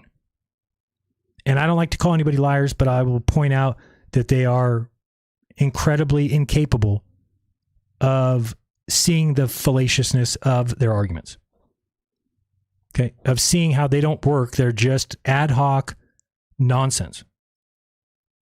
I like the guys. I like them both. However, I like Kyle, to be honest with you. But they are extremely, like, there's nobody who acts like that in reality, where you're just, this belief is true. Like, we make, I mean, it's so bad. We make fun of the globe believers for, like, we say, oh, well, just everybody goes along and you'll make up anything to get your point. Right. They did dark matter, dark energy, okay, all that stuff. But regardless, it's like if everything kept debunking them and they just kept saying, oh, well, it could be magical suns, could be 16 suns doing whirlabouts, could be Satan. Do you realize the difference between them and you? Okay. If every time somebody said, hey, this guy just found out in his testing that we were wrong about this, and they said, he's a liar, he's a shill, he's bid paid out. Do you have any evidence of that? It must be, because my theory is right and this guy's saying something different. Can you imagine this world if flat earthers were in charge of it? What a joke the world would be. Be very happy that we don't have flat earthers in charge of the world or the science in the world. We wouldn't have bicycles. We wouldn't. There'd be too many arguments, too many just accepting anything, not going by any standard of evidence at all. Wait till you hear these guys talk about what the sun is, the secondary sun, the apparent sun. Why would they believe in an apparent sun? I mean, it's such a reach. It will never be true. It will never be reality. I promise you. I guarantee it. The world doesn't work that way. The world is not magical mystery to where, we see the sun, but really there's 16 of them around. Has anyone ever seen 2? No. Well, Crow kind of sees one right next to the sun. Yeah, but we're talking about a sun over there and one 30,000 miles away. Can't we just get people to take different... Oh, it's the same sunspots? You ever think it could be the same sun? Yeah, but then it means that the Earth's curved and we refuse to accept that. Okay. But then you accept a flat Earth, which doesn't work at all. Correct. Good for you. Good for you. Right, Enrique? Dude, you need to get a grip. No, you need to get a globe, huh? I don't know what you're talking about. Get a globe. I'm not getting a globe. Not going to do it. Not going to do it. All right. Are you even... I don't even know if you... Are you documented? Should you be able to work here? I don't even know if you should be able to work. I guess I should have thought about that before I started paying him. But all right, let's move on. We've got... So those videos will be coming out. Look for those. We're going to take one more break. I'm going to grab something to drink, and then we're going to get into the finalized... What have we already been going? Long time. I promise we'll try and keep the next part under an hour. We're just going to go through their points and try, and we've kind of already covered most of the things. So it'll just be kind of remembering, but I'll just show you, because here's the thing. If I've said, here's these reasons that the Earth's a globe, and this is the best that Flat Earth has, let's be honest. You don't go to the retards over at Nathan Oakley's channel where they cannot, but the Earth, we measure angles from a flat baseline. Shut up. You're retarded and a scammer. Big time scammer. And how do we know? Because your claims of that are so stupid.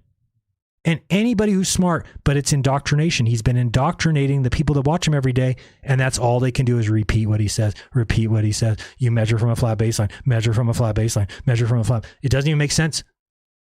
Again, if the Earth was curved or it was a level plane, what would be different about your front yard?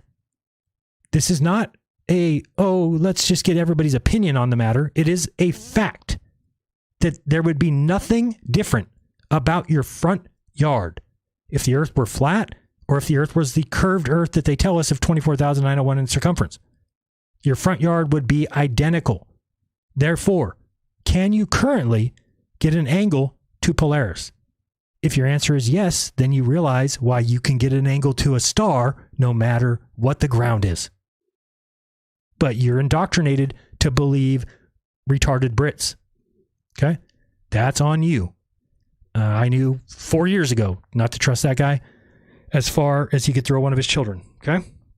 So, let's get to a break. I want to find something to play. Let me see here.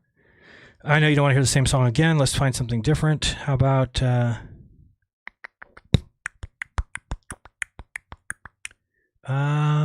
what is that? No, I don't know what that is. Don't know what that is either. Yeah, we can listen to that, I guess. I just don't know if it's the song. Oh, it's the same words that you already heard. I get it. There's got to be something here, something that's going to stick out. What's that?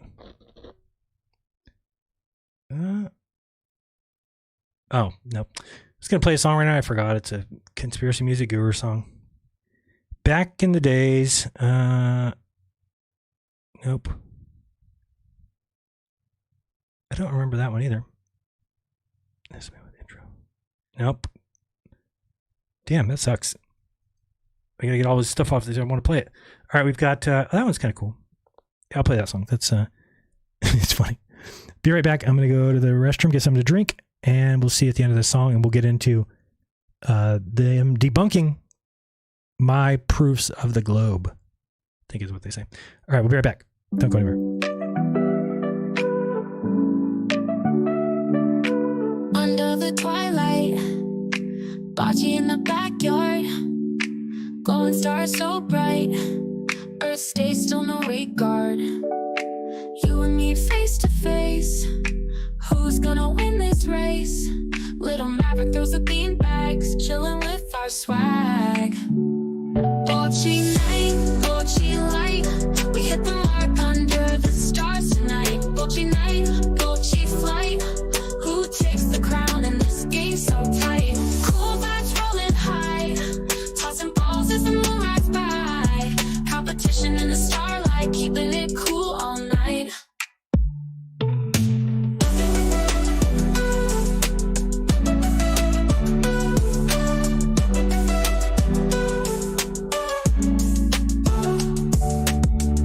A chance to shine, back your game so fine, friends and laughter in the air, victory just over there. Bocce night, bocce light, we hit the mark under the stars tonight. Bocce night, bocce flight, who takes the crown in this game so tight? Cool vibes rolling high, tossing balls as the moon rides by. Competition in the starlight, keeping it cool all night. Bocce night.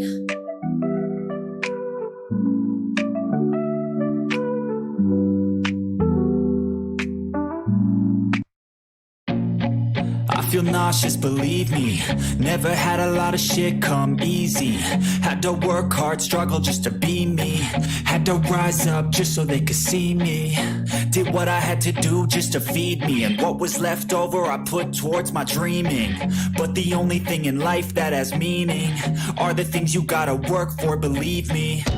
Take into your hands a plan, your own hands can land your own brand. And damn, I feel like no one takes accountability. They want the credibility, convincingly unwilling to put in the fucking hours it takes to get some power. Don't be fucking sour, take a cold shower, scream until you're louder, work until you're prouder, and fuck all the doubters, they're just fucking downers.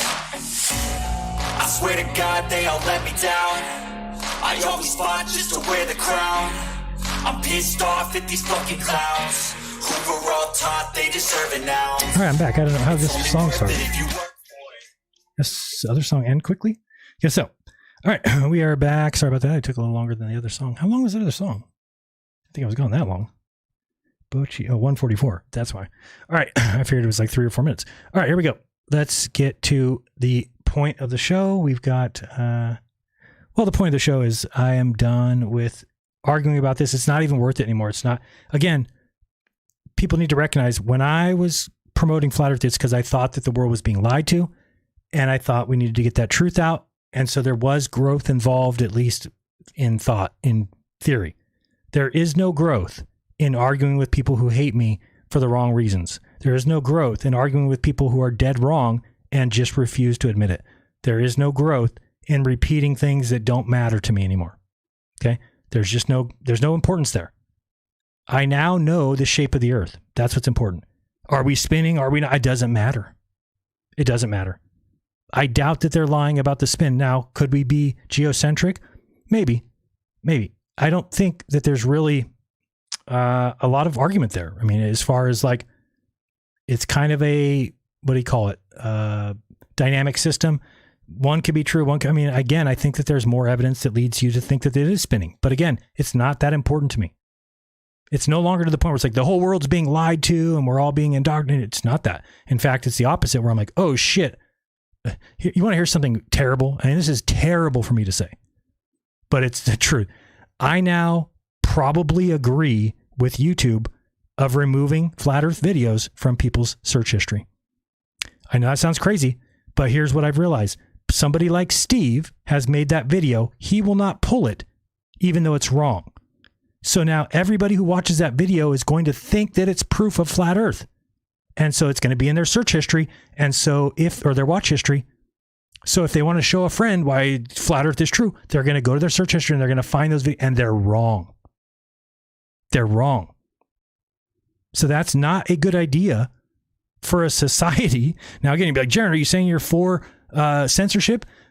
It's a very difficult situation. I mean, I would love to say no, but I also realize now that the globe is counterintuitive. You have to be a kind of a next level kind of intellect to kind of get it. And I don't mean next level is like way up there. I just mean you can't let what people who don't know about something tell you about it, and then them not have the ability to realize that they're wrong and remove stuff or take it down or pull it down, or to voice themselves as saying, even if Steve came out and said, oh, I was wrong about that video I did, at least there's that. So that somebody hearing it goes, oh, he is wrong. Okay, I'll go. But that won't even happen. Right? So my recent thought, originally I was just going to leave up my stuff for posterity and think, okay, but now I'm like, you know what? I think I'm going to pull all my video. Now people would be like, why would you pull it? It shows so what I might do is re-upload things and then have a big banner on it that says, this was a former belief. I was wrong. This is not correct anymore. For my updated beliefs, go here. And that's just me being a good citizen. That's me being a good human being, recognizing that I don't want to lead people astray. There are other people in this movement like Dave Weiss that don't give a shit. They don't give a shit. They don't care what he continues to tell false things all the time. Even though they have an answer, he just pretends they don't. They don't. And that's pretty bad. Okay, pretty bad. He'll continue saying the same things, that there's no 24-hour sun in the south, and we know that. And, he said, oh, what's the one about a plane? How much a plane has to nose down? It's so bad. I've told him over and over again that a plane, if it's adjusting at all times to the curvature of the earth to the ground below, then it'd be very difficult for you to actually come up with an amount of it has to drop. What Dave does is takes the distance that the plane flies in a certain distance and then divides it by the amount of minutes. Right? So if a plane is going, let's say 500 miles per hour, then you're like, okay, so it went 500 miles in an hour. So then you could take the 500, figure out what the curvature is on 500. Let's do this real quick. So you've got 500 times 500 times 8 equals divided by 12 gives us our feet, which is 166,000 feet. Okay, hold on one second. I'm going to write this down. So if you're going, why does that thing stop working? So if we're going, what did I say? 166,666 feet in 500 miles. Okay, and you're doing in 1 hour. So then we can take that number and divide by 60, according to Dave. And that means 2,777. So now you can go around telling people, hey, a plane would need to drop 2,777 feet per minute in order to drop the amount that it needs to over 500 miles. That is grossly incorrect. You don't take the distance that it's going and then divide it up and say, oh, it has to go an equal amount. No. You could take it back. Now, what do we divide by? So if that's 277 per minute, then divide that by 60 again to get second, and you're down to 46 feet per second. And then you could go even, okay, keep going down. But it's still not even correct. It's still not even correct. Again, because here's one way you could look at it. Remember what I did with, we know that the 8 inches per mile squared. Okay, let me just voice this out real quick. So we got 8 inches per mile squared, but we know that 8 inches per mile, 1 mile. At 2 miles, it's 32 inches. At 3 miles, it's 72. At 4, it's 128, I believe. Okay, so if we knew 4 miles was 128, then could we figure out what 2 miles is just by saying it's half of 4? Well, you would think that, okay, if 4 miles is 128, then 2 miles is 64, right? No, it's half of 64. Oh, 32. Okay. So now we know if we reduce something by half, we just, whatever that number is, we reduce by half. So example, if we were doing 2 miles to 1 mile, well, 2 miles is 32 inches. We just figured that out. So half of that is 16 and half of that is 8, which is the answer for 1 mile. So that means that from there, we can then go to 0.5 miles, right? Which is not half, which would be 4 inches, half of that, which is 2 inches. So now we've got half a mile is 2 inches of curve. Let's go down to 0.25 miles, a quarter mile. That means it's half of 2? No, half of that. So half of 1 would be 0.5 inches. That means a half inch at a quarter mile. Let's go half again. Now we're down to 0.125 miles, which is, by the way, 660 feet. Why did this marker change? I don't like this marker. I don't want a pen. Thank you. So now we're at 660 feet as 0.125 miles equals not half, but half of the half, which would be 0.125. Okay. So now we know in 660 feet, the curvature is 1/8 of an inch. But it's kind of crazy. 1/8 mile is 1/8 inch. I never knew about that. Okay. So think about that. So if somebody then instead said, well, Jaron, we are going to travel 500 miles. I said, okay. And you say, well, 500 miles would be it took us to, in 500 miles, we're driving in a car. So it takes us 10 hours. Okay. So it takes 10 hours to go 500 miles. So then can that person then say, oh, well, let's divide that out and say there's 500 miles in curve, but we know what 500 comes out to, which was 200,000? No, 166. I forgot what that was. I thought I wrote it down. Sorry, I just have to remember what that was. So if we were going 500 miles times 500, it was 16666, I think, right? 500 times 500 times 8 equals, divided by 12 equals, so 166,666 feet. So if we're doing that in 10 hours, and then you say, okay, so then we take that amount of feet divided by 10 hours, 166,666 divided by, be 240, 10 hours, my bad. 10 would be 600 minutes. So we go 600. Yes. 600 equals. So that's 277. So it means that we have to drop 277 feet for every 1 minute that we're walking. Okay. That sounds insane. Oh, to walk on a ball Earth, we need to drop 277 feet per minute. It's not true. It's not true. Why? Because we just figured out that for every 660 feet, it's 1/8 inch of curve. So guess what it is when you get to the end of 660 feet? It's 1/8 inch of curve. Well, what about the end of that 660 feet? 1/8 inch. Well, the next one, 1/8 inch, and so on and so forth. The same is true of an airplane. Do you understand? That you could figure out then what the airplane needs to drop every second, and it's nothing. Literally, it's probably, well, we know it's for every 660 feet, the plane needs to drop 1/8 inch. Because remember, the plane is adjusting constantly. It's not waiting. It's not measuring from this location, looking 500 miles in the distance, which is what the 8 inches per mile squared gives you. It's why that equation isn't a good equation. Now, I understand it works. I'm saying it's not good to get into people's minds because then they're convoluted about 8 inches per mile squared. It's only applicable if you are staying where you're standing and looking at a known distance in the distance. So if you're an airplane and you stood at the place that you're flying and you said, okay, I got to fly 500 miles over that way, and so I can then figure out what the curvature is all the way. Well, no, the plane is adjusting constantly. The plane always, and which means that the curvature of the earth resets constantly. Again, 660 feet, 8 inches, 1/8 inch of curve. So an airplane is the same. So an airplane flies, let me see how much it does. So an airplane does let's say it does 500 miles per hour. How many? So 500 miles per hour divided by 60 to give us how many miles per minute. So a plane is going 8.33 miles per minute. Let's go down to divided by 60 to get per second.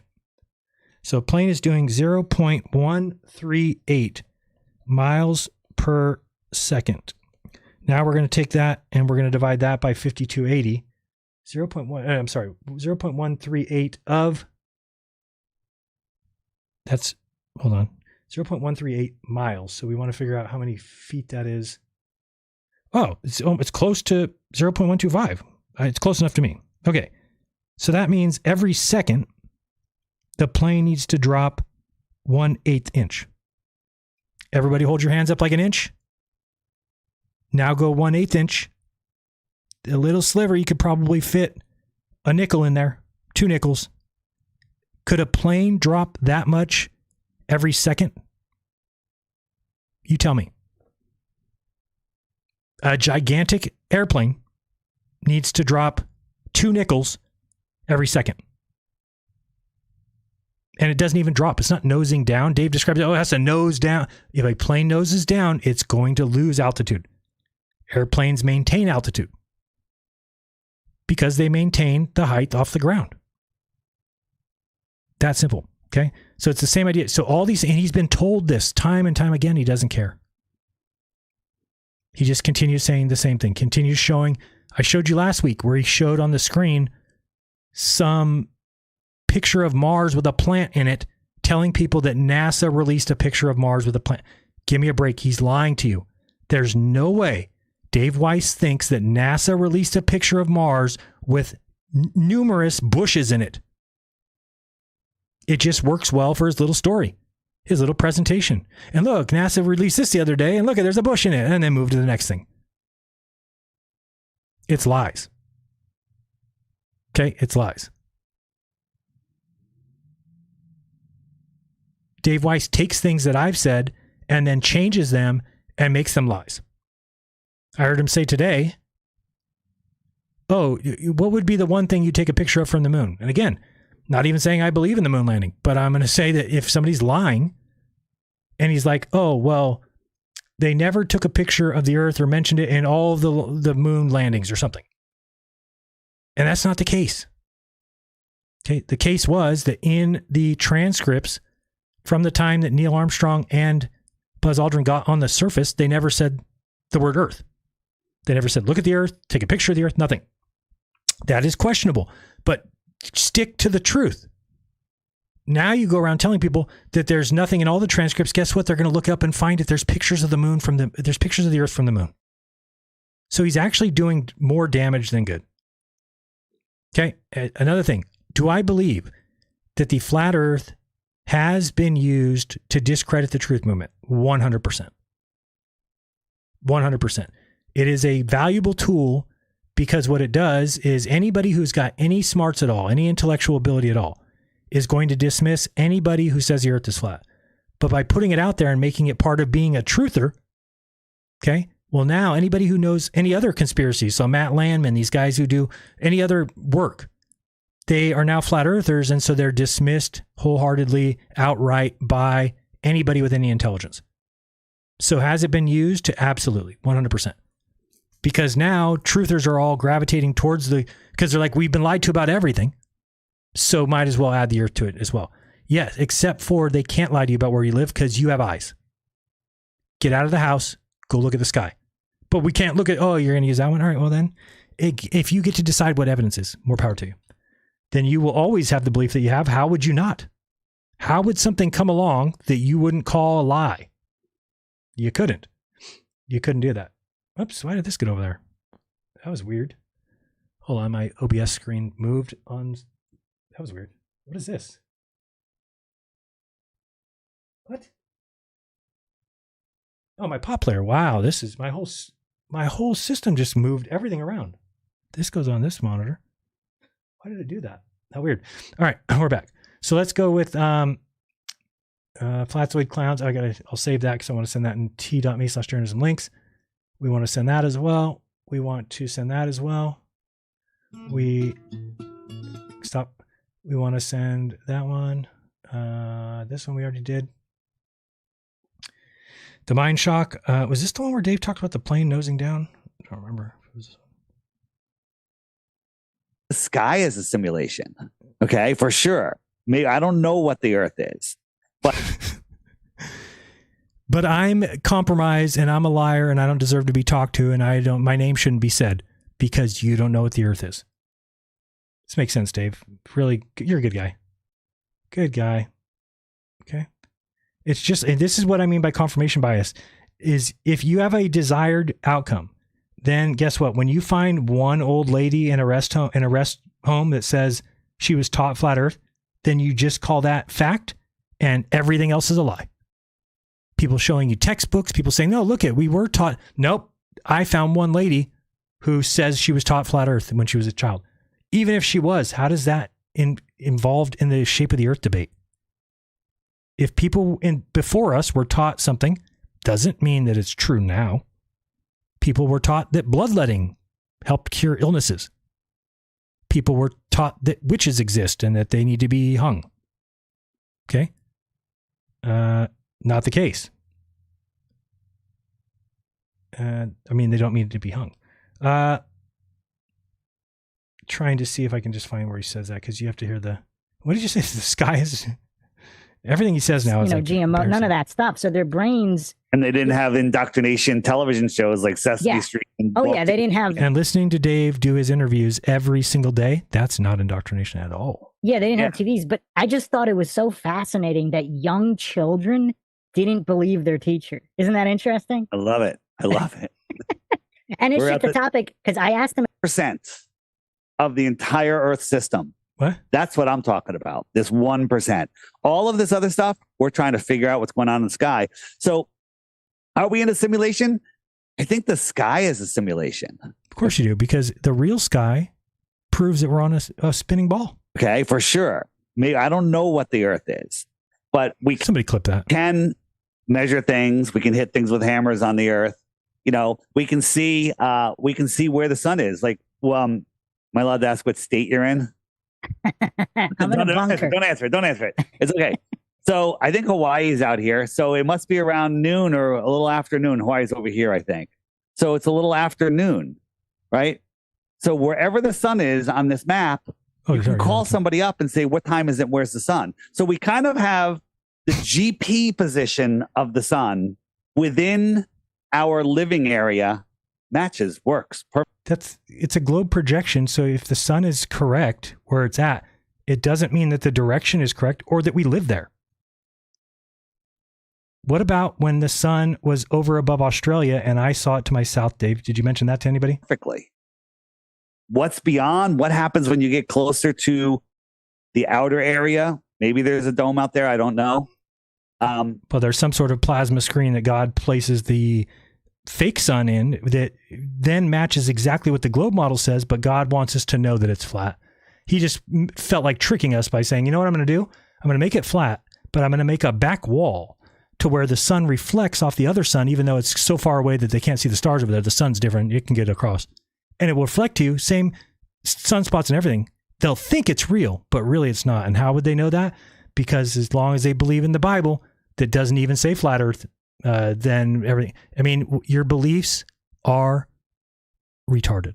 That's all up for grabs. And what's going on in the sun, how we see the sun. I think everybody sees their own sun. Well, what does that mean? Yes, everybody sees their own sun. I mean, yes, it's the same sun, Does everyone see different sunspots? Yeah, you know that's really interesting. When I first saw that, I immediately had flashbacks of being a kid driving a car, because before the cell phone age, you had nothing to do when you were Yeah, that's because the sun is so far away that's how it operates. sitting in a car. So all you can... So right, so when you have something like that, the choices become everybody has their own sun, or the sun is very far away, and so it appears as to be following you. Remember when we were just doing the globe and I was cycling through the globe and we saw the sun follow us? Could do is watch the sun.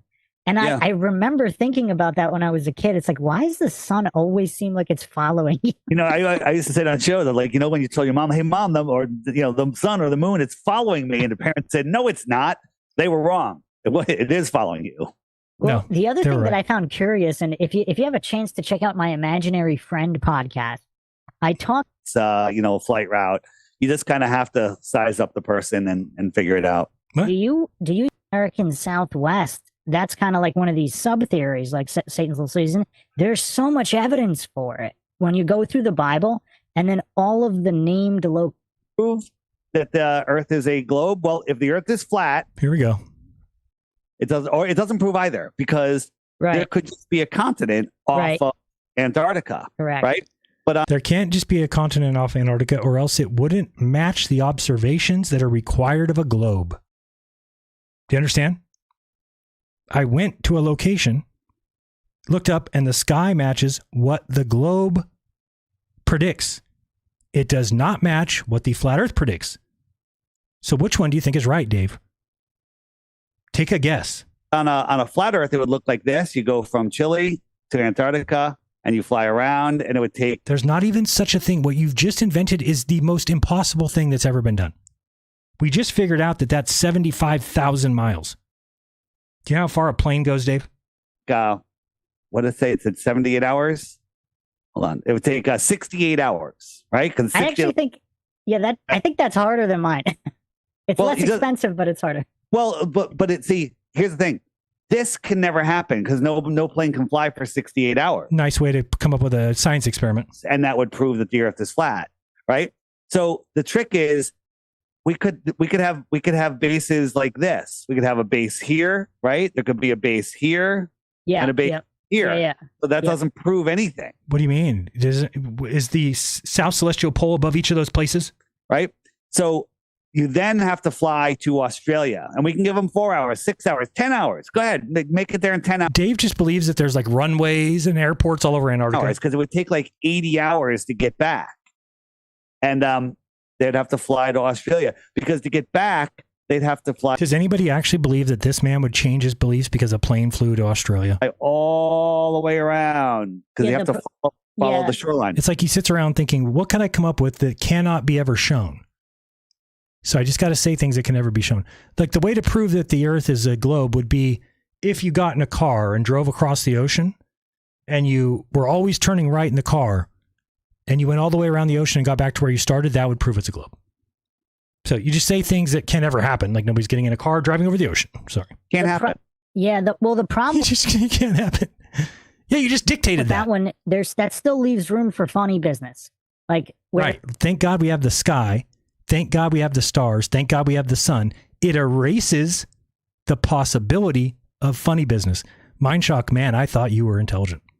I really did. And this is what my confusion is how was my brain so blocked that I accepted what people said and thought they were smart for saying it? If you have the colored exhaust and line of sight verification from both boats watching the planes and the colored exhaust. So you have boats watching? Yeah, so you have boats. So the colored exhaust you'd be able to see it from X distance away.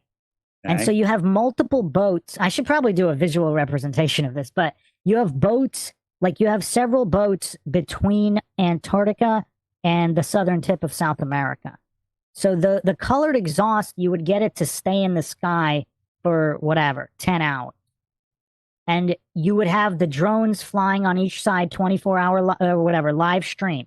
But the reason I want to do it simultaneous, and this ties into the final experiment, because how do you know that South America, Africa, and Australia are where they say they are? The sky, dipshit. The sky.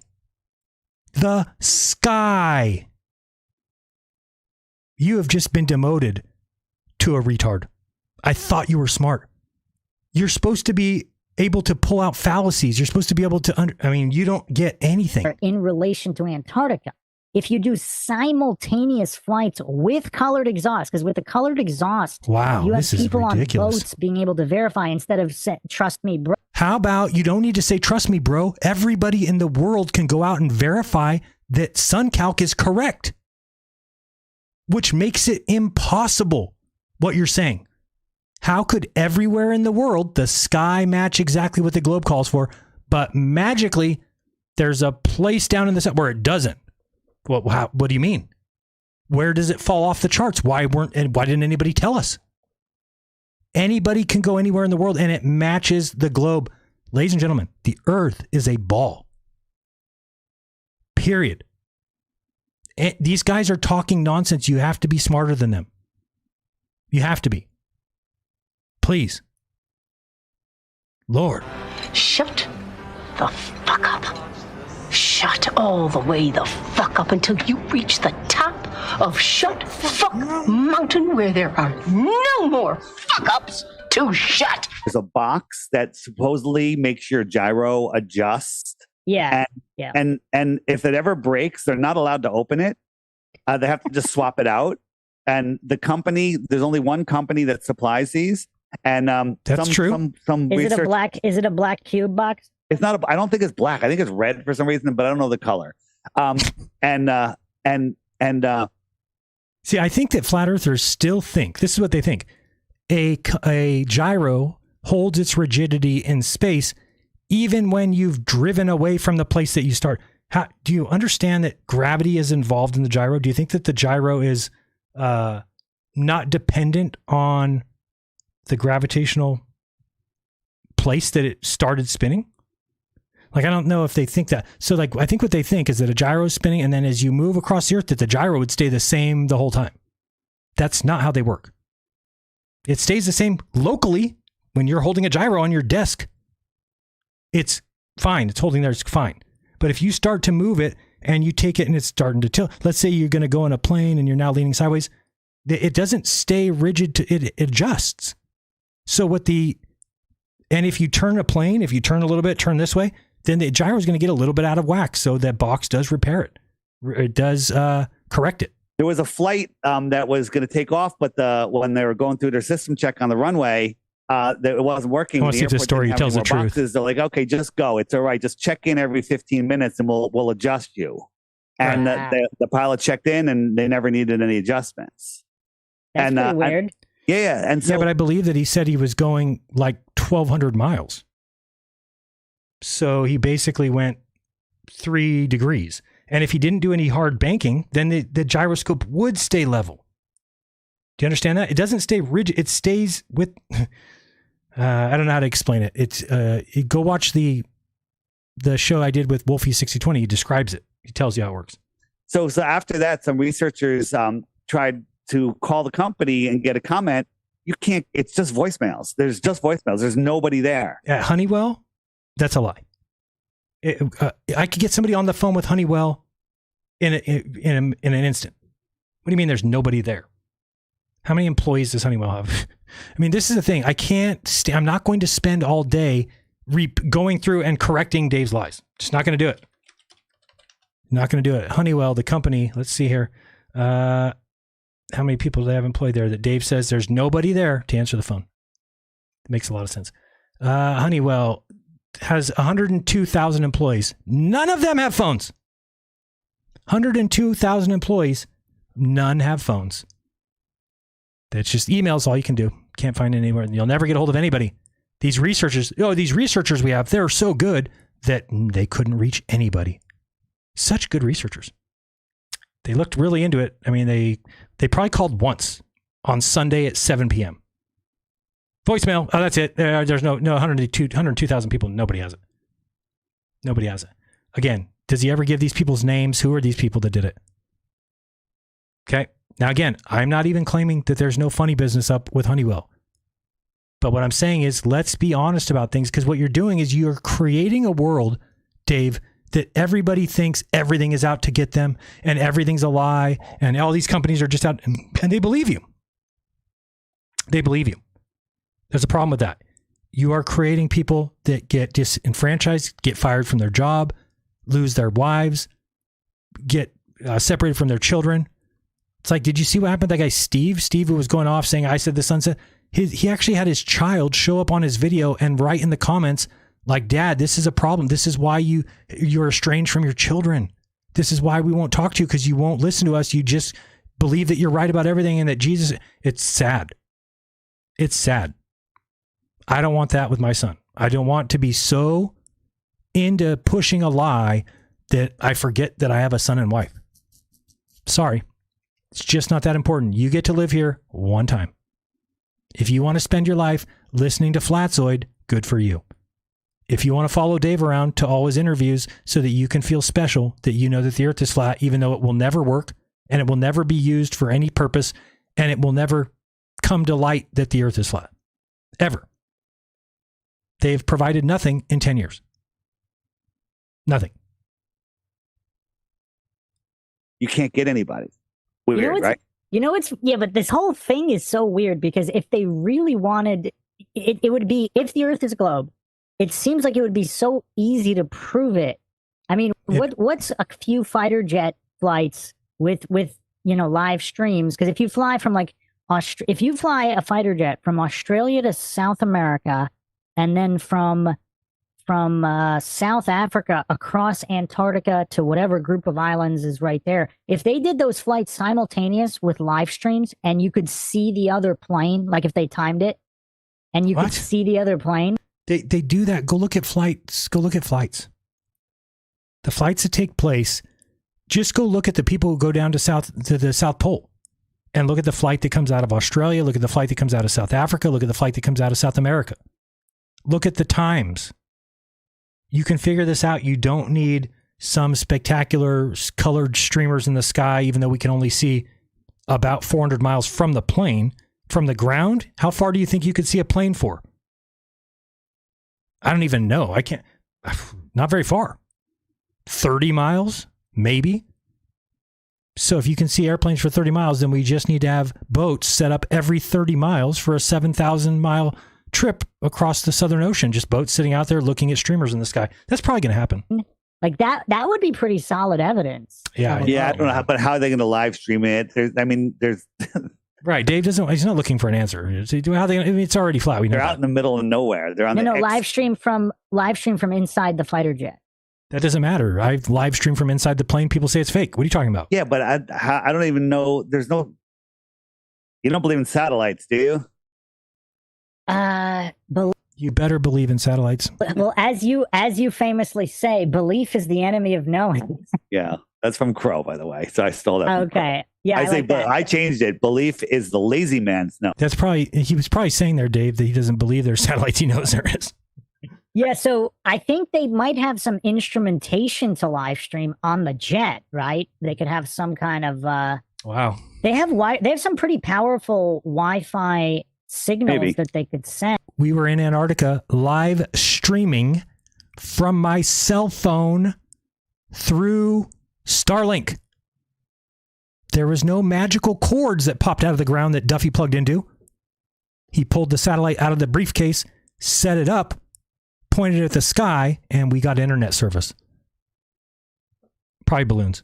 And I mean, this is going back to the 50s, nothing to do with the shape of the earth, but back in even the 50s, they were using Wi-Fi in World War I. I don't know if you know that.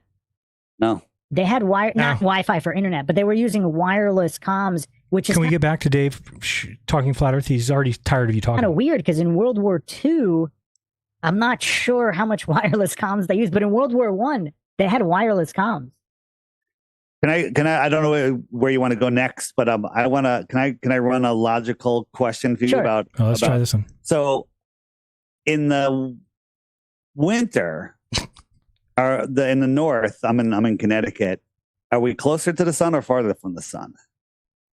Okay, so if you're going here, this is on actually, the globe. I know where you're going with this. This is so actually this is going to segue perfectly into my next question for you. Let's move fast there. I think I thought about asking him, but I did. Just to see his reaction, because people have asked, and his reactions are very interesting, to say the least. I did a whole episode on it. I found this old clip of him and Joe Rogan, like a really old clip, where Joe Rogan... In the airport, and 2 people recognized me from being on that show in the airport. Well, in my opinion... And then the other thing is, you know that the Sandy Hook Choir sang at the Super Bowl to honor all of those. Earth must be flat. Then catch him. They're trying to get him to buy a non-regulation. And then David Icke, you know, when David Icke first started talking about everything he's talking about, everyone just laughed at him. I think everything he's talking about is kind of coming true. So even the reptilian, the interdimensional reptilian draconians, yeah. I don't know, but I'm not ruling anything out these days. Rule out the flat Earth, Dave. Move on. Solar business, maybe. That's the most likely scenario. A bad scenario would be that maybe he got spoken to and said, like, "Hey, if you talking about me, I didn't hear Austin. Austin never actually. He was making fun of people who think that the TFE proved a globe. So I don't see. I don't know. It seemed like he did not. It seemed like if he were to be compromised, unless he's more of a long game kind of guy. But he just seems, I don't know, he seems too smart. I don't think Austin's compromised. I think at worst, you know, at best, he's just trying to deal with, you know, he's got a new baby. He's just dealing with family issues, and it's a lot of stress, and there's financial issues that go on with it. And that's a lot to deal with. And I can understand why he's kind of stepped back from the scene, because the whole community turned on him. I mean, he's a shill. You knew it from the start. You went into an Amazon studio, all a bunch of nonsense like that. And even though it's fake, yeah, they didn't fly into a friggin' Amazon studio or a sphere like Vegas, right? And you know, that makes me a bad guy. That makes, oh, you're defending TFE. No, I'm not. I'm defending stupid arguments against TFE. You're saying that we're too dumb to recognize the sun. The sun that was with us in Punta Arenas. We went to Antarctica, and like you said, they went behind the plane real quick. The giants. I'm not joking, by the way, folks. He actually said that the giants could move the fake sun around the outside of the Earth. Not joking. That's what he said. Which was already stupid. So that's the most likely scenario. A bad scenario would be that that's the most maybe likely. He got spoken to and said, like, hey, if you speak up, you know, your friend Jaron is going to be in deeper trouble or whatever. I have no idea. I can only speculate. I don't even want to speculate. I've been trying to talk to Austin for a couple months, and the only message I get from him is that he's busy with my shit. Cause I was high when I wrote this song. My dick. He might have been on the list, but Mark saw right through the beginning. Mark and I are the first ones to call out TFE, and I told everyone, don't go. And Jaron and Austin were like, you know what? Like, we'll go. I don't care if this guy's a bad guy or anything. We're going to go. We're going to report what we see. Right now, was he in on it already?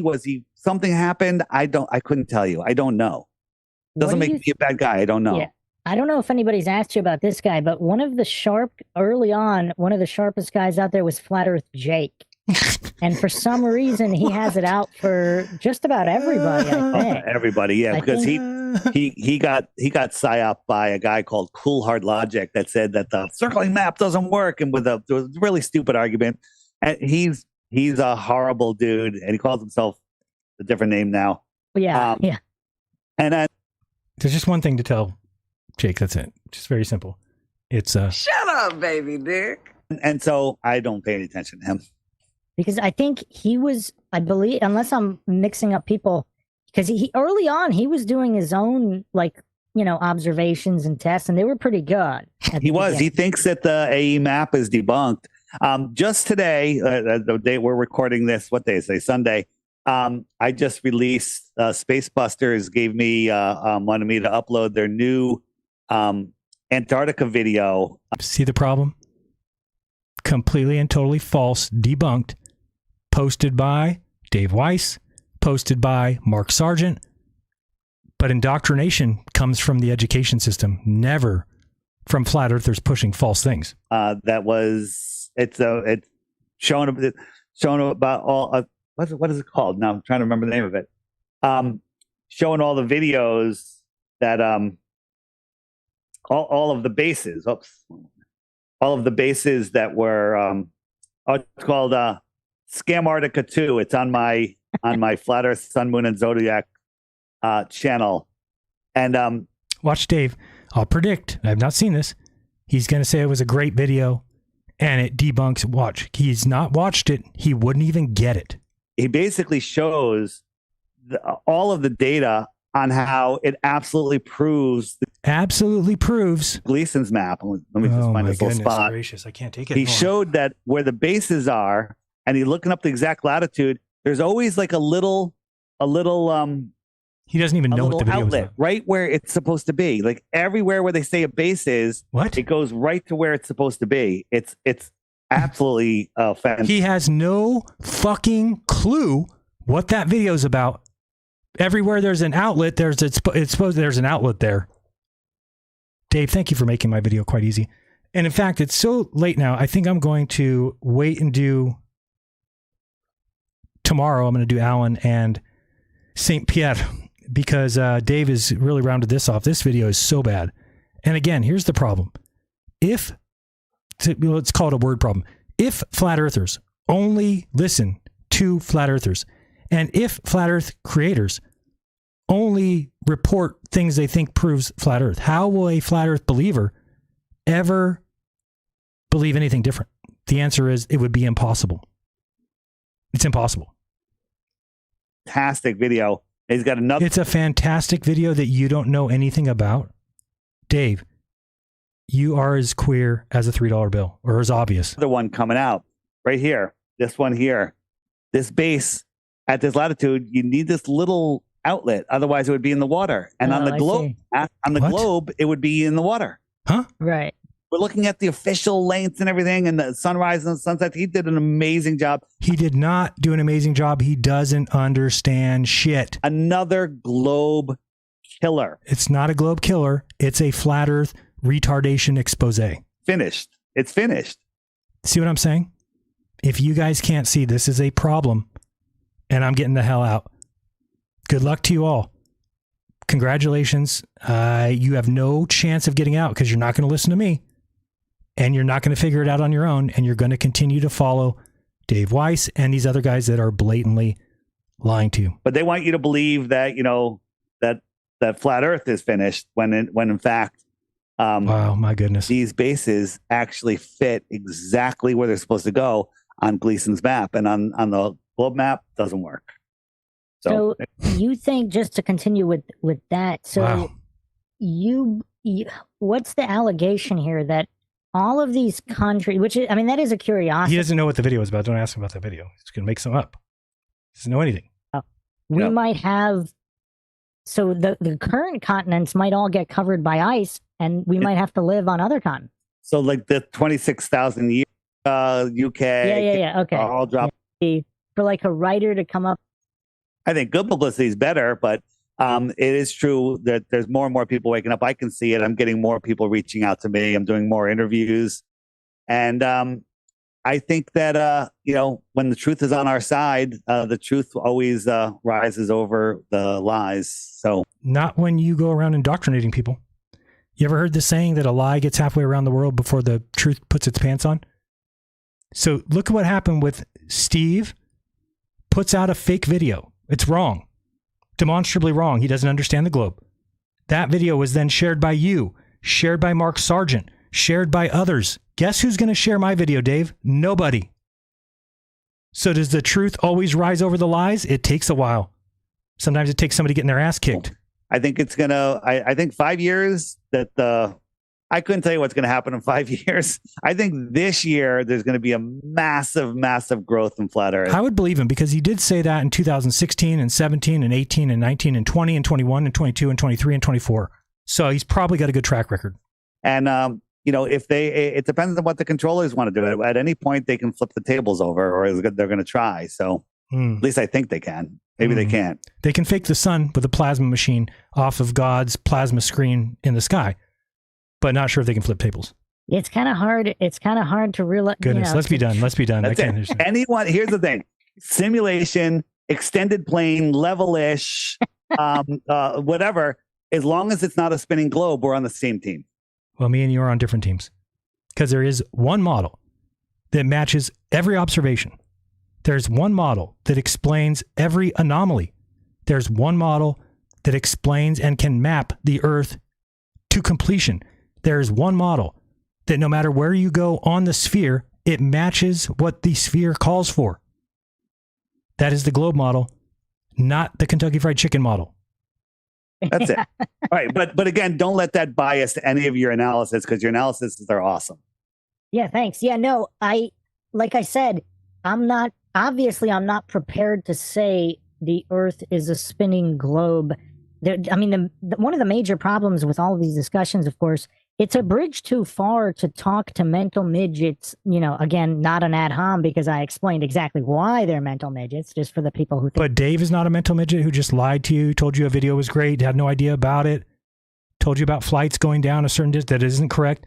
Mental midgets are liars. Okay? All right, let me bring this back. That's just upsetting. It's very sad. So, yes, today is my last day as far as the... should I just do tomorrow? I'm just going to do tomorrow, and I'm going to call it responding to Alan and Shane or something like that. Or do I want to do it tonight? I don't know. Let me read the Super Chat, see how I feel. All right, we've got... let me go to Super Chat, see what we got here. It's embarrassing, man. I mean, because no flat earther is going to tell Dave, knock it off. Nobody's going to tell him that it's nonsense. I mean, think of the contradictions. How in one sentence they're like, oh, everything needs containment. There's got to be containment. It means there's a dome. The next sentence, it's a never-ending plane and there's other continents and everything. What? So, endless plane with gas pressure? Endless plane? What? Don't you realize that doesn't work? Oh, well, as long as you don't believe in the sphere, anything else can be true. Enrique, is that true? As long as you don't believe in the sphere, everything else can be true? Didn't think so. Okay, let's get to it. Oops, you don't want that on the screen. Let's go with this one. All right, we're going to check out these super chats. So I got to bring up this one. And, all right, here we go. Let's see what we got. All right, we've got Motor Parts Guru, Restoration Channel. Thank you for joining the club. He's a new member. That's a great way to support the channel. If you like what I'm doing, if you want to see more stuff, become a channel member. That would help. Craig needs to give me, let me think. Craig, you need to pass me 1,000 members so that I can continue doing this because you don't need 6,000 members. It's too much money for you. You're going to use it wrong. You're going to buy junk food and you don't need that. So you need to tell 1,000 of them to immediately switch to me and then everything's good. Thank you. Appreciate you doing that ahead of time. Thanking you before you actually do it. All right, we've got Mike Hatch. Yeah, he's lying every time he opens his mouth. I hope you're talking about Weiss. Then you'd be correct. Exposing Wah's Trick says, you're saying Jesus is God's only son, right? Then the cross is probably about the horizon. Shouldn't it be upside down if those who say tan are correct? What? I'm not saying Jesus is God's only son. I'm saying it's a metaphor. So I don't know if you mean Jesus is the sun. I'm kind of confused by that. The sun is the sun. It is a real item that brings heat and light and every bit of energy that we have comes from the sun. Do you realize that? Your energy is from the sun. Where do you think you get your energy from? Food. Where does food come from? The sun. Oh, it's weird. That's where we get all our energy to move our bodies around is because the sun provides energy to plants. We eat the plants. We take the energy. It provides it to animals. We eat the animals, provides us with energy. That's what it does. We've got, thank you very much, by the way, for $5 from Exposing Moss Tricks. The best opposition to Flat Earth. Thank you very much, JD.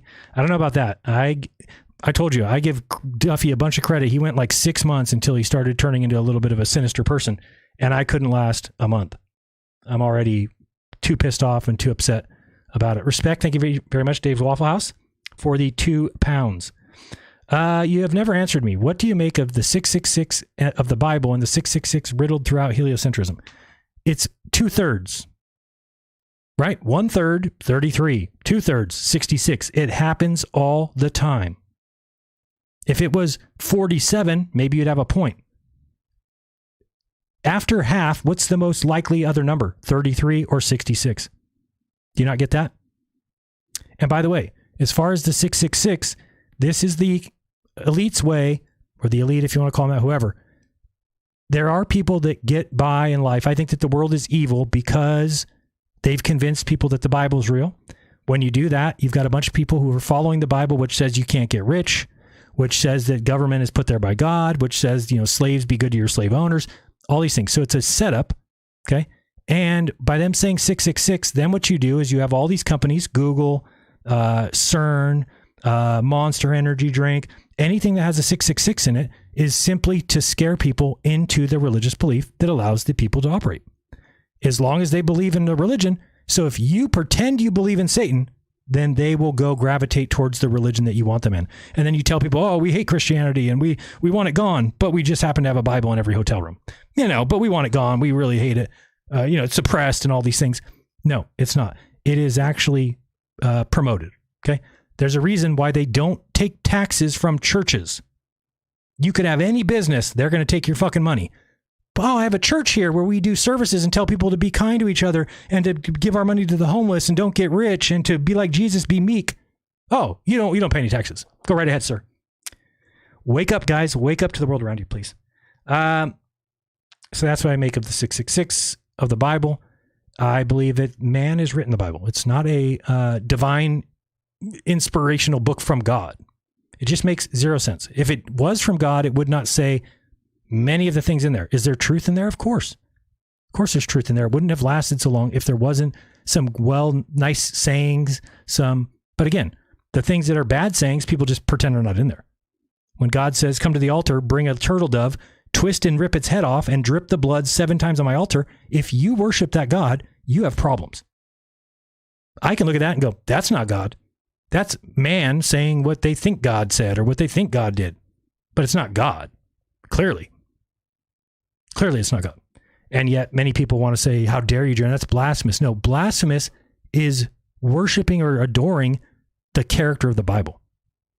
That's true blasphemy. Pretending that God is Jesus. God sees somebody picking up sticks. He kills him for working on the Sabbath. Jesus is working on the Sabbath. They're like, hey, you're not allowed to work on the Sabbath. He's like, the Sabbath is made for man, not man for the Sabbath. Oh, really? Because in the Old Testament, you were fucking killing people. Oh, I don't do that anymore. I changed. Now I believe in turn the other cheek and to love your enemies. Love your enemies? You destroyed your enemies throughout the Old Testament the entire time. Yeah, but I changed now. Okay, that's good. I'm glad that you've come to your senses, Jesus, and you've changed. You're going to stay that way, right? Well, kind of. When I come back, I'm killing everybody, all my enemies with a sword. I thought you just said that you love your enemies. To love your... Nope, not when I've given them too long. I'm going to come back and kill them all, and there will be blood as high as the hindquarters of horses. Oh, wow. Where do I sign up to worship you? This must be the answer to all things. And if I just believe in you, I automatically get to heaven despite my sins. This cannot be a scam at all. So the meek will inherit the earth. Just let evil run over the world and don't do anything about it. Okay. This seems correct. I think that's what God would do. He would be like, let's put people down on the earth and just let evil run rampant. And then when it gets too bad, I'll flood the whole world. And then I will bring everybody back and not get rid of the reason for the flood in the first place, which would be Satan. I really like him to be down there and causing problems. It just makes absolutely zero sense. Imagine that you are some sort of creator. Let's say you're in charge of an area and you put a bunch of puppies out there. There's puppies. Look at all the puppies running around. And then there's some guy that comes around. His name is Will Duffy. And he kicks all the puppies in the faces all the time. Kicking the puppies, kicking. So then the puppies become really terrible. They start biting each other. They're just a mess, right? We know that's what would happen if you just went around kicking puppies. They're going to become nightmares. So then God's like, wait a second. All these fucking puppies are not acting right. Let me flood them. Get out of the way. Will Duffy, get out of the way, please. Thank you. Flood the puppies. They're all dead. Great. Now get more puppies in there. But sir, you left Will Duffy there. Yeah, he can stay. But let me just say, if you have the puppies down there again, he's going to do the same thing. He's going to kick them in the face again. Then you're going to have to flood them all again. Yeah, well, I can't get rid of him. But you're God. Couldn't you just get him, squish him, make him turn into smoke? No, that's not the way I do things. All right, God, by all means. God works in mysterious ways. What are you going to do? What are you going to do? All right, we've got, hey, Jaron, just a small thank you for indulging me last week and plotting out my dike question. Oh, on a program of yours. Thank you very much, Cyroy. I listened after, and I think I forgot that you were talking about a dike, so I was explaining a canal, but I think it's kind of the same thing. So thank you very much for that. Appreciate the 11 pounds. Jaron, what are your thoughts on NASA videos? Also, do you now think the moon landing is real? I have not fully looked into that. So I talked to Dave McKeegan.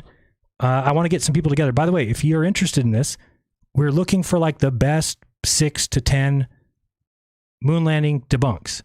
And we're going to go, I'm going to give them to Dave, give him like a week to go through them. And then he's going to try and refute them all.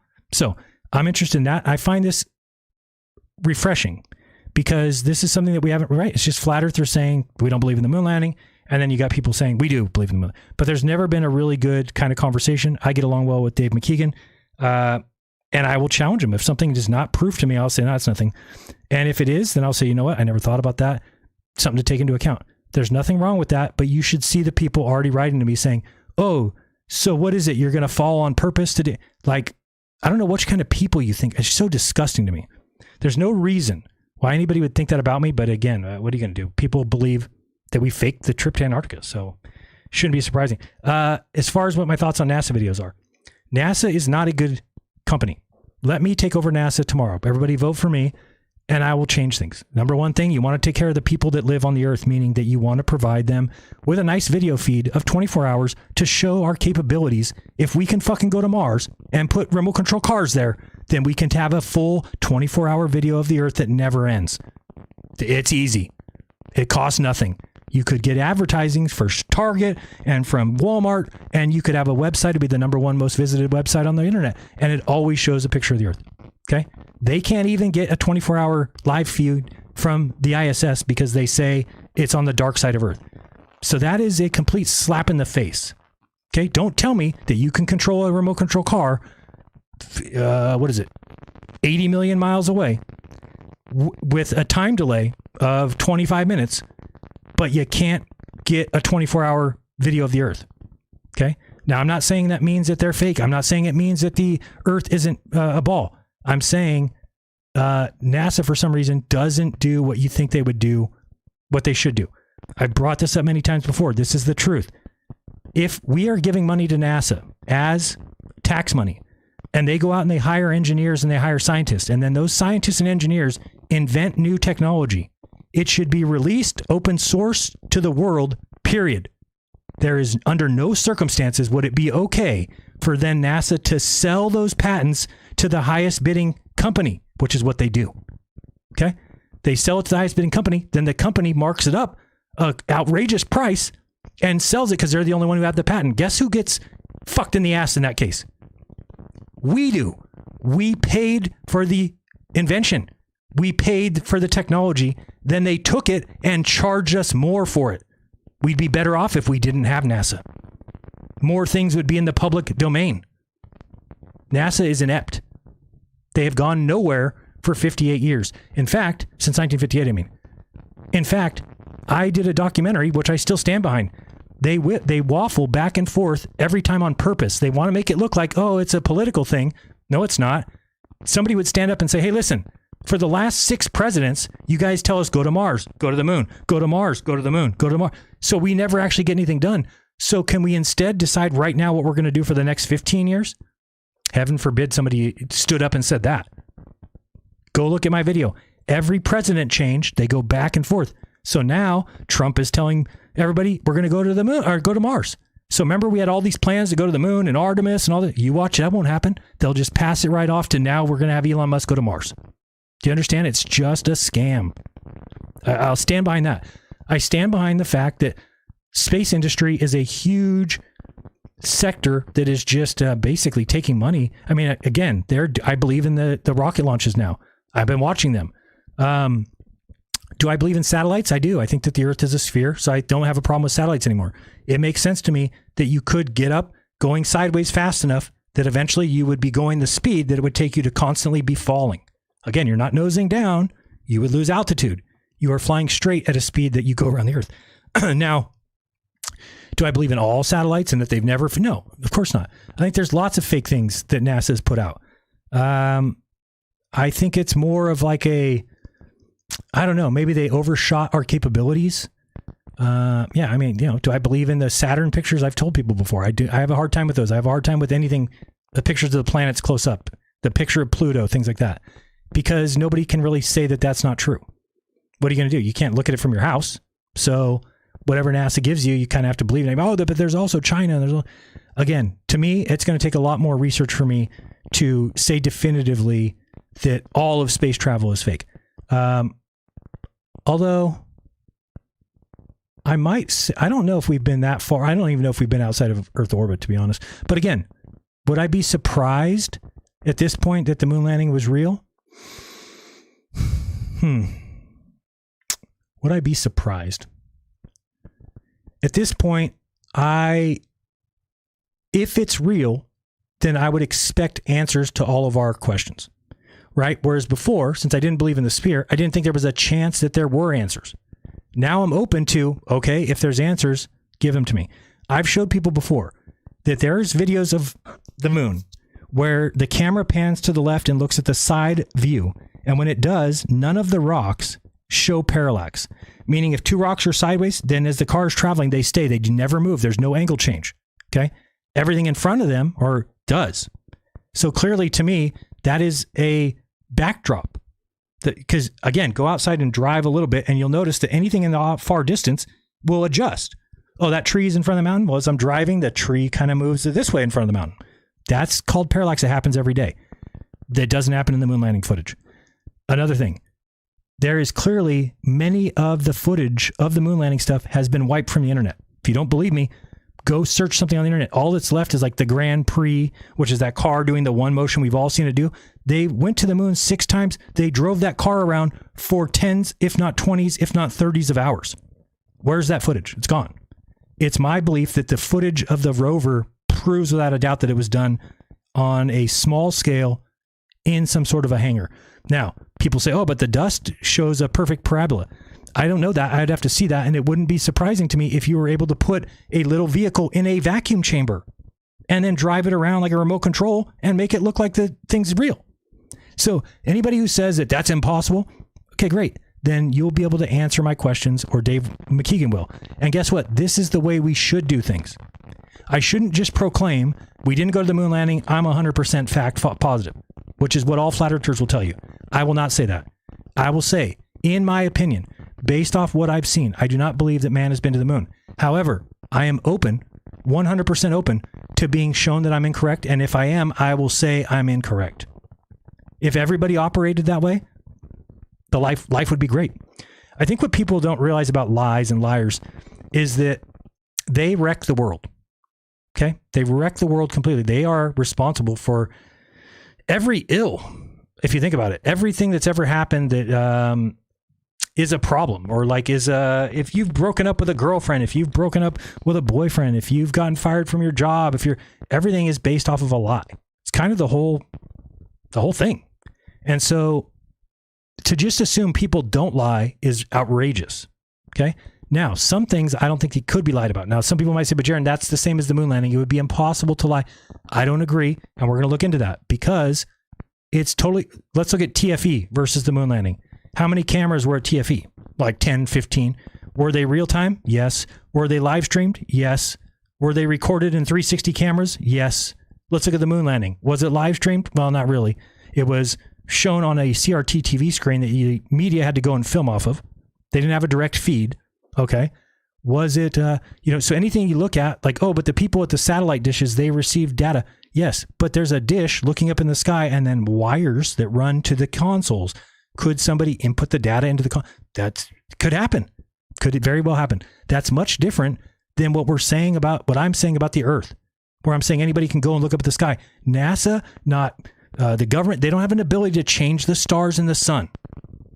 Do they have the ability to change the data coming into the controllers at NASA's desk? Yes. So you have to understand, I'm not being outrageous in thinking that. I could be wrong. Always honest, sometimes right. This could be one that I'm wrong on. I'm open to that. And it's okay to, you have to be able to challenge authority. You have to.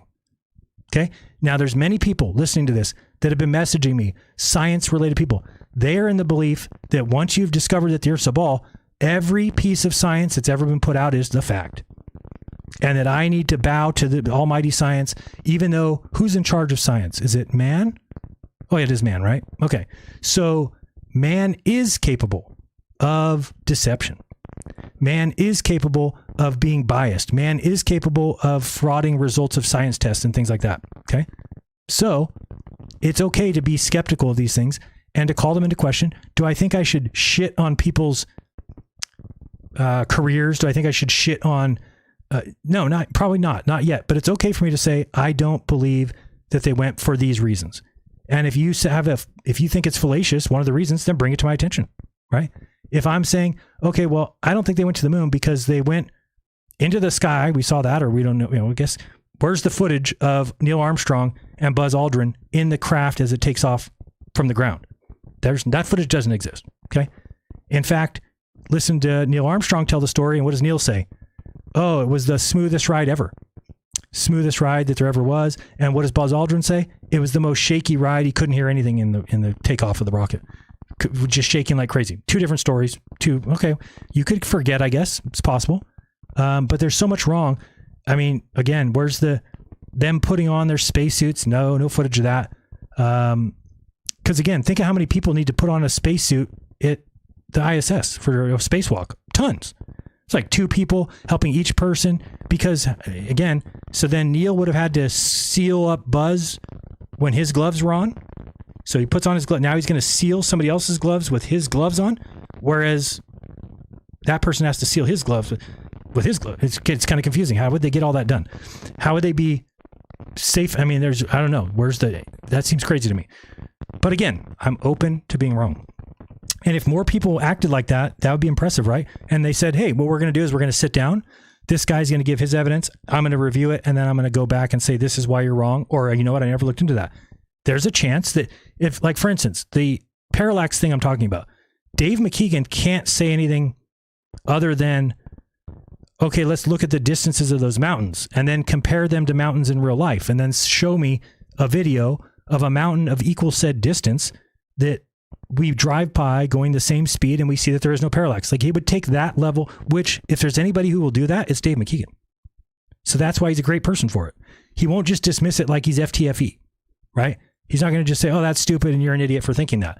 He's not. He's going to have to take what we give him. So what I was trying to say is reach out to me on t.me/Jeranism, hopefully this week. And when you do, just get whatever you want to do. If you want to do, because we're thinking about doing like a Zoom call with a few of us, but you can either send me your proof or your debunk or whatever. And then we're going to bring all those together, present them to Dave, and then he's going to answer them.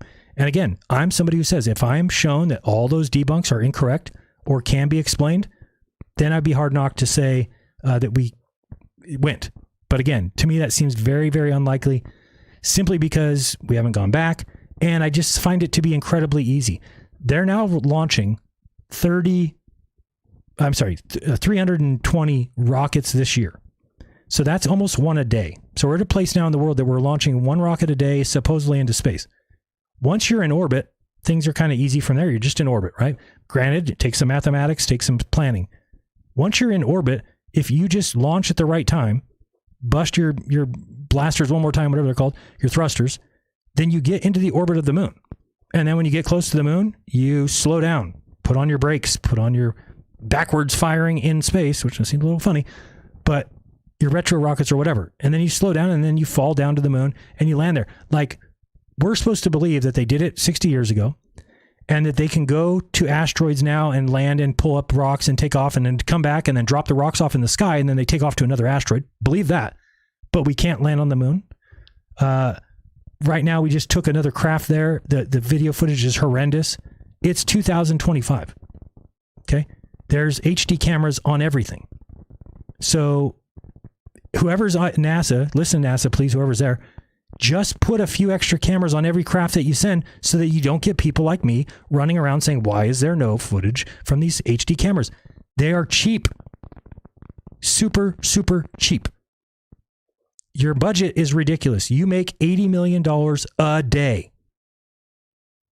A day. 80 million a day. Okay? I've said before, how much would it cost to put a camera at the South Pole where we could see it turning with the sun throughout the entire summer so that I didn't have to go down there? That would cost you nothing. Starlink would cost $5,000. Great. Now you have full-time internet down there. You could have it just for that one camera. So we got one camera doing a 360 like mine did, that you're talking about a mount that's going to cost you $1,000. You're talking about a camera that's going to cost you $2,000. Let's say we get the best one. It's $10,000. We get the best turning apparatus. That's $10,000. That's $20,000. Plus the Starlink. We're at $25,000. Plus somebody down there who's responsible for going and checking it every day.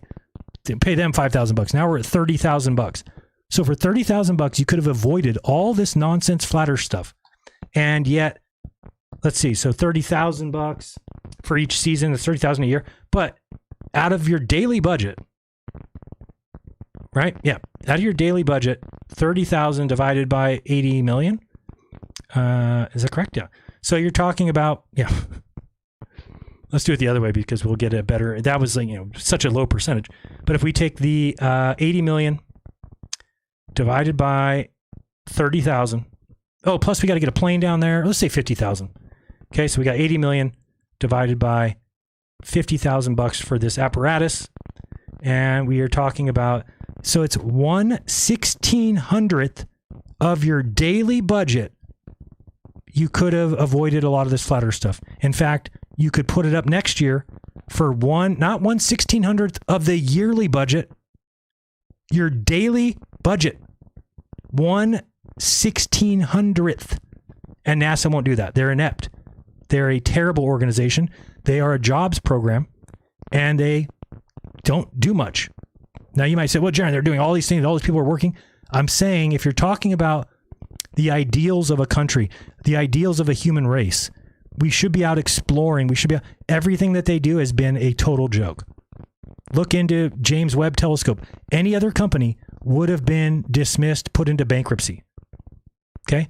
NASA was 15 years over planned schedule, and I believe it was slated to be $1 billion and it ended up being $11 billion.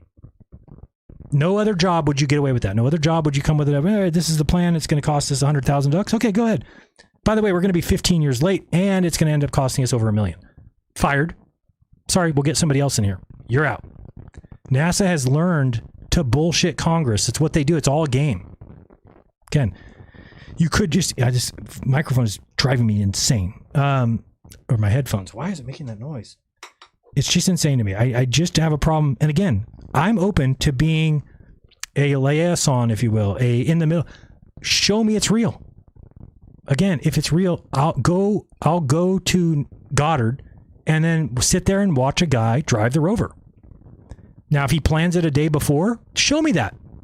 I'm willing to go look, show my audience, and the people that care about the truth will accept things, and they'll either believe the truth or they won't. But the problem is we don't get to see any of that stuff. We get these like grandiose moments where everybody's in their chairs and they're all cheering and they got peanuts on the counter because there's some inside joke that nobody knows about. And then you have that guy who looked like Elvis, and that great things require ingenuity. We are a people of great exploration, ineptitude. I mean, it's so over the top garbage nonsense. And then he doesn't know any answers. They're like, oh, hey, what was the first picture that came down? Oh, my friend Miguel Samaniego is here. Yeah, ask him. Well, what was this? What was it? We don't know. What about how much fuel you had left? Ask John. What, you're the project lead? You don't know a fucking thing about your Mars mission? So to me, there's definitely issues. I do not believe in their videos of how we landed craft on Mars. It's so outrageous. And again, if it were true, you would be excited to show people that you can do that. If you can fly to Mars and drop off a craft that then hovers above the ground and then lowers another craft on strings, and then that craft disengages and falls down, and then it lands because it's got a bunch of ball balloons around it, so it bounces on the surface of Mars, opens up, here comes the craft, and the other craft knows to fly away and then go fly away so it doesn't hurt anybody and crash over there. If that's possible, show us. I don't mean cartoons. There's such thing as cameras. You could show us.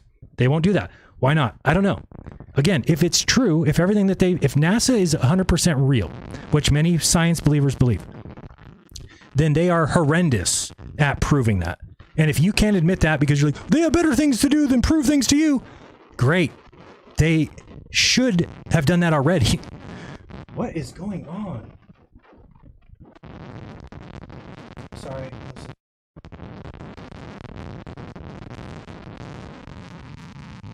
I don't know if you guys can hear that or not. It's just terrible.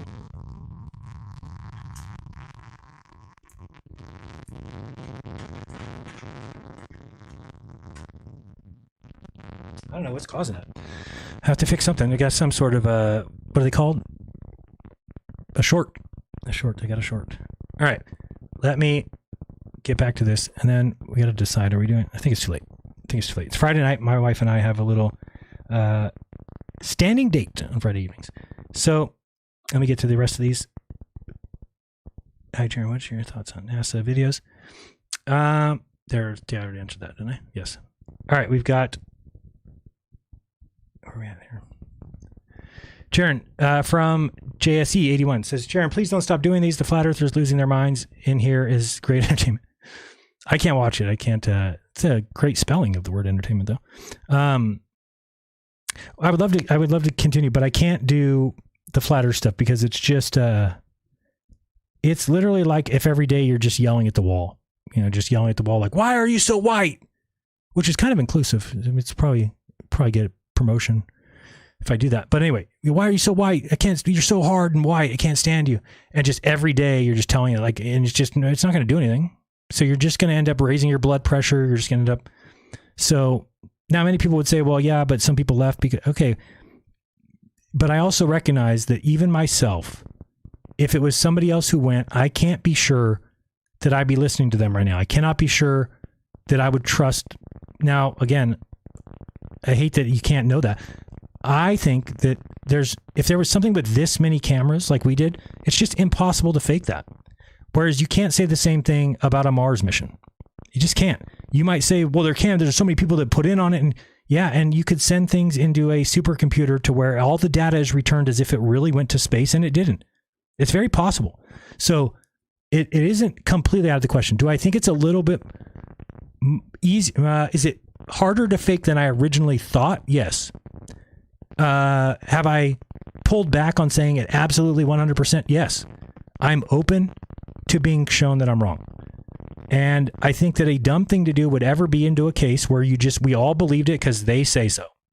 Right? It's not the way things should ever work. Look at what Carl Sagan said. Carl Sagan had that quote about being bamboozled. And he's right. If you let somebody lie to you for too long, then you can be taken by them very easily. Now, he was talking about religious, which obviously happens, but I'm just saying, it says, one of the saddest lessons through history is this: if we've been bamboozled long enough, we tend to reject any evidence of the bamboozle. We're no longer interested in finding the truth. The bamboozle has captured us. It simply is too painful to acknowledge, even to ourselves, that we've been taken.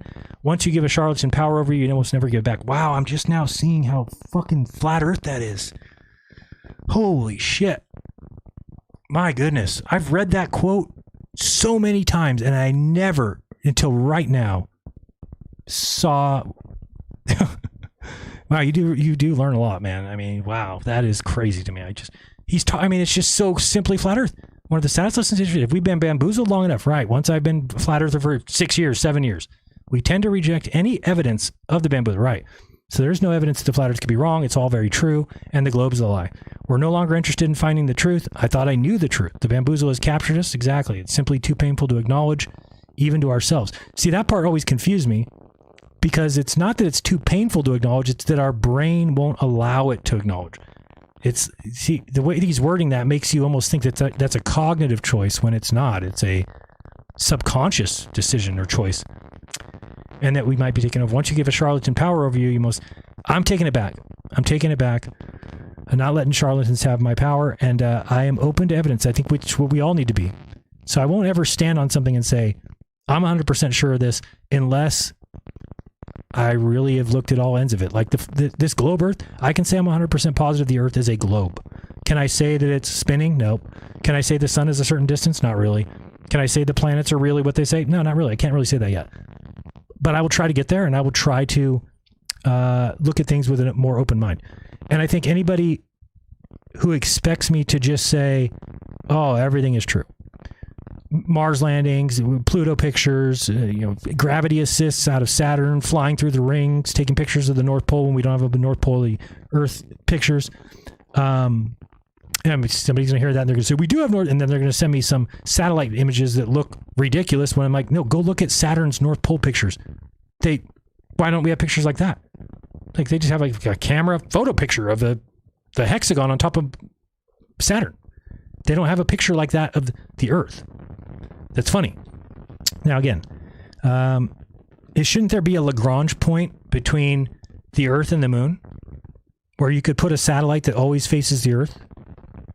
I think you could be able to do that. Now, I understand also, and this is something I didn't really know before, that the picture of the Earth would not be exciting. It's not going to be spinning. You're not going to be able to watch and go, look at it spin. It goes around once a day. But we should be able to see that.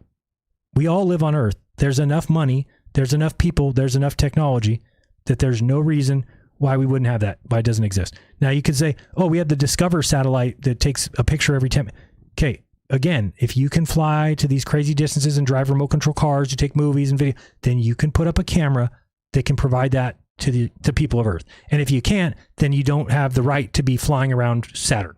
Come back until you learn to put a camera up above the Earth. When you've done that, we'll allow you to go other places. They're doing things all out of order, saying they're going to send a helicopter to Europa and shit, but they won't take a 24-hour video of the Earth. So that's funny to me. That is funny. And I think that, again, when these guys come back and say, well, look, Himawari is real, and here's what it is. It's a 17-band exterminating this, and it does this, and it has to go to this place, and it gets recycled here. Okay. And I get it. People have said, Jaron, you can go look at these yourself. You can actually download satellite data from the sky. I believe that you can. I need to do that.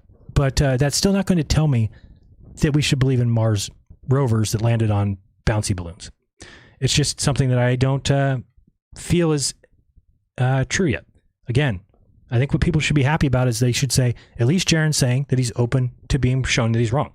And he has a track record, at least so far, that says he'll admit it when that happens. So I have not yet been shown that that is wrong. I wanted to show you this real quick. And by the way, I have decided we're going to do the thing tomorrow. It's too late. Let's see if this is the one.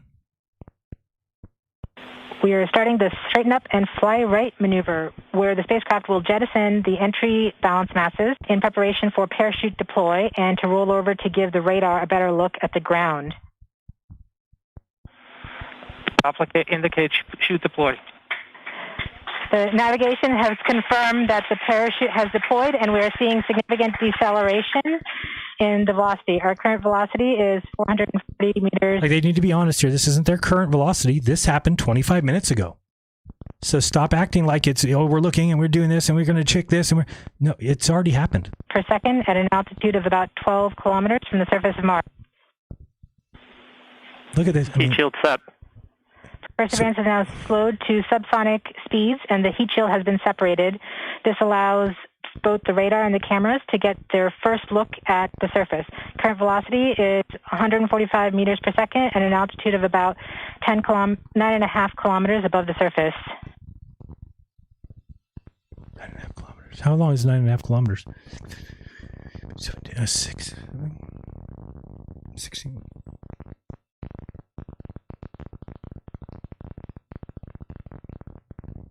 Nav filter converge. Velocity solution 3.3 meters per second. Altitude 7.4 kilometers. Now has radar lock on the ground. Current velocity is about 100 meters per second, 6.6 kilometers above the surface of Mars. Perseverance is continuing to descend on the parachute. We are coming. So I have questions. I mean, I just want, like, what is this craft that we're in? It's just hovering?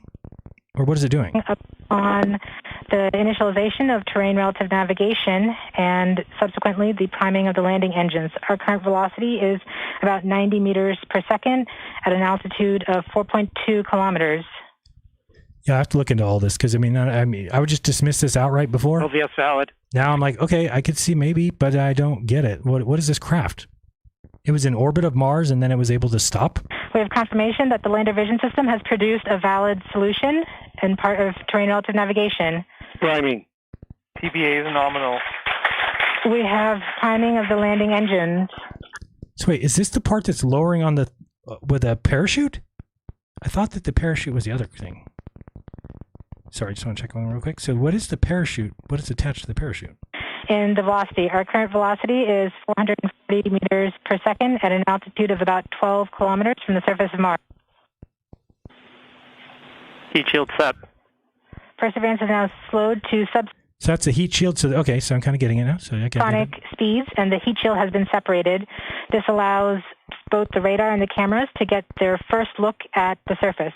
So basically, this was attached to the bottom of this. It comes unattached. Now we have a camera looking down from the craft, coming down on the velocity is 145 meters per second at an altitude of about 9.5 kilometers above the surface. So the heat shield just falls and hits the ground and explodes. Okay. But the craft that we're on now is coming down with parachutes. So this isn't the one with it drops it with the balloons, the circle balloons or whatever. Of Mars. We have started our constant velocity accordion, which means we are conducting the sky crane, about to conduct the sky crane maneuver. Sky crane maneuver has started, about 20 meters off the surface. I mean, I'm sorry. We're getting signals from MRO. So wait, that craft is still floating but down by parachutes? Where's the parachutes? Why don't we see the parachutes? So this craft is coming down. It's got parachutes out. Okay, it doesn't look like it's coming down parachutes. Started our but constant velocity. So it's coming down on parachutes, but then what does it do to stay up? Now it's firing jets? Accordion, which means we are conducting the sky and now crane. It's hovering? About to conduct the sky crane maneuver. And then it's hovering and it's going to lower a car? Sky crane maneuver has started. About 20 meters off the surface. It's lowering a car. And then the craft that we're getting signals from MRO. And is going to take off again? Tango Delta. Touchdown confirmed. Perseverance safely on the surface. Hold on. And again, there's no job where everybody gets to be on camera celebrating. I don't even know what kind of job that is. But I have a problem already. So wait, I'm just confused. So there's cameras then. We're getting signals from MRO. So this is the camera from the car looking up? Confirmed. Perseverance safely. Hold on. So that car just was hovering. So it's not hovering with parachutes. It's just hovering. Even though we don't see anything coming out from it. There's obviously... I am so lost. This camera's looking up. The cords are hanging down to this guy here. Got you. So then this camera is this car looking up. And it's looking at the thing. And there's like smoke going on in the sky behind it. All kinds of shit moving behind it. We can't see anything behind it. This thing is hovering. It's going to be looking up at this. And then... We're getting signals from MRO. A bunch of shit happens. All of a sudden, the thing dropped down to the surface just fine. Delta. And then looks up at this craft and it takes off. Touchdown confirmed. And flies away. I'm not going to trust that. Safely on the surface of Mars. You can tell me all these people, Jaren, are in on it? No, that just doesn't seem likely. And again, none of those people saw those videos. They're just listening to this girl. Ready to begin seeking the sands of past life. I'm sorry. I'm open to being wrong, but that is very shittily done. If we don't have any crafts that are in orbit that could take video of it, that's just all we get. And I don't know.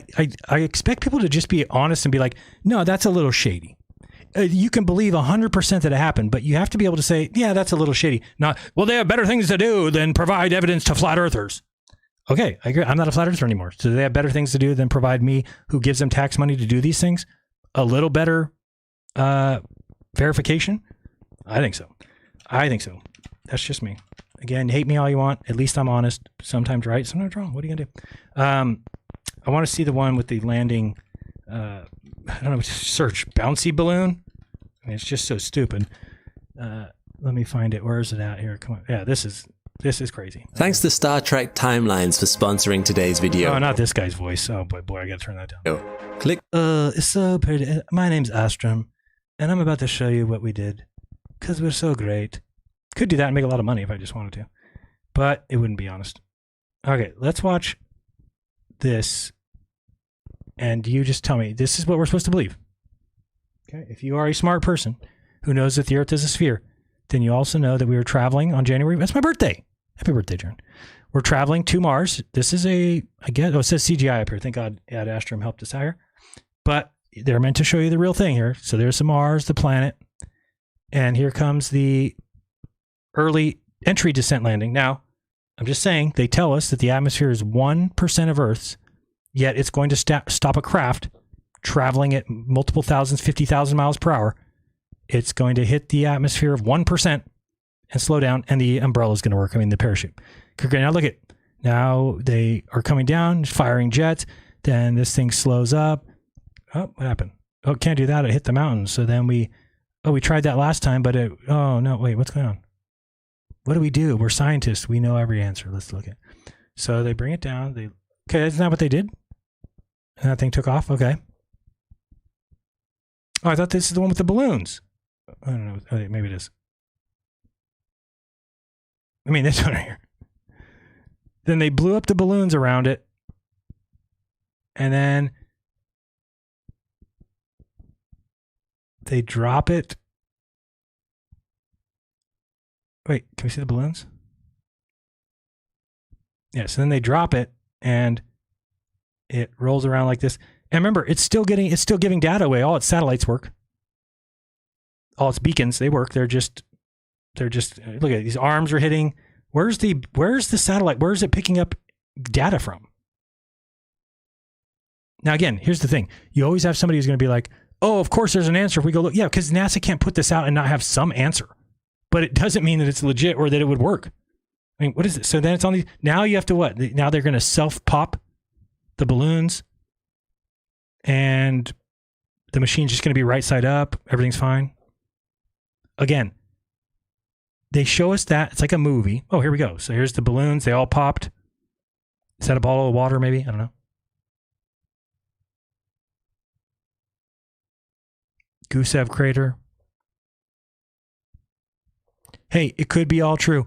I just think if it were, they would do a better job at providing footage of that. Rather than just cartoons and we're like, yeah, we're there. It's like so funny because they always talk about all there is trust me, bro. Well, in this case, it really kind of is a trust me, bro. Oh, this is the global surveyor floating out in space. Okay, gotcha.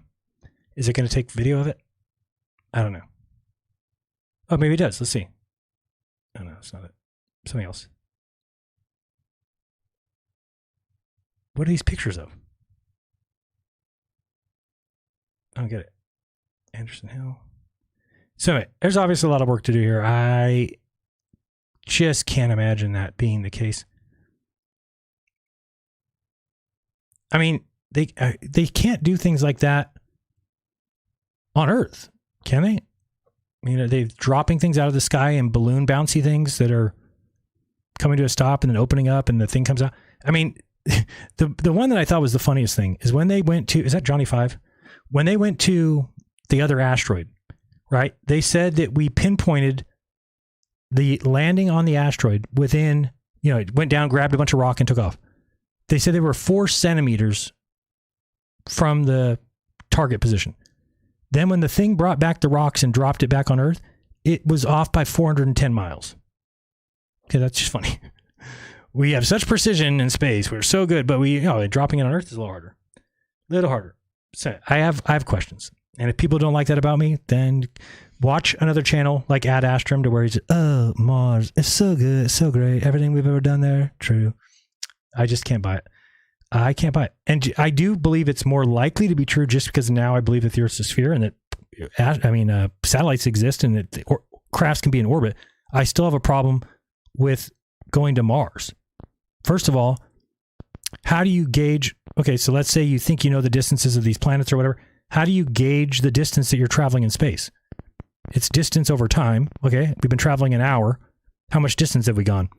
Well, we could look at Mars and we could guess how far we've gotten close to it. Well, don't you have to know the distance to then know the change in the... So then they all knew all that stuff. I mean, they say they landed on Venus. Have you seen the pictures of that? They said they've been to Mercury. Have you seen the pictures of that? So there's enough questions that I'm actually surprised that more people don't have questions about the so-called deep space missions, that we can just turn on a satellite and talk to a craft 14 billion miles away and that people just eat it up like, yep, that's true. Okay. Seems a little far-fetched. We don't have any crafts or anything that's working without repairs from the 1970s. But just these crafts, they were done by such perfect engineering, no problems. Everything still works, still flying out there, no problem. Seems crazy to me. And I think it's a very easy palette to lie about. And that's all that is frightening. I no longer think that you could lie about the shape of the Earth. Hey, it's growth. Maybe in another year, I'm like, there's no way you could lie about going to Mars. We had to have gone. It's a possibility. Don't say it's not. It is a possibility. But clearly, there is no pictures of Mars with plants on it, Dave Weiss. And again, I don't think that as long as you report, I was going to say, if you report what you truly believe. See, that's a tough one. That's why I don't even know if I would actually apply the word lie. If, is that really I'm going to look up the definition of a lie. I'm wondering why they ever say that a lie has to be known. That seems even worse than a lie, right? Like if you knowingly, that's like I don't even know what you'd call that. I would say there's got to be something different, because a lie to me seems like, oh, that's a lie. But a lie, if it has to be intentional, does it actually say that in the definition? Lie. Not that kind of lie, the other kind. What? Why does it not say anywhere? Kept in a specified state, dead person buried, rest flat surface, extend from an observer's viewpoint. What's going on here? The way, direction, or position of something lies, the position. What? Just give me the other one. Oh, there we go. Yeah, an intentionally false statement. To a situation involving deception or founded on a mistaken impression. Oh, wait. Hold on. Used with reference to a situation involving deception or founded on a mistaken impression. Right. Okay. So if you're saying somebody's marriage, my entire marriage was a lie, nobody, well, I guess they would know if your wife is a lie. And I'm just trying to think that out. I just thought there'd be another word for something. If a lie is really, so then what do we call somebody who just gives incorrect information? That's what you just say. That person is not giving correct information. Misinformation. That person is giving misinformation. Disinfo. All right. I could see that. Because intentionally giving incorrect information is to me like such an egregious sin. Like that's dirtbag. And that's what I see everywhere. Is just and I'm talking about like around the people in the flat earth even, is when they knowingly know something is false, but they just keep saying it for whatever reason, right? Like I don't deep inside know that the moon landings happened. I don't deep inside know that the Mars landing happened. I truly believe that they did not. Could I be wrong? Absolutely.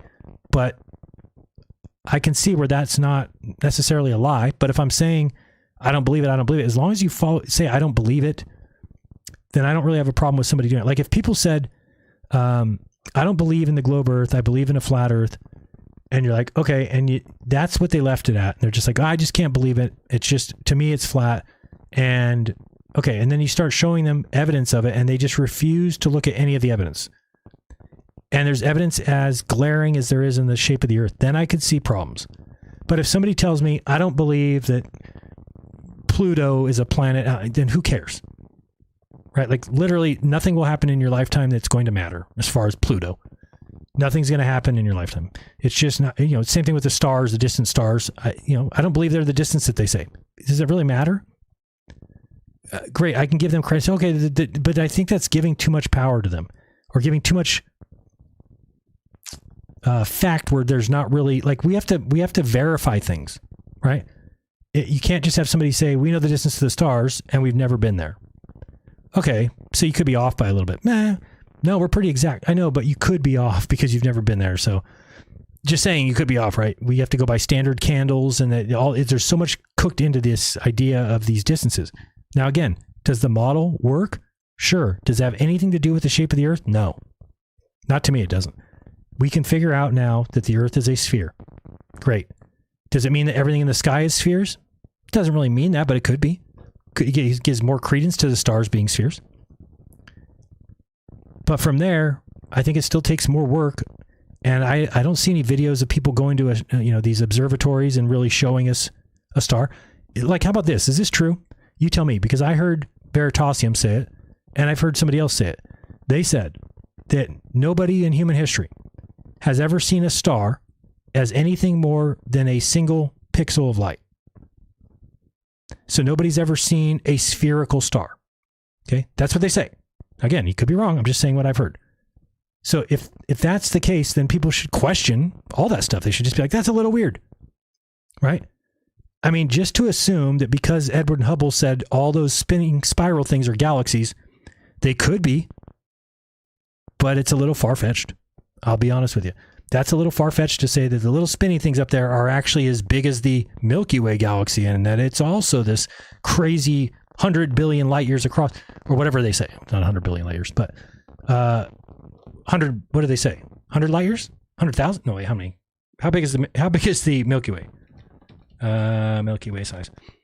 It's got to be, what do they say? 100,000 light years. Sorry, I said 100 billion. Just to say that those, I don't know, I question those things. And I really don't think it matters. That's what I'm saying. I was trying to get to that point. That if somebody questions galaxies to me, I don't have a problem with that. That doesn't bother me.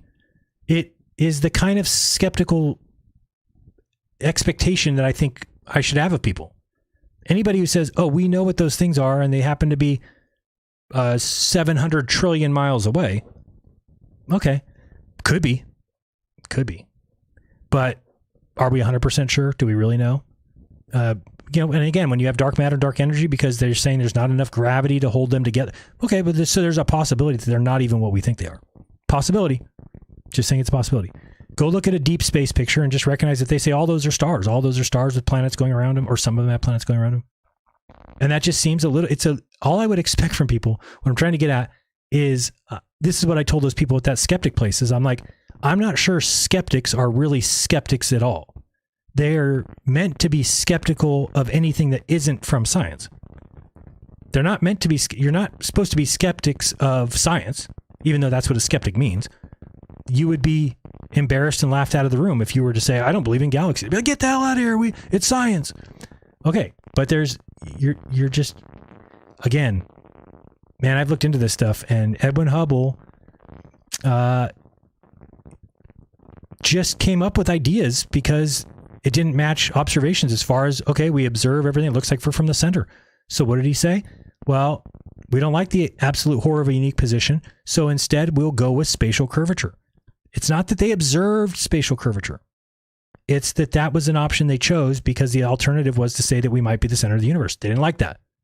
So they said it's more likely that we are part of a raisin bread, and that when a raisin bread cooks, its raisins all move away from each other. Okay, great. That's a possibility. Then what did he say? Okay, well, it has to be expanding like that. Okay, so whose oven are we in?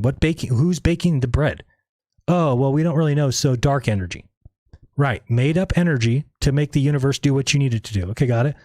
And dark matter, because none of the galaxies are really holding together like they, okay, so, or they're holding together when they shouldn't. So to me, I just recognize that and say, okay, we just don't know. It's like very easy for me to just say, we don't know.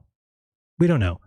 But there's people out there that are skeptics who tell you, we do know, absolutely, we know for a fact that the universe is expanding. We do not. We do not know that for a fact.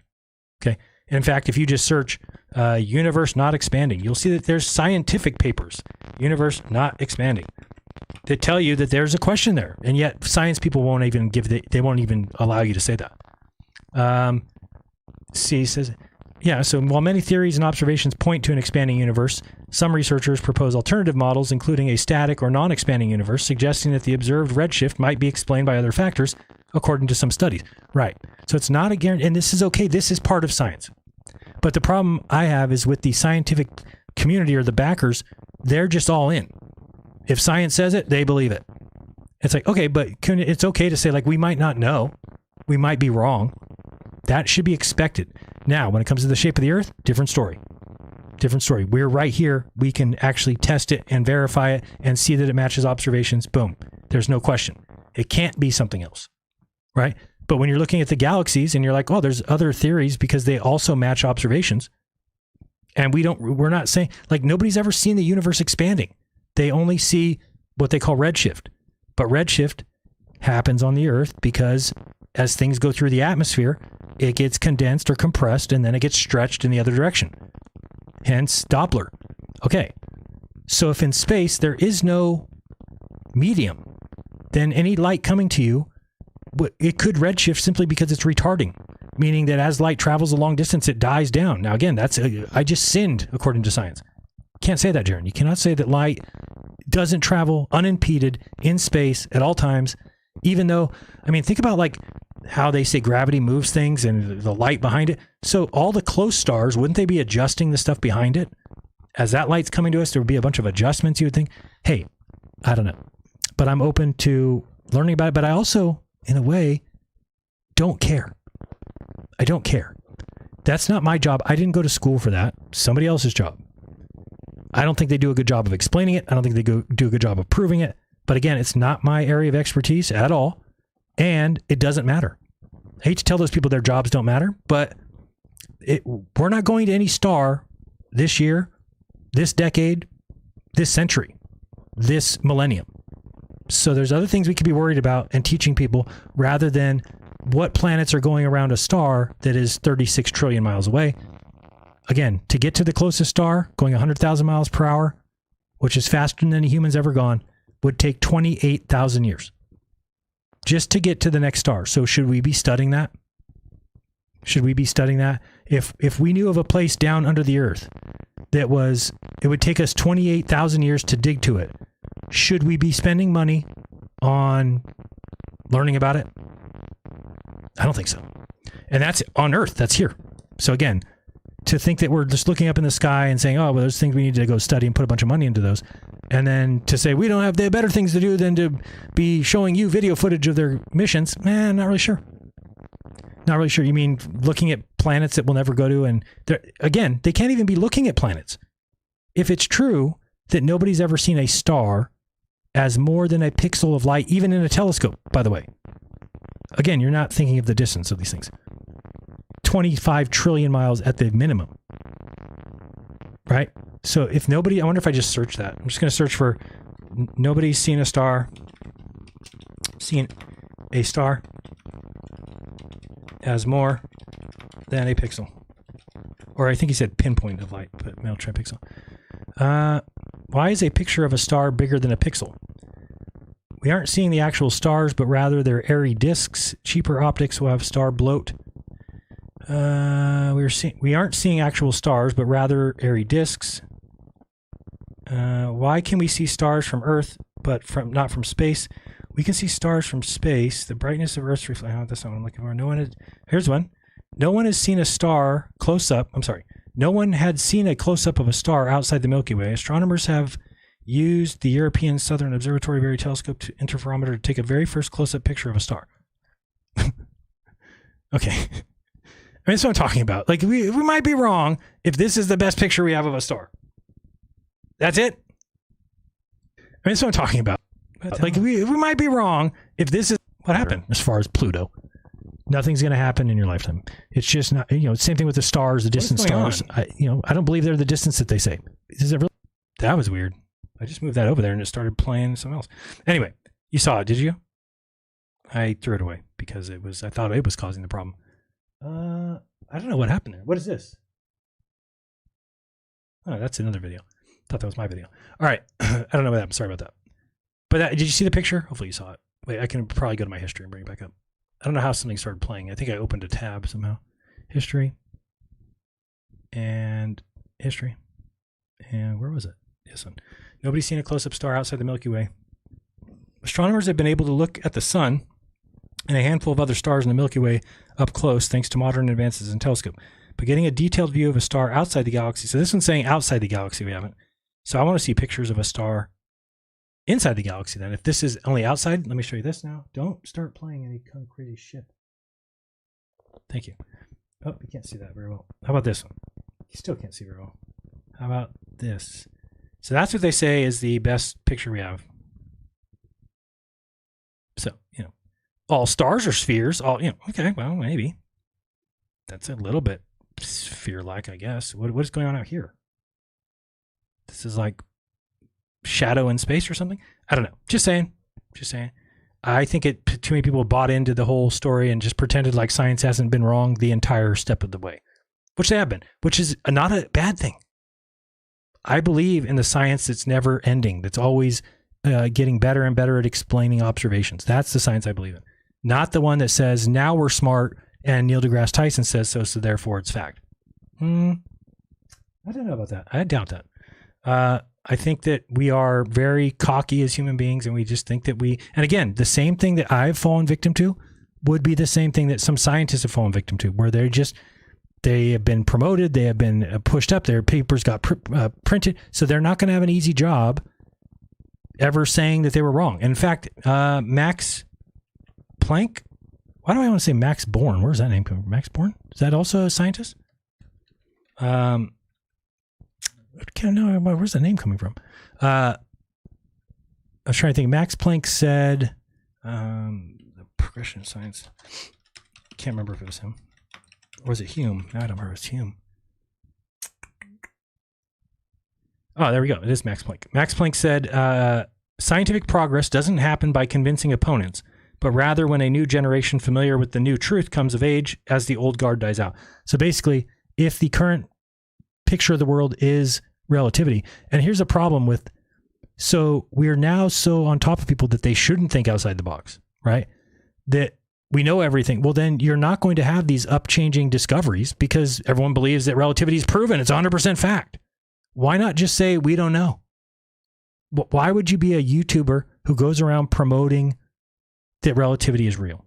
Like, what is the point? Science shouldn't be looked at that it's ever right, in my opinion, right? That you should always leave it open for advancements, for new discoveries. And that's who I want to be. I want to be, hey, I'm open to the earth being flat. If you bring me evidence that shows me that the world is better explained by a flat earth model, I'll go back. The problem is, I don't think at this point that there's any possible way to do that. I've exhausted all those options, and there was requirements in order for it to be real. And the requirements are that the South is not what we're told and isn't following the exact pattern of the world that we've been given. Like, if they give you a world with the longitude, latitude lines and the distances between them, you can go out and test that. And when you do, you'll see that it matches. And when it matches, guess where you live? That's all. So it's different when you're talking about stars. It's different when you're talking about pictures of Pluto. You cannot go out and take a picture of Pluto that looks like the NASA one. So you either have to believe them or say, I'm not sure, could be. And that's where I'm at. I just don't want to give them that and just dismiss it all and be like, I know everything they say is true. Okay, that's when you get had sometimes. A new scientific truth does not triumph by convincing its opponents and making them see the light, but rather because its opponents. So again, this is where we're at.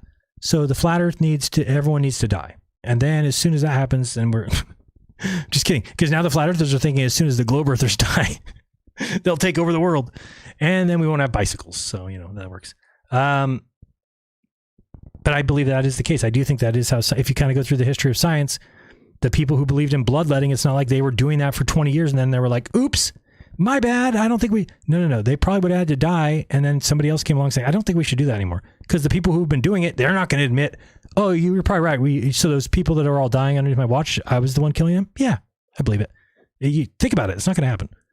There's a lot of things like this I don't think people think about. I really don't. I think that we need to... Somebody was messaging me the other day. They're so pissed off that I said police dogs are a fraud. They're like, dogs can definitely smell better than humans. I'm like, dude, relax. I didn't say that dogs can't smell better than humans. I said that their story about it is simply a way to get probable cause. They've convinced the courts that the dog can talk to the human and tell them when there's drugs in the car. Yet, when you do tests on it, they're worse than 50%. Do you know what that means? It means that the fucking cop flipped a coin, he would do better than when the dog does it. Now, you can tell me that you believe the dog smelled the drugs all you want, and I'm telling you that it's a obvious scam. Because cops are not stupid. If you pull somebody over and say, roll down your window, and you see the person looks like they're on drugs, but they weren't really doing anything wrong, and you're just kind of like, I think this guy's on drugs, then you go get the canine. And the canine comes over, and you think if the dog didn't alert that the cop's just going to be like, I'm not going to do anything. Yeah, right. The cop already got that. He thinks there's something in the car. So he brings the dog over and goes, okay, alerted, we're going to check your car. And guess what? When they find nothing, the excuse is, it's never that the dog was wrong. It's that the dog can smell drugs even from 40 years ago. That's what their excuse is. Look it up. Okay? So they have an out no matter what. The dog smells drugs. Great. We looked in there. We found drugs. Great for the dog. If the dog smells drugs and we look and there's no drugs, the dog was right. The drugs were in there in the past. Oh, yeah, that makes sense. So the dog's never wrong. So great. That you don't think that's a scam? Hello. It's like right in front of your face. If that were true, then every single person walking through an airport would get attacked by the fucking dog. You don't think you passed somebody by some marijuana outside? You don't think a friend has had weed in their pocket and they sat next to you and the dog smelled it and he attacked you? Have you ever heard of that happening to one person? Has one person ever been singled out by a dog and then they check their bags and they don't find anything? No. It's never happened. So think about it. Don't message me and get pissed because I tell you something that you don't believe. Get over it. I don't believe that police dogs are actually just like I don't believe in lie detector tests. Do you believe in lie detector tests? Or have you come to the realization that that is a tool that they use to get people to admit things and it's not a real test? Some people can fake it. Some people are very calm. They don't get upset. They don't get frustrated. So they can actually lie and get past. So yeah, so we should not allow lie detector tests, right? The same thing is true of the dog. If you find out that a dog sniffing for drugs is wrong more than half the time, then it should be eliminated as a reason for probable cause. Or else we should employ the quarter method. I think there's something in this car. Jim, get the quarter. Bring it over here. Flip it, please. Tails? Yep, on tails we search the car. Get out. That's what they should do. It's a better chance for the person in the car than it is to have a dog who the cop is the one. Have you seen the dog? They're jumping around, up on the door, up on the... Oh, he alerted. Oh, did he? Oh, yeah, I'm sure. What was the alert? Can you show me what the alert was in a review? Show me in a video camera where the dog alerted you. He's jumping all over the fucking car the whole time. Oh, he didn't alert. I mean, it's just so stupid. It's so stupid. People are just, they're too trusting. I mean, that's just ridiculous that, and again, then that guy was all mad at me. He's like, but they find dead bodies. They find dead bodies at tornadoes. I said, yeah, okay, that's different. These dogs are not trained to smell drugs from 40 years ago. Knock it off. Okay, they can smell dead bodies. They can alert to dead bodies. Do you think it's ever possible that a dead body isn't found by a cadaver dog? Okay. So do you think it's ever possible that the dog incorrectly alerts that there's a body or something? Sure, right? Because there would be, what is it? Does the dog differentiate between human that's been dead for, what if the dog alerts for a dead human that was there 70 years ago? Does that ever happen? Okay, so you're starting to see that this is just a story that you've believed, that these dogs are, and again, I love dogs. And dogs do have a great sense of smell. Some of them don't. Some of them don't. I used to test my dog. Remember we had the little dog? I would put like a little one of his bones under two bowls and like mix them up and move them side to side. The dog had no fucking clue. Do you think the dog went to the bowl and knew which one the treat was under? No, he didn't know that. But they have such a great sense of smell. Oh, they smell it from 7 miles away, and they smell drugs from 70 years ago. Oh, he actually never gets it wrong. He just smells drugs were in that car at one time in the past. Oh, and that's okay. Great. Thank you for that. It just doesn't make sense. How could they never be wrong? Anyway, I'm getting delirious now, and my wife's going to start getting pissed. Did she text me yet? Yep, she did. Great. Let me check the rest of these. Hey, don't hate me for being honest. I could be wrong. Maybe dogs are, that's what they do. They smell. They just know better. Like they know not to alert in an airport because they've been told, doggy, listen, some of these people, they have trips to get on, and I only want you to tell me when they've had drugs on them today. If they had drugs yesterday, do not alert, because if we get these people at the airport, they're going to be very upset. They're going to miss their flight. So you tell us only the today drugs, not yesterday and not 10 years ago. And when you get back out in the streets and you go do the cars, it doesn't matter. You alert on 40 years drugs, 70 years drugs. Okay? Just you alert no matter what. But here in the airport, we never alert over that. We let people take drugs from if they smoked drugs yesterday. Granted, you smell it on them. I know that because you can smell anything. You can smell things from 7 miles away. So don't alert on people that smoked drugs yesterday or later. Only today and forward. Okay? And the dogs are like, yeah, and they alert and they do the yes, and then they jump around on people and they're like, yeah, he alerted, he heard me. I agree with that. I believe it really wholeheartedly. All right, let's get to this. We've got what's left. My voice is going to. We saw that one. NANA says, welcome to the Jeranism Club. Welcome, thank you. Addicted to Gaming is back. Scoundrel's here. He's hating me. Although I'm trying to think, you said something recently that was almost as good. I can't remember what it was now. What did you say? I can't remember now. We've got, has ditching Flat Earth improved your relationship with your sister? Yes, I think so. Yeah, she's a little concerned, like, about as far as, she's like, did you think about how hard it would be to find a job? And I said, well, my other options were what? I mean, so no, I didn't. I thought, hey, if you're honest and you tell the truth, things will work out. That's not always the case. I'll tell you that much right now. But it has to be the expectation.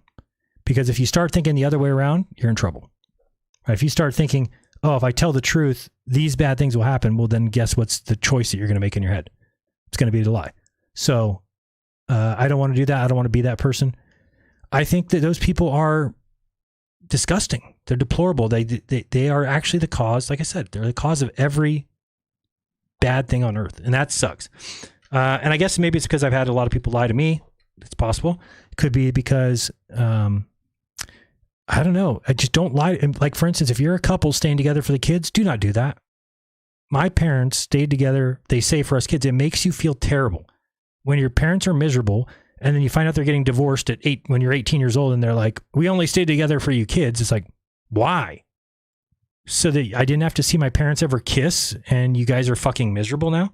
Thank you for staying together for me. That really was fantastic. I mean, it's just stupid. Don't do that. It's because you're lying. You lied to your children and you pretended like you were a loving couple and I never saw you kiss, and that fucking wrecks you.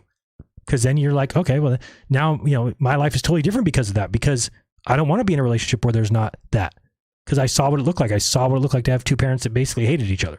So I'm just saying, there's people lie because they think it's a good idea, or they lie because they think it's better for the people. It's not. Get the truth out and let the rest fall where it may.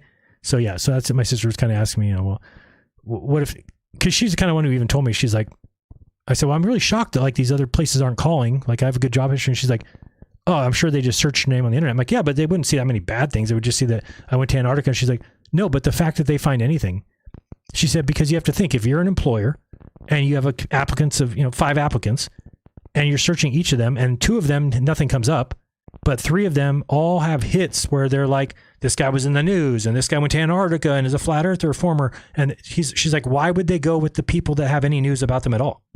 There's nothing that can come good to the company. No company, let's say I was applying at a restaurant, let's just say, and the restaurant's like, what good can come from that? The restaurant's not going to be like, oh, let's hire this guy who went to Antarctica and proved the earth was a sphere. Nothing good is going to come to their restaurant from that. They're not going to like hire me and then all of a sudden now they've got an increase in business. No. So the only thing that can really happen is something negative happen. Some crazy flat earther comes in to tell me how I'm a liar and that they're going to expose me because they found Rob Skiba, right? Okay, that's probably not good for the restaurant. So she's got a point. And I do think that's what happens, is that they would rather you have no history on the internet at all, because then it tells them that you don't make waves, you don't cause problems, you don't, So I get it. I do. So she's a little bit concerned about that. Like, what are you going to do if you can't find a job? Then what do you do? So I said, jump off a building, I mean, like for a job. Do that for a job. Anyway, where was I at? Lies. Just let me get to lies. This is why I think you need to be honest at all times, because lying is the root cause, if you think about it, of every major problem in life. Right? It distorts reality. It destroys trust, which, think about a relationship. What is a relationship built on? Trust, honor, respect. But if you can't trust the other person, you can't have a relationship. Period. It destroys the foundation of relationships. Okay? Every single healthy relationship that you have, if you think about it, whether it's romantic, a family, professional, work related, it depends on trust. if there's not trust there, the relationship will fall apart. Period. Because lies break trust. Once there's doubt, you're in trouble. Then there's insecurity, and the eventual collapse. That always happens. Whether it's a friendship, like I said, marriage, business partnership, whatever it is, corporation, usually those things falter because of dishonesty. So when people lie, then it creates confusion, right? It's very easy to be confused if you've been lied to. We talked about earlier that false information spreads way faster than the truth ever could. So what that does is it causes people to make bad decisions based on improper info. Look at the flat earth. Okay? Conspiracies, while they are true, I do believe that you can overdose heavily on red pill. Okay? If you're a truther, quote unquote, and you get to the point of RV truth where you say everything is fake, you are no longer a truther because you'll never know the truth. Saying that everything is fake is not the truth. It's the opposite of that. It's saying you know no truth. So truthers go too far and they become reality deniers. They become Mandela effectors. I think that's why the Mandela effect exists. It's in order to make life seem like it's fluid. And it's not. Things from the past are fact. The Monopoly board from the 1970s, from the 1930s is fact. He did not have a monocle. Doesn't matter how much you believe he did. Doesn't matter how much you think he did. Doesn't matter how much your friend thinks he did. Doesn't matter if the whole entire world believes it. It's not true. Okay? I'm one who thought for sure, what's his name must have said, Lucy, you have some splaining to do. It was never said. And how do you know? Well, you can go find the forums where, well, you find some people saying, I thought it was said, and I've been a watcher for you. Sure, but you find other people saying, nope, it was never said. I've watched them my whole life. I'm a #1 fan. It never been said. So clearly, you can always find somebody who's got the truth about a Mandela effect. They're everywhere. But the group of people who then thinks that their memories are stronger than reality are very confused people. They're just confused. There's no way that you, like the whole name changing thing, like Joel Osteen used to be it's Joel Osteen now. So he used to be Joel Olstein, according to people. Yet he doesn't remember that. And his family doesn't. And his teachers don't. And any of his friends in school didn't. And people in his college didn't. People at the seminary didn't, or wherever he went, Bible college. None of his neighbors do. So only you remember his real name, but everybody else's memories were changed, but not yours? Like, we have to be smarter than that. Like, it's just good to rest. Oh, that's weird. We all thought it was that. Oh, you know why? It's because our brains make things easy to remember. Joel Osteen, it's very easy to remember. Joel Osteen takes your brain a fucking second to go like, what's Osteen? Okay, Joel Osteen. So it causes you to actually have to do extra work. Your brain doesn't want to do that. So it creates memories that are like that. I mean, I remember the Sally Field one, huge one. I said, what? She didn't say you like me, you really like me? I can remember her saying that. Everybody says that. They can remember her saying it. So one night I went looking. Like, there's got to be a reason for that. And guess what I found? I found a State Farm commercial from around that time where she goes in to get insurance, and the guy's like, here's the insurance, blah, blah, and she goes, you like me, you really like me. That's what we remember. Why? Because we would have seen that commercial as children 100 times. Would any of us ever have watched the Grammys once? Nope. Or whatever it was. I don't remember if it was Emmys or whatever. But we wouldn't even have watched that. So when we hear somebody say, hey, you remember when Sally Field said, you like me, you really like me? Like, yeah, I do remember that. She never said it. You're like, yes, she did. No, she didn't. Oh, I believe in the Mandela effect. Then she definitely said it. Yeah, she said it in a commercial. She didn't say it at the Grammys. That's why when they show you the Grammys, like, look, she didn't say it. You're like, what? That's crazy. It's the same thing for all the Mandela effects. Again, I think these are all psyops. They're all put out there on purpose. It's very good to teach people that there is no objective facts, that there's only kind of aloof things that, you know, maybe the world changes, maybe reality shifts. What reality are you in? I'm in this reality. What timeline are you? I mean, it's just, oh my God, it's so disgusting. And some of them are even, I mean, I've heard people, this is how I know that you can't even trust the people that were directly involved in the things. There's that guy, Nathan, isn't it? Maybe it's Commercial Sound and Video. I think it's the same guy, who says that he used to work on the show Sex in the City. Okay. He says he worked on the show and it was named Sex in the City. my wife, when I told her that and said, can you believe it's Sex in they say it's Sex and the City now? She goes, it is. I'm like, no, it's Sex in the City. And she's like, no, it's not. It's Sex and the City. I'm like, it's not even grammatically correct. And she goes, yeah, it's about a girl who writes a column in a newspaper or a magazine called Sex and the City. It's the name of her column, Jaron. I'm like, oh, that's weird. So any guy I ask, because none of us watched 1 freaking second of that show, of course our brains would hear Sex in the City, because Sex and the City doesn't even make sense unless you watched the show. In which case, it's as obvious as could be. The column that she wrote that shows you the column, Sex and the City. So that tells me Nathan Sound and Video doesn't even know the truth about the places that he worked. So that just tells me, that's right there when I started saying, oh, it's all garbage. You're always going to have somebody who thinks they remember something, and it's because he was a guy, and maybe he just heard it every time, like I did as a guy. Now he's saying Sex and the City. Sex in the City. Owen Benjamin did a good job exposing the, if you build it, he will come, and everybody loses their mind. It's because, yeah, over years, we remember the baseball team came, all the crowd came. So if you build it, he will come, makes no sense. But then when you watch the movie again, you're like, oh, it's the only thing that can make sense. In fact, if it was they, the movie wouldn't make sense. He was talking about his dad. It was his dad he was talking about. If you build it, he will come. His dad.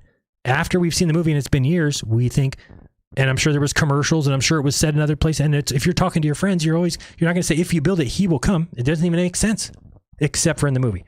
Everything's like that. Everything's like that.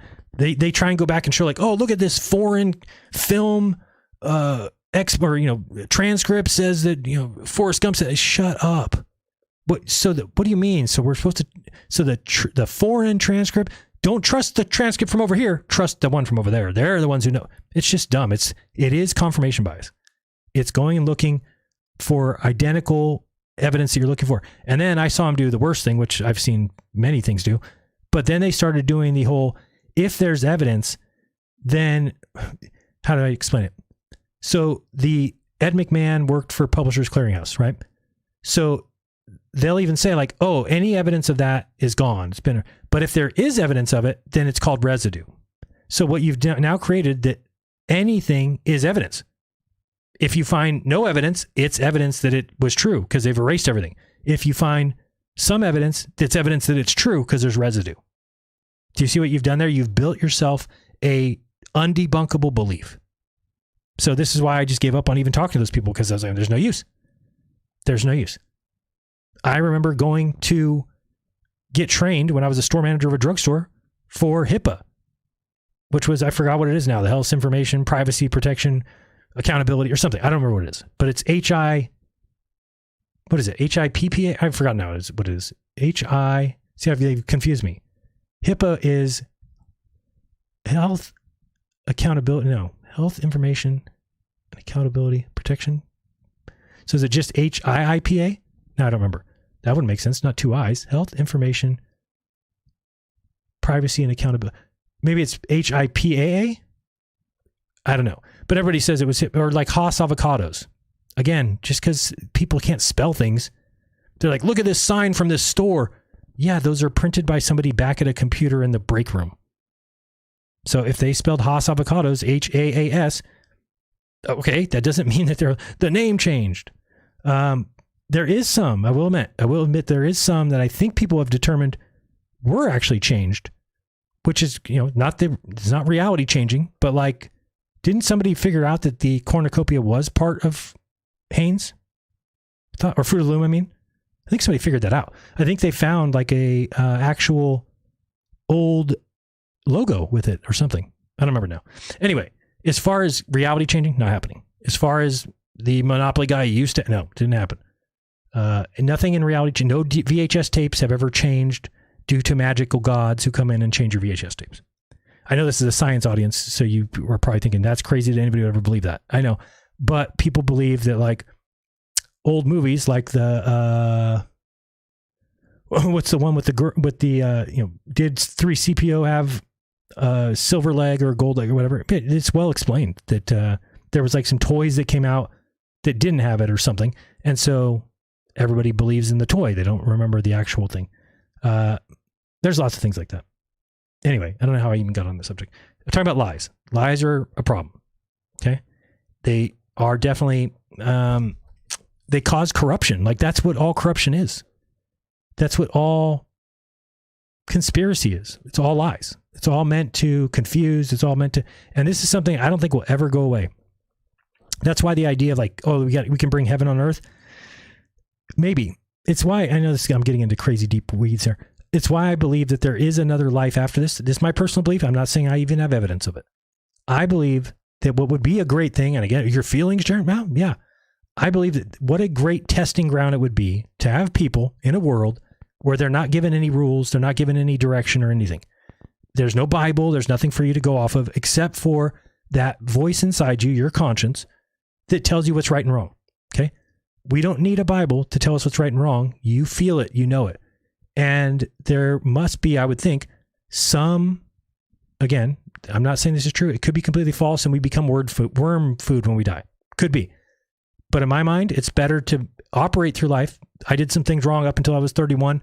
From then on, I'm like, okay, I'm going to do what's right, tell the truth, be honest, and try to get things right. Because if there's some sort of test going on, I want to show that I'm being good for the right reasons, right? Not because I'm afraid of getting in trouble or I'm going to get caught, but because it's the right thing to do. And if there was another world after this with the people that were here who did right by whatever standards, what a great world that would be. Because then the people there would be good because it's the right thing to do, not because they're afraid of getting in trouble or they don't want to get arrested by the cops, which is what many people here do, right? They would, if everybody's house was just open, how many people do you know that would just go and steal shit? You might think none, but a lot of people would, right? A lot of people do that. Some people don't. Some people know it's not right to take something else that's not theirs. Many people in this world don't give a fucking shit. If you leave it, they're going to take it, especially if they know nobody will ever find out. Somebody once did that. They were like, told me, imagine that you had 100 people coming to your house for a birthday party and they could all be your family and best friends, your closest friends.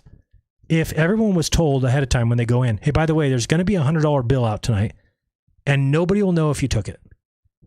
Just letting you know. So everybody in that house would take the $100 bill. Okay. It'd be very rare to find the person that's like, nope, I'm just not doing it because it's right. Even if you told them, you'll never get caught. They'll never know. How many people would actually say, no, I'm just not going to do it? And you'd be surprised. It's not very many. So I like to think that there is some benefit besides here for being that good person. Now, could I be wrong? Sure.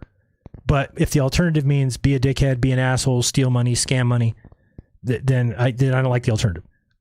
And it does seem like a place where it is possible that people would, you know how the whole saying is better to serve in hell. Better to lead it. What is it? Better to lead in hell than it is to serve in heaven? Something like it. But it does seem like to me, like there are some people who would make the decision, like I'd rather be an asshole here and take as much as I can and pocket all the money I can than to not, and to take a chance that maybe there's nothing after this. I get it. And I think that's the most incredible idea. I think that the earth is then, I think it's awesome. If there's some creating force, some God that said, yeah, let it go, see what happens.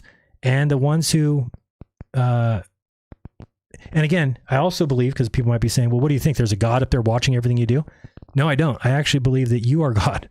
I actually believe you will judge yourself. Now you might be thinking, that will never work. No, you know whether you've been a good person or not. You know whether you've made good choices or not. You can't lie to yourself. If you tried to do that, that's you admitting that you didn't pass. So I do think that there's a chance that if you've done well, maybe you get to go something else. Again, I think everybody deserves a religion, and I don't think it hurts to have that religion. As long as it doesn't, if it causes you to be good here, like my religion does, I don't have a problem with that. I don't think anybody should have a problem with that. I don't proclaim words of God from books. I don't proclaim revelation from God from books or man. In fact, I think that would be very unfair. If God came to some men and told them, here, I'm God, and write this down in that book, how is that making it a fair life? So that guy knows God existed. He came and talked to him and told him to write in the book. But I wouldn't know that. So is that a fair thing? So again, somebody might say the same thing about, well, is it fair if you're on earth and you're raised by bad parents? Well, I think there would be, yourself would know that. But I guess if you still know right from wrong. I think you do. Now, granted, can you raise a child and they become a Satanist? Oh, sure. I mean, that's possible. But I do think you know right from wrong, and you can make decisions to change your life at any point and make amends for the mistakes you made. Again, I guess it's just a world I wish existed, that those who do make amends for their mistakes and those who do right by them get some sort of reward. And I hate to say that because I don't think you should really do things because you get a reward. But we're not really doing that, right? I'm not doing anything because I get a reward, because I might not. I'm doing it because it's right. And if it has an award, great. And if it doesn't, oh well, I lived a good life and I didn't hurt people and I made amends for mistakes I made in the past. That's all. So I think that's a cool, at least a way for me to tell myself to be a good person and to always try and put that forth. And I don't believe in heaven like Christians do. I don't even really think, do I? Yeah, I don't think that like you see your family when you die or anything like that. No, I don't think that's necessarily how it works. I mean, your family is your family and you're all, but I believe my mom is in me, right? So I don't expect to like die and see her or something like that. I don't think that's what happens. And I don't think she's watching down on me or anything like that. So, but again, teach their own. As far as religion, you can have a religion. That's why I say, if you have a religion of flat earth and that's it, you're like, you know what? Religiously, it helps me get by. It helps me be a better person. And it helps me to get through daily life. Okay, great. You can believe in the flat earth. The problem is if you're then saying, now I want to be heard in scientific studies.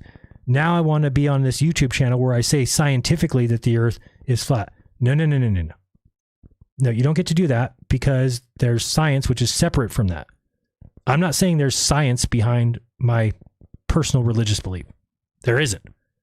And if there was, that would be weird, right? There is no science to that. Let me tell you another thing. I know I'm going through a million things, but I want to say this, that when I talked to those guys at the Skeptics event, that and this is crazy to me. Did you know that there is still no human being that has ever shown the ability of anything supernatural? They are looking, if you don't agree with me, if you don't believe me, they have a $500,000 reward today. Find a person who can do anything supernatural. They win $500,000. If they just predict a number that somebody's thinking in the other room, or a deck of cards, you show a person a 4 of clubs and the person in the other car says club in the other room, and they could even be close to each other. They could be in the next room. And if he says 4 of clubs, guess what? You win $500,000. Nobody has ever done it. So anybody who's ever told you that they bend spoons, that they telepathically can talk to people, that they can predict things, that they know the future, anything like that, it's not true. And if it is true, then have them get a hold of me so that I can take them to the group myself and say, this guy has it, let's do it so we can prove that it happens. That's crazy to me. Crazy that nobody can win that award. And it was $1 million, but then James Randi died, so now they're down to 500,000. But it's in a bank account. It's ready to be given away. They just need you to prove it. And I at first used to think those guys were like out, they must plan for. No, I know those guys. They're like, no, we actually make it so that it's as easy as possible for them to win without cheating. Right? We have to make sure they cannot cheat. There's no way to cheat. But they say they do that, and in every case, the person that's doing the experiment always agrees. Like, if somebody says, no, I don't agree with that because this, then they adjust it. Okay, well, what would you agree with? Well, I think I should. No, you would then be able to cheat by doing this. Oh, yeah. So they find a mutually agreeable situation to where the person can't cheat and the people can't stop it from happening if it's real, and it's never happened.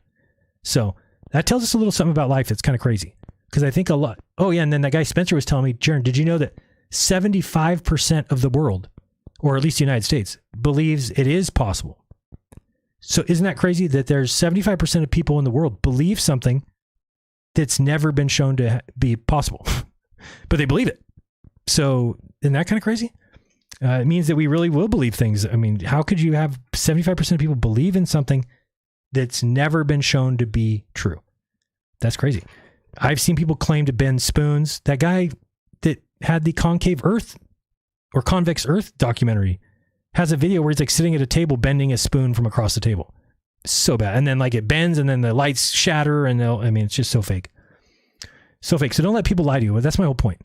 All those things, that means anybody who's ever told you that they can do remote seeing, anybody who's ever told you, now again, you might be, the military, Jaron, I get it. So then why doesn't one of these people go collect the 500,000? go collect it. If you're a remote seer, go there and collect it. I think you won't, because just like Dave Weiss, you know what will happen if you go there. You'll go there, get exposed as a fraud, and then your whole remote sensing gig is up. So you don't go there. Because if people could do that, they would step right up and say, oh, I can remote see. Go in that other room, look at a card, think of it mentally, and I will draw it over here in this room. And if you did that, 500,000 in your bank account. Never been done. Never been done.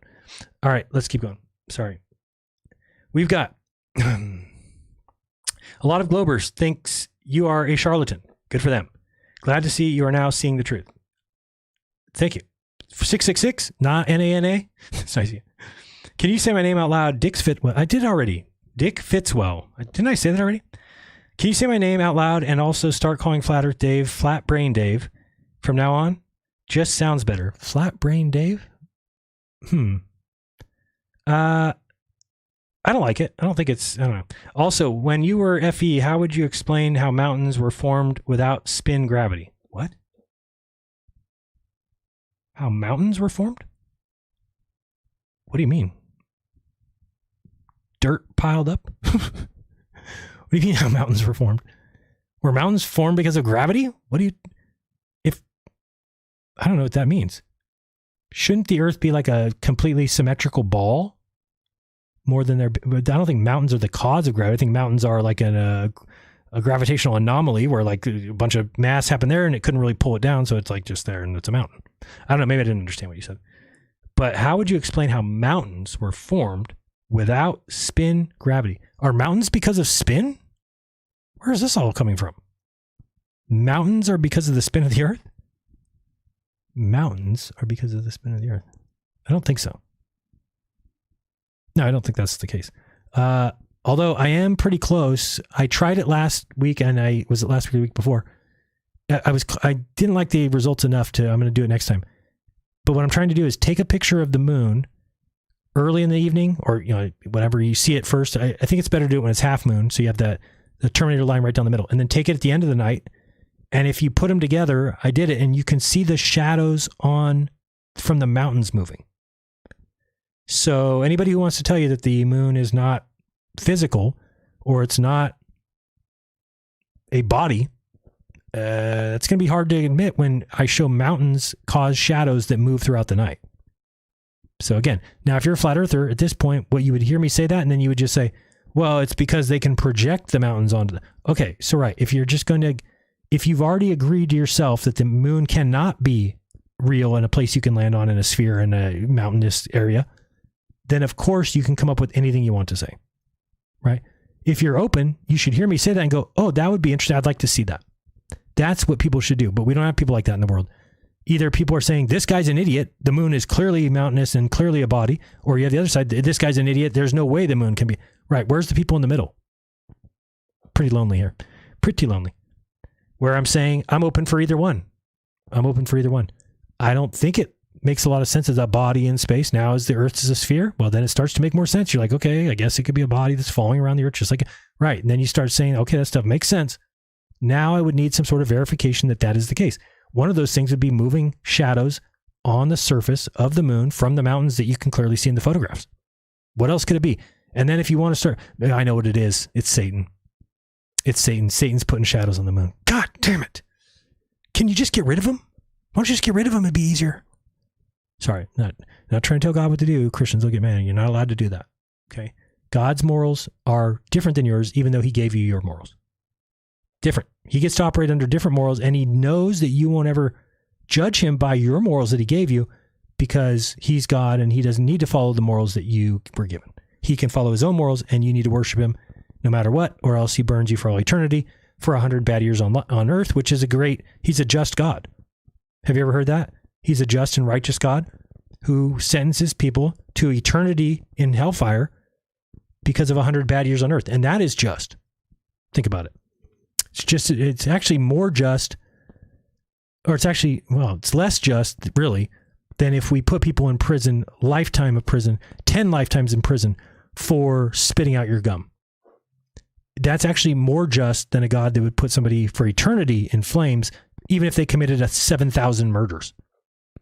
Right? 7,000 murders in your life, and you get eternity in flames, that is less just than sentencing somebody to 10 lifetimes for spitting out their gum. Crazy, but true. Crazy, but true. Okay, let's get over here. I'm getting delirious, and my wife's going to get pissed. No, it's not 10 yet. We're all right. Flat Earth, I know, flat brain Dave. I'll think about it. All right, we've got NASA told me to give you $2, so here, Godspeed. They did not tell you that, Jiffy Cones. Come on. I don't think NASA tells you to do that. What is going on here? We got this screen up. Sorry. All right, we've got... I don't want to get down to where people are going to comment on what I've just been saying. We've got Suzanne, $10, says, thanks for these streams, Jaron. Never went full flat Earth, but enjoy your demonstrations. Most believe in the globe because they were told so in school, not because they understand it, like your logic as well. Thank you very much for saying that. And I love people that are just honest. Just be honest. Just be honest.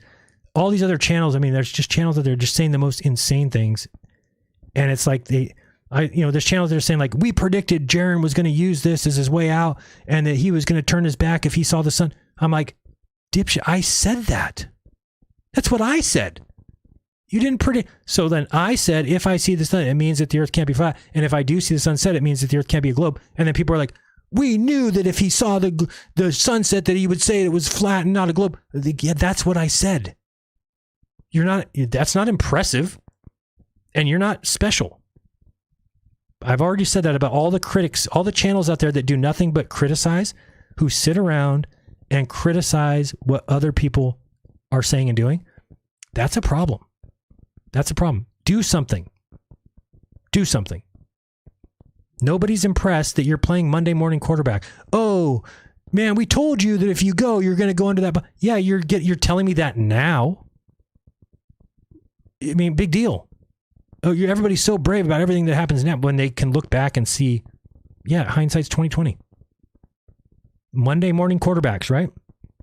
Anybody can look at the football game and be like, that guy was wide open. Why didn't the quarterback throw to him? Because it was during the game and he had 13 milliseconds and there was a fat guy running at him. Why don't you try it? Fat fuck. And again, they can't do that. They just would rather criticize. The same thing happens in these circles of everyone who's got everything to say after the fact. Always after the fact. It's never, everybody's always got, well, I would do this. And you didn't have a snowball fight? If you didn't have a snowball fight, you didn't go to Antarctica. Okay, dipshit. Whatever you say. It's probably the dumbest thing I've ever heard. But again, when you're sitting back after it's all happened, you're like, I know what he didn't do. He didn't have a snowball fight. Oh my God, everybody would have a snowball fight. You're just being an idiot. You're just being an idiot. You can't do that. Well, you can be an idiot, but I mean, you shouldn't do it that way. Thank you very much, by the way, Suzanne. Jaron, Dick Fitzwell. Jaron, you should take Flat Brain Dave to the equator, put a time lapse. Wait, did we already read that one? Oh, maybe he did it again. Thanks, Dick Fitzwell. What does your thing say? I love global warming. It's funny. Jiffy Cones, I have a question for theist flat earthers. Wouldn't it be a greater show of their God's power to make Earth the impossible globe in infinite space? It's a good question. And again, it depends on whether you're a Christian or whether you're, I mean, if you're a Christian, I find it very difficult because the Bible doesn't talk about all this stuff at all, really. Right? But again, for me, somebody who thinks the Bible is written by man, no man has ever, I have crazy beliefs, man. I think things about Jesus. I think there's a possibility that there was a man here who came trying to tell people, no, God's inside you. There is no God around here that's, doing, and because he even said, no man has seen God or heard his voice. Yet everybody in the Old Testament, a lot of people saw him and a lot of people heard his voice. So if Jesus did come saying that the Old Testament God was not the actual God, what would they have done with him? Hung him on a cross. So it makes a little bit of sense. And then they would lie about his words. And that's how we know, that's how I know that I don't have to follow the Bible. There's no way anybody could ever say for sure that the Bible is true. Because it's from a time past that nobody would know. Oh, but Jaron, there's so much article. Yeah, but could it be faked? Okay, then then there's no God that would ever demand of you to believe in something that could easily be faked. The Bible says, let God be true and every man be a liar. So genius God said, I wonder who should write my Bible. Those men. But God, in the Bible, you wrote that men are all liars. Yeah, but not when they're writing for me. That's weird. I think that's going to be a problem in the future. Yeah, well, too bad. I'm God and I say that let me be true and every man be a liar. So now I'm going to have them write my words down and pass it on. You sure? Yep. Okay. It's your world. Your universe, bro. Your universe. But I like your idea there. And I do think it's pretty impressive if the infinite space is what they say and the distances are. But there's crazy things that come along with that. One of the things is that, and I don't know how long away it is. It's probably a million years or two, I don't know how long it is. But they say in some part in the near future, not near future. That's the wrong thing to say. Some part in the future that there'll be no stars in the sky if you go by the expanding universe thing. And I believe that's supposed to happen like before they say the universe will blow up or before the sun overtakes the earth, that there would be no stars in the sky anymore, that they'd all gone away and that there would just be, can you imagine that? What if the sky was just empty? That's crazy. Just nothing. Never even thought about the implications of that. It's crazy. All right. We've got Jay Donachie says, you're a rock star, Jaron. Pun is intended. Keep up the great work. You might convince a couple more people to come back to reality. I don't know. It's getting tough. I have not really heard from many. There's a couple of people, Telegram, that have reached out and said, and you might know some of them. I haven't really gotten permission to say their names. But the good thing is I don't have anybody coming who's like, man, I guess I'm going to go. It's like people are coming, they're like, it's it. You've nailed it. It's just, we were wrong. We got too puffed up. We got too sure of ourselves. We stopped listening to the opposition. So those people I respect because I'm a guy, and I right away apologize to them. I'm sorry if I led you astray, if I made you think we had a stronger position. As time went on, the ideas of the South must be a lie for the flat earth to be true because there wasn't the evidence. And again, now I look at them like, well, you weren't actually looking for evidence to destroy yourself or to debunk yourself. You kind of were. We went down and looked for the 24-hour cams, right? And they had ones that cut out. Okay, great. But I just feel like we could have pushed further on all those things, and they probably would have turned up things that would have told me I was wrong. But I think that, like, let's say I look at those cams. Okay, those cams aren't, and then I go and email those people, and I get 2 emails back that are just bullshit, and then one comes across that says I need to talk to my government. My head at that point would have said, okay, enough evidence, right? Like, there's supposed to be 24-hour cams. They're at the South Pole. The video cuts out every 8 minutes or every 8 hours. Sorry, the video cuts out 8 hours of every day. I tried emailing them asking why isn't there full days? They said because when it's dark outside, the camera doesn't record. It's like, no, I'm talking about the 24-hour sun. So it's not dark outside. Then they come back and they said, oh, it's in the script to remove the dark scenes. It's like, listen, the 24-hour sun has no dark scenes. Why are you cutting out 8 hours? Oh, there's not enough bandwidth. And by the way, we found out you're from the United States and you need to talk to your government. So that alone, that didn't, what it should do is tell me I need to dig further in this. But what did it tell me? I know the truth now. So you shelve that and you keep going back to it as evidence of your position. I could use that all the time. The South is a lie. The South is a lie. Look at this evidence. Look at my emails. But is that really truly being an investigative journalist? Is that really being a researcher? Or is that trying to get to the conclusion that you want to be true? And I can admit now that that's what it was. And if I would have pushed on any of those, like if I really, this is how I know that flat earthers are not, you can tell on Dave Weiss, right? Anytime somebody brings up doing it, he's like, oh, well, we can't, yeah, but that's it. We can't do that. What about this? No, just, what we should do is take 2 planes and fly them 76 times around the earth. And then if they come back on the 77th time, then we know that the earth's a ball. Oh, seems kind of impossible to do. Yeah, well, it's impossible because the earth's so flat. That's why. Okay. I get it. You see the point? You see what I'm saying? All right. My wife is texting me now. Uh-oh. All right. Where are we at here? Okay, here we go. Addicted to Gaming, $10 is a fake sun, the one that was in the sky all the way from Punta to Union Glacier and lit the sky the whole time. Flurfs are seriously overestimating NASA. Okay, thank you. I thought you were actually, I thought Addicted to Gaming was saying that. I'm like, oh my God. Thank you. Oh, you saved my opinion of humanity. Yes, that's just impossible. And to just say it with such fervor, Dave just goes around saying they faked the sun, right? He hasn't even ventured the idea of could Jaron and Austin just be being honest and saying that was there. Again, he knows the implications of that. So he's not going to say that. He's going to say it's fake this way. And then also, what does that protect him from? It protects him from anybody sending him down to Antarctica, because they'll just fake it again. He could go down there, he could see it, but he'll know it's fake because the earth's flat. He already knows the earth's flat. So, yeah, that sucks. Because I don't know how you get across to that person. I don't know how you get them to stop lying. I don't know what you do. I don't have any ideas for that. I don't really know how we would fix that. So anyway, I don't know. I could just like take him for a walk maybe on some railroad track and just see. Dave, put your earplugs in real quick. We have a walk to go on. All right. It's nothing. It's like I think it's that car over there's honking at us. Just keep the earplugs in, please. Just keep the earplugs in, Dave. Just keep them in. Thank you. I'm going to go step over here real quick. You stay right there. All right. Let's go to the next one. Would you be interested in a live discussion with Witsit one last time? Two people that saw the same thing, having a honest recorded discussion. I am more than willing to pay for both your time. I am very interested in that when Austin wants to do that. But I have no problem having a conversation.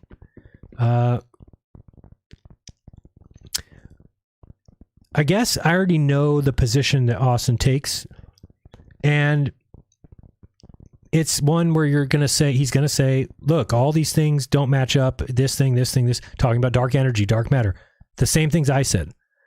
I don't know how those affect the shape of the earth other than he's saying, if these guys say this, then what they're saying about everything is wrong. I think you can show clearly that the earth's a sphere.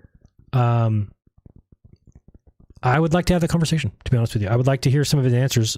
Although I think you'll hear a lot of those tomorrow when we do Shane and Alan.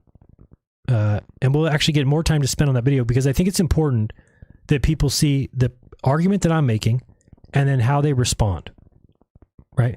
Because they're just saying whatever they need to say to get past what I'm saying. It's not evidence. It's not a debunk. It's not even showing an alternative model. It's just, think about what they've taken. They've taken the Walter Bislin model that shows like a half hemisphere or a half dome, people's observations. Those observations are real. Okay. They're really made. They match the predictions and the requirements of the globe. So to say that they're not globe related, which is what they'll say. They'll say, no, these are just our observations. They have nothing to do with the globe. Yeah, they have nothing to do with the globe except for the globe calls for them. Now, granted, they don't have any connection to the globe. They're just observations that a person makes from the earth. So the observations themselves don't say anything.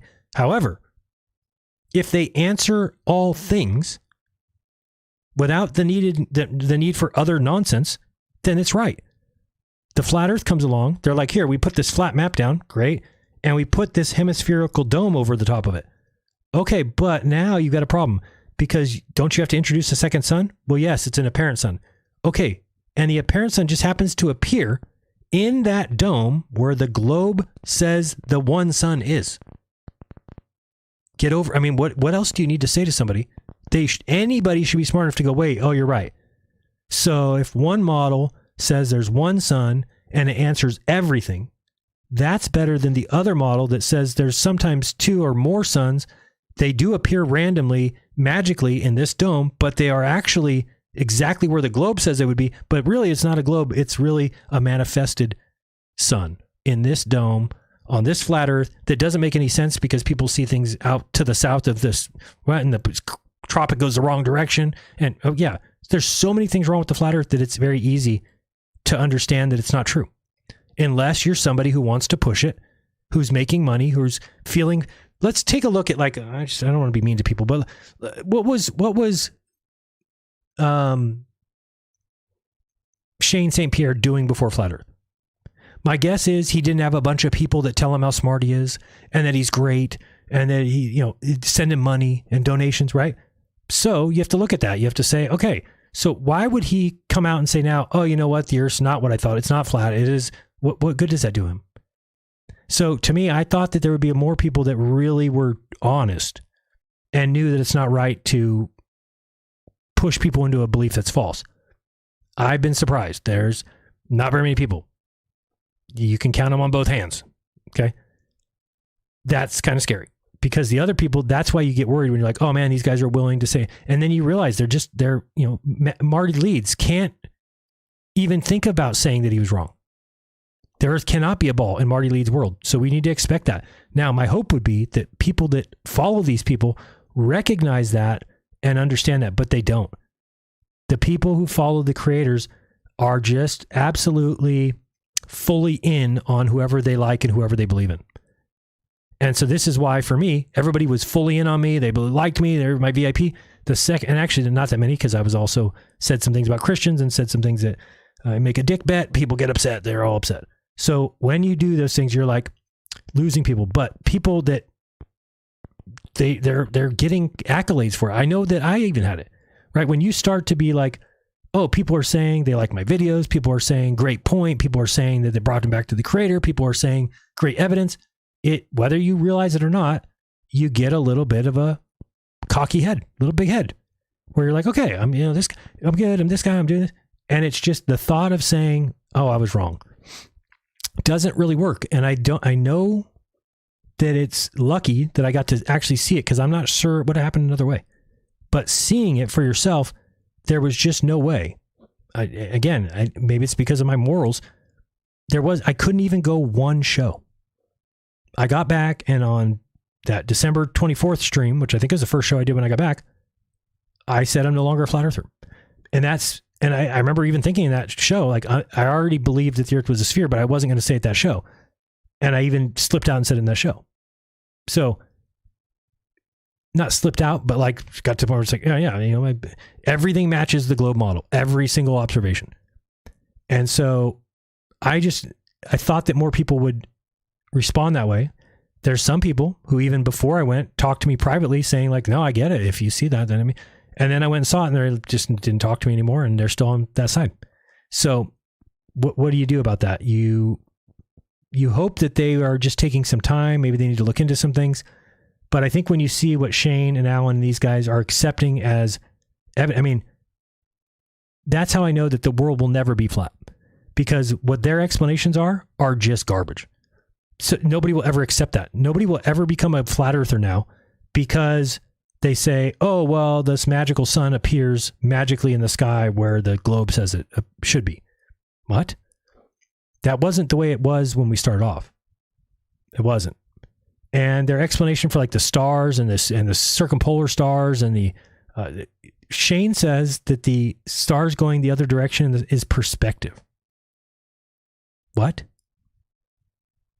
What do you mean by that? Perspective. That's why the stars go around the other. Why is there another pole?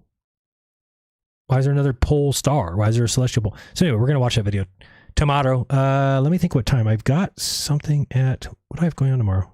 Somebody has something in the morning. Wait, what do I do tomorrow? Something is going on Saturday morning. Damn, I wonder why do I think I have something going on tomorrow? I do have something tomorrow for sure. I was going to do something, and then they're like, can we do it Saturday? Okay, I have to check my phone. What the hell's going on Saturday? Why do I feel like I have something going on tomorrow? If I don't, then... Oh, yeah. Okay, so we could do it probably around noon. Noon will be good. And that'll be it. So this is my final address to the flat earthers. You guys are in trouble. You need to get out of it yourself. Because I don't think that Paul on the plane, I don't think that Robbie, I don't think that Patricia are going to be making videos explaining to you why you need to get out. Nick Havoc has already had enough. He's kind of over it. Melodome is over it. None of us want to spend time arguing with former friends who are calling us, sellouts and all this stuff, when we're just saying, hey, here's the honest observations. We think it leads to this. Everyone should just say, okay, you can believe what you want. I'll believe what I want. That's not the way it works. People will reach out and call you a sellout, and how many do you think I've seen messages, be it through Instagram, TikTok, Facebook, and Telegram. So out of those, how many messages do you think I've got asking me how much money they paid me? You would be shocked. And I'm not kidding when I say it's been more than 100. More than 100 individual people. And it's not nice. They're not saying like, hey, just wondering how much money did you get paid to lie? It's like, hey, sell out. How much money did it cost you to sell out humanity? That kind of shit. Over 100. Could it be 85? Maybe. I haven't counted them. But I would say it's over 100. And that's the kind of thing I'm talking about, where like, I've never done anything that should make somebody feel like that's even a possibility. So you'd think they would come to you first and be like, hey, can we talk about your observation? What did you see? Do you have any pictures you could show me? Nothing. And again, yesterday was like the first time that somebody, and then today Austin did, but yeah, there's been no flat earthers, even former friends, people that used to be on my shows with me. Not even, I haven't talked to Iru. Anybody from Globebusters, not talked to them. Dave Weiss, not talked to him. So that's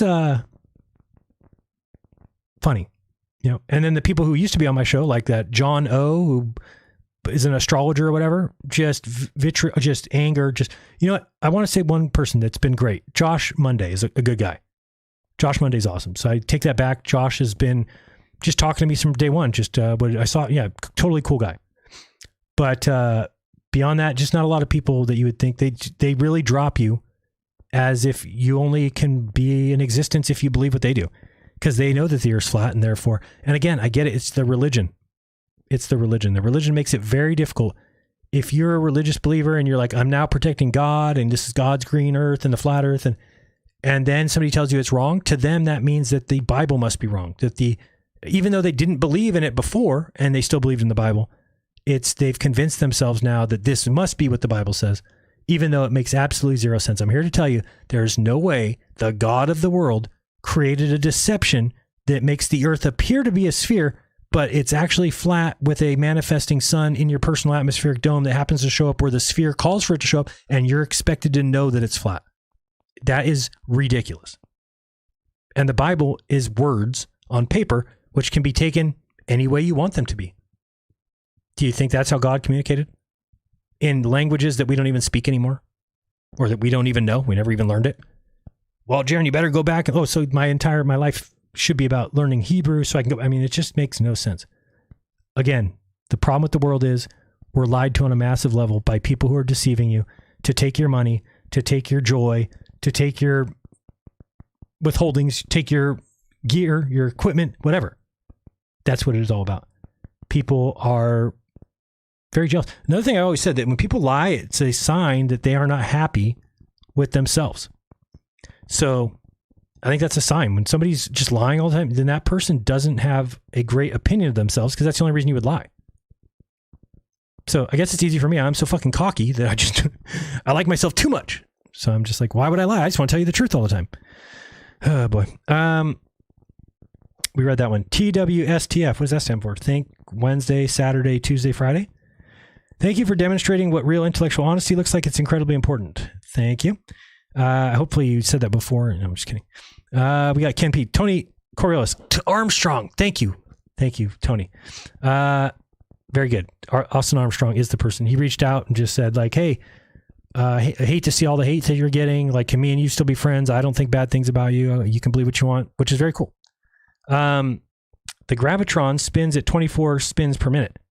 If the Earth were to spin that fast, it would spin 35.8 million miles per hour.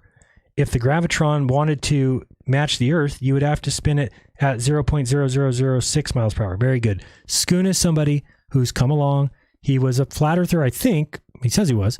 But he did used to call my Speaker's Corner show, and he would kind of try and debunk the flat earth. But I think he was a flat earth believer. But then he saw the light, and now he's coming up with his own things like cartography, showing that if you take even images of Google Earth and try and piece them together, you can't do it because the Earth's a sphere. So you'll get to a point where things start over. It just doesn't work. That's why they can't map the Earth correctly without it being a projection, because the Earth's a sphere. So that doesn't work on a flat piece of paper unless you make adjustments and do projection stuff and things like that. So anyway, he does great things, but what he just said is very true. A lot of people think of the Earth spinning. We think of 1,000 miles per hour, and we're just not putting two together. The Earth is enormous. Enormous. Think about how long it takes to fly. Let me look at real quick. I'm just going to do this math because I've never thought about this. So if we take the Earth is 25,000 miles, let's say, and we're going to divide that by 20. Oh, that's easy. We're going to divide that by 2,500. That is the distance of the United States. Okay. So for the Earth to spin, the United States from where California is to where New York is, right? It's just going to spin that 2,500 miles. would take, well, like 2 or 3 hours. No, 5 hours, as long as the flight would take. Right? So 25,000 divided by 2,500. So 1/10 of the Earth's spin happens in 5 hours on a plane. So I'm just thinking about it. So that just shows you how slow it is, right? So the Earth is going to spin. It's going to put California to where New York is. Think how small that is on a globe. It's just a tiny little area. But that would take 1/10 of the, that's if it's at the equator. That's why I'm getting confused. Because at that latitude, it's going to spin a little slower. But still, you should recognize that the Earth is enormous. And the reason I came up with that is just thinking about flying from New York to California. That's a long flight, like 6 hours. And then think of the Earth and the globe and how small the United States is. You're like, wait, what? So the Earth is ginormous. So to me, then you get told it's moving 1,000 miles per hour. Okay. And then you look at the solar system. Look, what is the thing called? Solar system model from space in real time. And the Earth's it doesn't move. It's just sitting there. You can see, if you look real carefully, you can see it spinning a little. But that's because it's moving at 1,000 miles per hour, going around a 25,000 mile per hour circumference ball in a day. So, yes, I think I've done the math before, looking at a merry-go-round and doing the speeds and things like that, right? So I see what you're saying about the gravitron. How fast did you say? That was ridiculous. The gravitron spins at 24 spins per minute. So what is that? Once every 2 seconds? Okay, I guess so. If the Earth were to spin that fast, it would spin 35.8 million miles per hour. Wow. And if that were the case, then we would all fly out into space, right? But we don't, because the Earth isn't spinning fast enough to throw anything out into space. Besides maybe gas at the very top. I don't know. Is there any chance that I guess that wouldn't make a lot of sense. Like, okay, so imagine this. On Earth, in a vacuum, we have to suck the air out to make it a vacuum. Suck all the air out, and then it's a vacuum on Earth. Is it not possible that the outer space is not a vacuum, but is just empty? Does that make any sense? Probably not. I'm just thinking that would make more sense to me, that like, okay, so it's just empty. And when something's empty and you put things into it in a gravitational field, they're going to go where the gravity's pulling. So things get pulled to the Earth because that's what gravity does. But then there's no idea of, because the whole idea of like, pressure goes to no pressure, it does create a extremely strong vacuum that is hard to reconcile with the atmosphere staying on the Earth. Because it is, you could say, well, it's a gradient. Well, sure. But then when it gets very close, why isn't those little particles of atmosphere going out into space? If it's a real vacuum, which would mean that, and again, then it just calls into question like stars and gases, and why are the gases, shouldn't the gas in space expand in every direction? Shouldn't it just go? So that's why it's weird, is that I could see why flat earthers have a big problem. That's probably their number one argument. And I used to make a bad argument for that. I'll tell you that it wasn't a lie. It's just I realize now why it's not correct, is to think of the shoebox inside of a vacuum chamber and say, hey, if I remove the top of the shoebox electronically, all the gas in there will clearly go into the vacuum of space. Correct. But also, that's not the equivalent of the entirety of the atmosphere on the Earth. The entirety of the atmosphere has weight. It's 14.7 pounds, right, per square inch. So think of all that atmosphere. So it is heavy and it is sitting on the Earth. It's different than a shoebox. That little tiny bit of air in there is not heavy. It's barely anything. So when you open it up to the vacuum, it goes right out. Now imagine that you were stacking all this air on top of it. And at the very, very, very, very top of the thing was the vacuum, not all around it. Then when you opened it up, you would have the gas still sit there. And it would dissipate up into but see, even that to me, when I say dissipate up and it becomes a gradient, makes it seem like to me that there would be nothing in space, not a vacuum. And I guess that's where people in science say it's not a vacuum in space. A vacuum doesn't suck. Okay, it doesn't suck, but if gas pressure escapes violently into it in every direction, then it does call into question. I mean, I still have the same question about stars. Somebody needs to explain to me. So what they're saying is, just make sure this is clear. If I took a helium balloon and I fill it up, okay, and we fill it up a lot, it's huge. It gets as big as my city. It's such a big helium balloon. And then I start sending it up there. We know that as it goes up, it expands. The balloon's going to get bigger and bigger and bigger. The gas is expanding. It gets up to the close to space, and then it explodes because the gas goes everywhere. Okay. So what I'm supposed to believe, though, is that I could make the balloon so big that it no longer does that. Because I went so big, it no longer violently escapes. In fact, it turns in on itself and says, now I'm a star.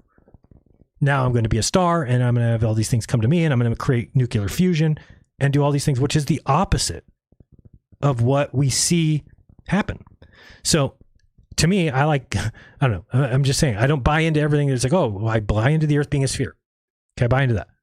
But the ideas of a vacuum of space, that every gas, because that would be the what they would say. If you took a canister of gas, let's say it's huge, you take a space shuttle worth of gas to space and you open up the doors, it should just go everywhere. It escapes into space. It doesn't escape into space and say, but hold on, there's some gas over here, let's coalesce and make a sphere. So there's at some point that there's so much gas that it does that? Doesn't that seem to do the opposite of what you should expect? To me, it just seems like that's the opposite. But again, I'm super open to being wrong on that one and super open to not understanding it. But that's what we're told, right? That the stars are collections of gas, that it's so much gas that it comes in on itself. Okay. But what about the gas before that? It goes away from each other. It violently escapes into space. It doesn't even care where there's other gas. Doesn't coalesce. I saw that with the ISS, right? The ISS, they have or not the ISS, they do it on a vomit comet. They take a bunch of ping pong balls and release them everywhere. And at first you're like, wait, shouldn't those gather together some way? Same thing is true, like when have you ever seen like release water in space, like a big jelly thing and the pieces are falling off? It's like, it doesn't make a sphere that just perfect sphere in space. So I don't know. I think that it has to be, I don't know. It has to be, vacuum is a weird thing to me. Because on Earth, we make a vacuum by sucking the air out of it. So that's why I think it's sucking the air out of it. So then you're like, the vacuum of space. Well, then that would suck the air out of the Earth. That's what vacuums are. If it's not a vacuum, then you're like, well, what is it? Nature abhors a vacuum. There is no vacuum in nature. The only vacuum we can make, we have to make it. So why is it that there's a vacuum in nature that we don't make, but in order to make a vacuum, we have to make it? Does that make sense? I don't know. I like to piss off the science people too every once in a while. I don't want them to get too comfortable with me and be like, this guy believes everything I do. I don't. I just know the Earth is a sphere. Evidence tells us that, and it's not evidence that you need NASA, and you don't need authority, and you don't need Shane St. Pierre, and you don't need Austin Whitson, and you don't need me, and you don't need Dave Weiss, and you don't need Globebusters. You can prove to yourself the shape of the Earth quite easily. You could do it tomorrow. You could get in a car and drive 69 miles north, stay on a longitude line, and you can get to a place where the North Star reduces, or depending on which direction you go, by 1 degree. And 1 degree times 360 degrees times 69 miles is 24,890 or something. So just makes sense. And you can verify that. These are not, they can't lie to you about that. Imagine that situation. Now explain that to me. Explain that to me, that you could call any friend and they could go get on a longitude line, drive straight north or south, and the stars would adjust by 1 degree. And then explain to me how that would really be on a flat Earth that we're being lied to about. Because you would easily be able to say, well, what do you mean? How could they lie to us if you're saying that what they say happens? Right. Drive 69 miles, 1 degree. Another 69 miles, 1 degree. So where's the lie? Well, Jaron, couldn't there be somebody on the other side of the Earth where it's actually not true? It only is 2 miles and 2 miles and 2 miles? Sure, that's possible. So why has it never been reported? Never. So isn't it more likely true that between all lines of longitude is 69 miles, or it gets confusing, not between all lines of latitude on a longitude line? Isn't that more likely? The answer is yes. Once you've gone down and seen the south and compare it to the north, you're like, oh, this is really the opposite. That can't be faked. It cannot be faked. You cannot fake the stars in the sky. You cannot fake the sun. And somebody will bring back an article. Look, they used this to put us. Okay, they made a star one time that people knew. That's totally different than all the stars in the sky. All the stars in the sky are not fake. Okay, they're not a simulation. Why would Dave even say that? So Dave is saying, "Oh, simulation. I'll believe that. I'll believe this. I'll believe this. I'll believe that." But never the sphere Earth. What? You'd rather believe that we're a video game output simulation? I mean, it doesn't even make sense. Really doesn't. Oh boy, I'm getting texted here. Okay, I'm telling her 6 minutes. I have to be out here in 6 minutes. Okay. Tired. How long has this been? Oh, shit, too long. People always tell me my shows are too long. So I just go 7.5 hours. Well, it's not a big deal. We're fine. Scoon Droll says, member for 22 months. That's a long time. 22 is my favorite number, by the way. There is 31.5 hours of video filmed on the moon. A lot to look at. 31.5 hours of video film. And we have access to all that? I want to see that. Because I really do think that there's a reason. I don't know. I don't want to go through this right now. I think that they stopped showing the video camera from the moon rover because 16 was not done right. And it's, I think that's the obvious one. So 17, they don't even have any video. They just chose not to. Which, why would you do? Oh, we're not going to put a camera on the thing that's going to drive around. Okay.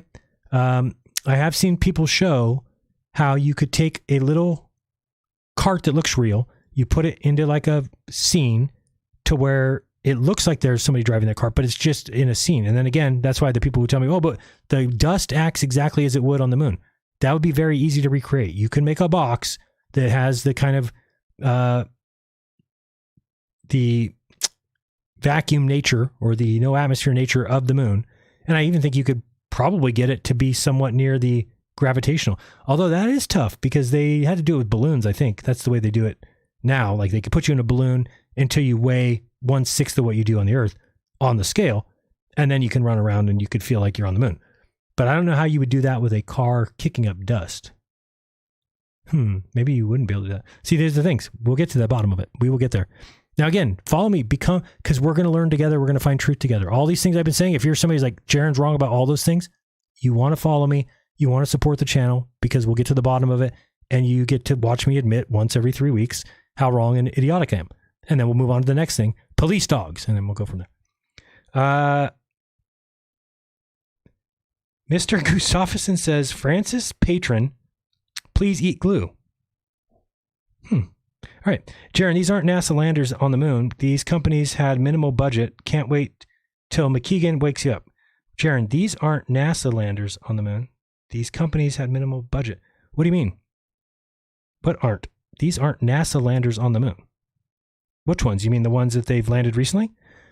Yeah, I know that. But NASA has $80 million. So where are the NASA landers then? I don't get what you're saying. Where are the NASA, since NASA has tons of budget, where are their landers? I don't know what you mean by these aren't NASA landers on the moon. You mean NASA paid for them. That's another thing. That's so ridiculous to me. Think about it. If I told you, hey, we're going to go to the moon, we need to get some gear together. We need to get some, people working on the technology. Who in their right mind would say, I have an idea. Let's give this technology out to 20,000 companies, 400,000 employees. We want as many people touching this stuff as possible. That's the best way to have a craft that for sure will get there. Nobody in their right mind would ever think that. But that's what happened. And clearly, that's what you would do if you wanted the buy-in from the American public. You would say, let's make sure every company in the United States has something to do with this, and let's make sure they all have some employees involved so that if 400,000 Americans all work on it, then guess what? Everybody in the country is going to know somebody who worked on the moon landing. I was talking to a skeptic the other day in an interview, and he said, and I know they went to the moon because my friend's father helped build the Saturn V. This is a skeptic. Were you ever skeptical about that? Do you not know that if I told you, hey, my friend's dad worked on the Ford Focus that drove to Hawaii, does that mean that we drove to Hawaii in a car? Or would you be smart enough to go, I don't think it's possible to go to a Hawaii in a car. Yeah, but my friend's father worked on the muffler, asshole. Are you going to deny my friend's father worked on the... Again, this is not evidence that we went to the moon because you have a friend's dad who worked on a craft that said they went to the moon. That's exactly what you would want to do for it to be a lie, right? You can't just have nobody work on it. NASA went to the moon and then they go, yeah, but nobody in the country did anything. Oh, that's a little bit questionable. I know what we'll do. Have everybody in the country do. Like, that's not the way you would ever do anything. Without fax machines, without email, they're just calling each other, making orders on paper and pen, sending plans, sending sketches. Here's what we need to build. Here's a sketch. I'm going to mail it to you in the mail. Oh, thank you. I have a question about Section 7. Oh, you have to get on the phone and talk to Jimmy. Make sure there's a good connection. You know, we don't have email. There's no way to communicate like that. That seems a little bit questionable to me. Have you ever seen that book? The girl's standing next to a book, like, I wrote the code for NASA, and it's like as tall as she is. So is there no mistakes in there? Never made a typo? Never made an error? Just perfect. Just perfect. Perfect plans, perfect code. Delivered how? I don't know. And who entered that? Enrique, did your grandfather, you say, worked on the Saturn V, I think? Okay, you're right, Jefe. Yeah. But in Mexico, we call this artistic delay. Muy fancy, no? No, I don't think he had any idea what I was talking about. I don't get it. I don't get it. I don't know what you're even talking about anymore. I asked you if your father or your grandfather worked on any part of NASA's Saturn V. I swear the soundboard is haunted. The ghost of all your bad science experiments still lives in this studio. Spooky as fuck, Jefe. Muy mal. That is funny. It's good stuff. It's good stuff. All right. Thanks. Appreciate your help. Hey, Jefe, can I have just a few Coronas while we work? No, we're not drinking while we work. Sorry. All right, let's keep going. We've got Jaron. These aren't. Oh, yeah, we read that one. Sorry. Dick Fitzwell is back. Dick Fitzwell says this time, if you want more people to subscribe, then stop rambling on forever. You got asked simple questions about NASA and spoke unintelligibly. Here we go. It's the people. Oh, man, they love it. About landers, and they weren't NASA landers with big budget. What? You spoke unintelligently about landers, and they weren't NASA landers with big... What are you talking about? Please do a refund on your... I'm not going to let you talk to me like that when you're the one wrong. What's not a NASA lander? What landers did I speak of unintelligently that aren't NASA landers with big budget? I talked about the James Webb Space Telescope, NASA's. I talked about the moon landing, NASA. If you're going to tell me that's Northrop Grumman, yeah, well, the NASA paid for them. That's from their budget. Nobody made Northrop Grumman pay for themselves to get to the moon. Does that make any sense? So what crafts are you talking about? See, these are the people I can't stand. I'm not going to be like you and just be like, oh, we just forgive everything and we have to believe everything. If you want more people, I'm not like you. I don't care about how many people are watching me, obviously. If I cared about what you just said, you said, if you want more people to subscribe, then if I want more people to subscribe, then I should just lie to them and tell them the Earth's flat. Do you understand? So obviously that's not why I'm doing this. I'm doing it because I'm being honest. If I honestly don't think we went to the moon, do you want me to lie to you and tell you that I think we did? That's what you guys all want. It's even you guys. Here I am giving the flat earthers a bunch of shit about only wanting their truth. You are just the same. You get pissed off if I speak outside of what you believe. What, this guy doesn't believe that everything that went to the Mars went to Mars? He's going to speak unintelligibly about the balloons that bounced around till the craft came out? From NASA? Crazy. Crazy. McKeegan Moon discussion start. Yes, I know. We're going to do that. Don't worry. Relax. It'll be okay. We'll all be all right. We'll all be fine. Checking things out there, Globe person here. I'm wondering how about you feel about the Freemasons now? I don't agree with any fraternal organization that thinks secrets is a good thing. That's just me. Again, I am not a Freemason. So if everything is on the up and up and they're just men who wear aprons and do old enactments of old things that happened in history for some reason, I think it's weird, but more power to them. If they have actual secrets and things that, Hall said, or any of these guys that were Masons, I mean, some of them are good. I like to listen to, who's the guy's name? Alan? No, that's not. Is that the guy that was from Manly P. Hall? He does some presentations I think are really good. But I think that I actually don't mind as long as it is on the up and up. Like talking to Marty Leeds, the way he describes Freemasons is fine.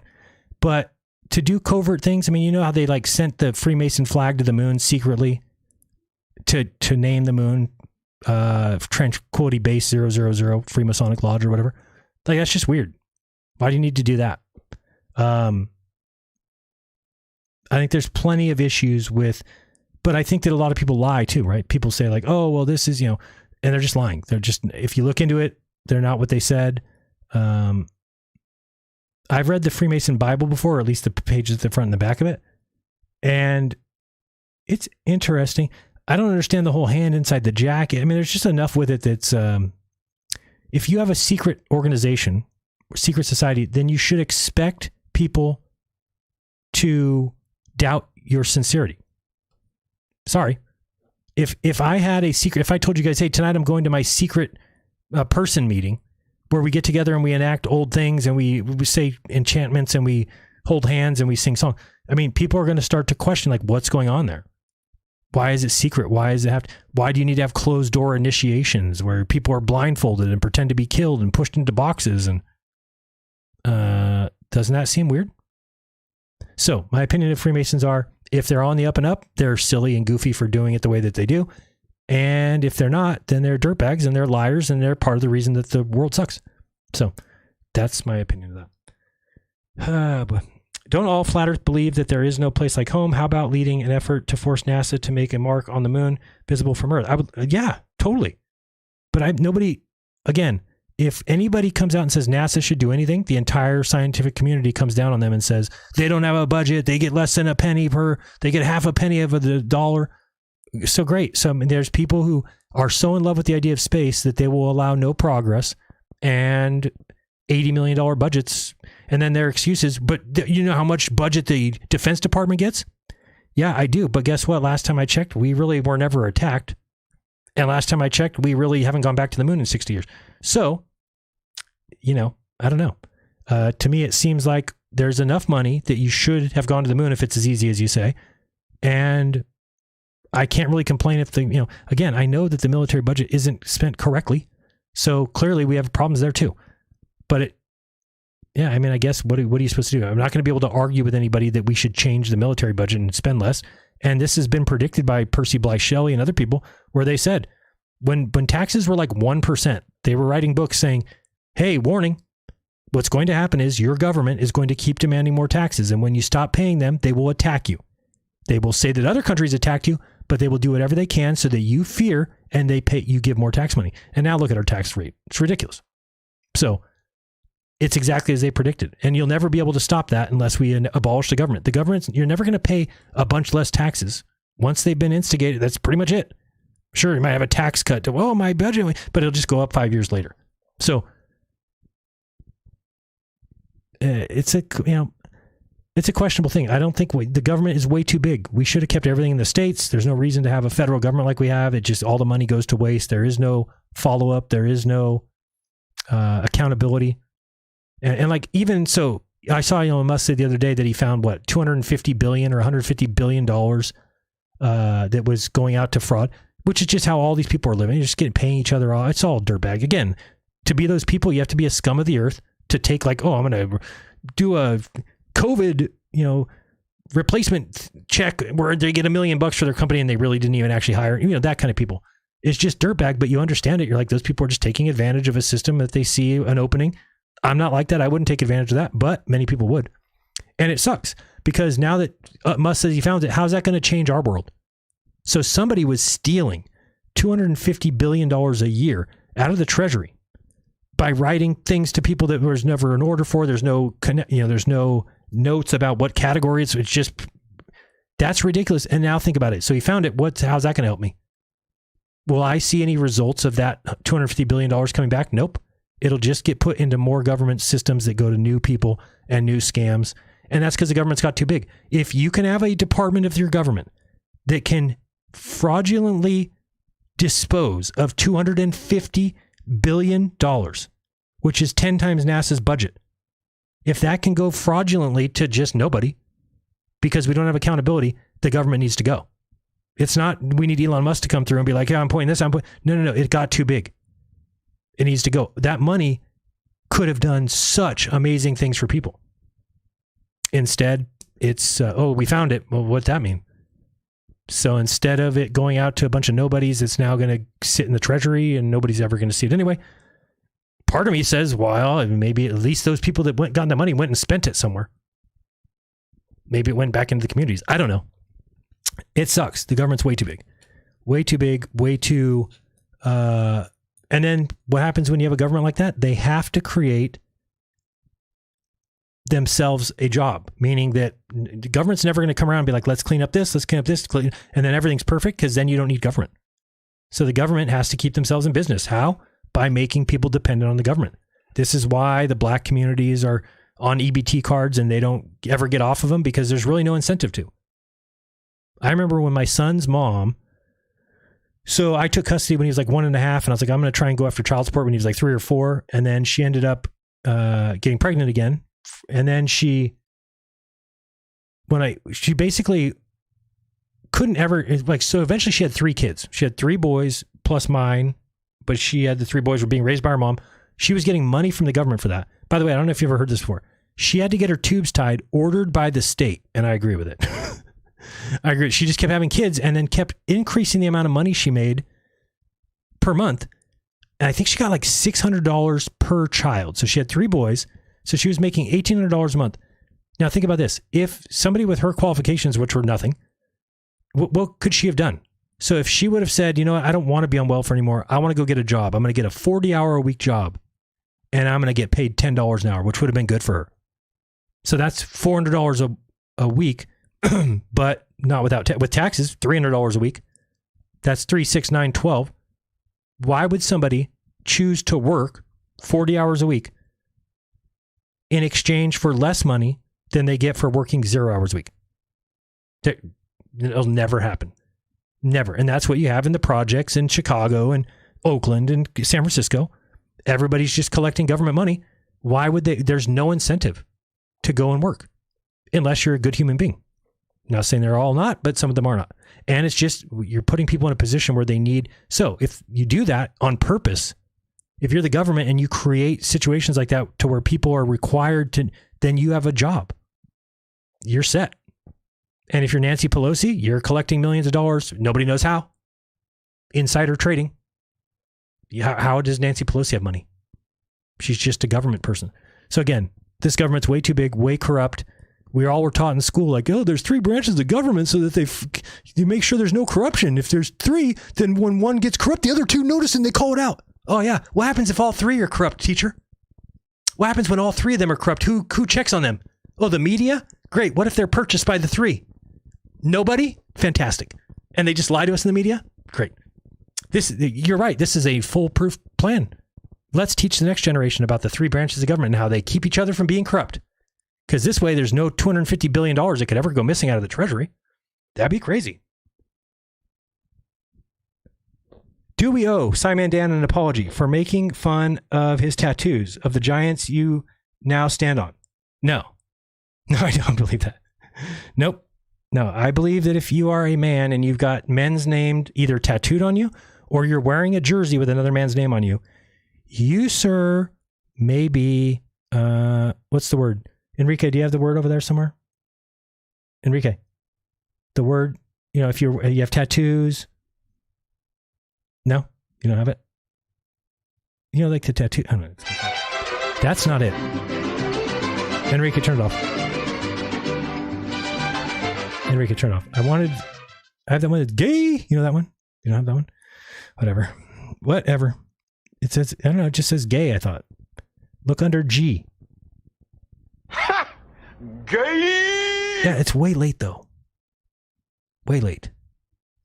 Too late. Scoon Drool, $1.49, thank you very much, and a hot dog, I like it. Tone Blair says, so you're really not going to talk about Flat Earth again? No, I'll talk about Flat Earth, but I said this is the last time I'm going to do I'm going to do tomorrow. But I'm going to ignore it on purpose. And I want you guys to know that so that you can expect it. I cannot do this because it's fruitless. Like, we have to do things that grow us, right? So like the things I said tonight that many people have a problem with, I want to figure those things out. I want to look into them. I want to study that. I do not want to sit here and give the same proof. And the sun goes right to left and the Tropic of Capricorn and this, look at the times and the hours of sunlight. I don't want to do that. Again, and there's a reason why no Globe channel does that, right? Each of them has their own TFE, Fight the Flat Shirt. Craig, he has his own thing where he has fun. He's making fun of people. So it's an entertainment thing where he's entertaining himself. MC Toon, same thing, entertaining himself.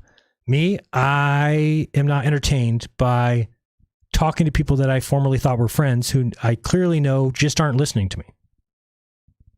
Right? And then this isn't doing nobody. So one thing you would think, because like Craig gets, I don't know how to explain that.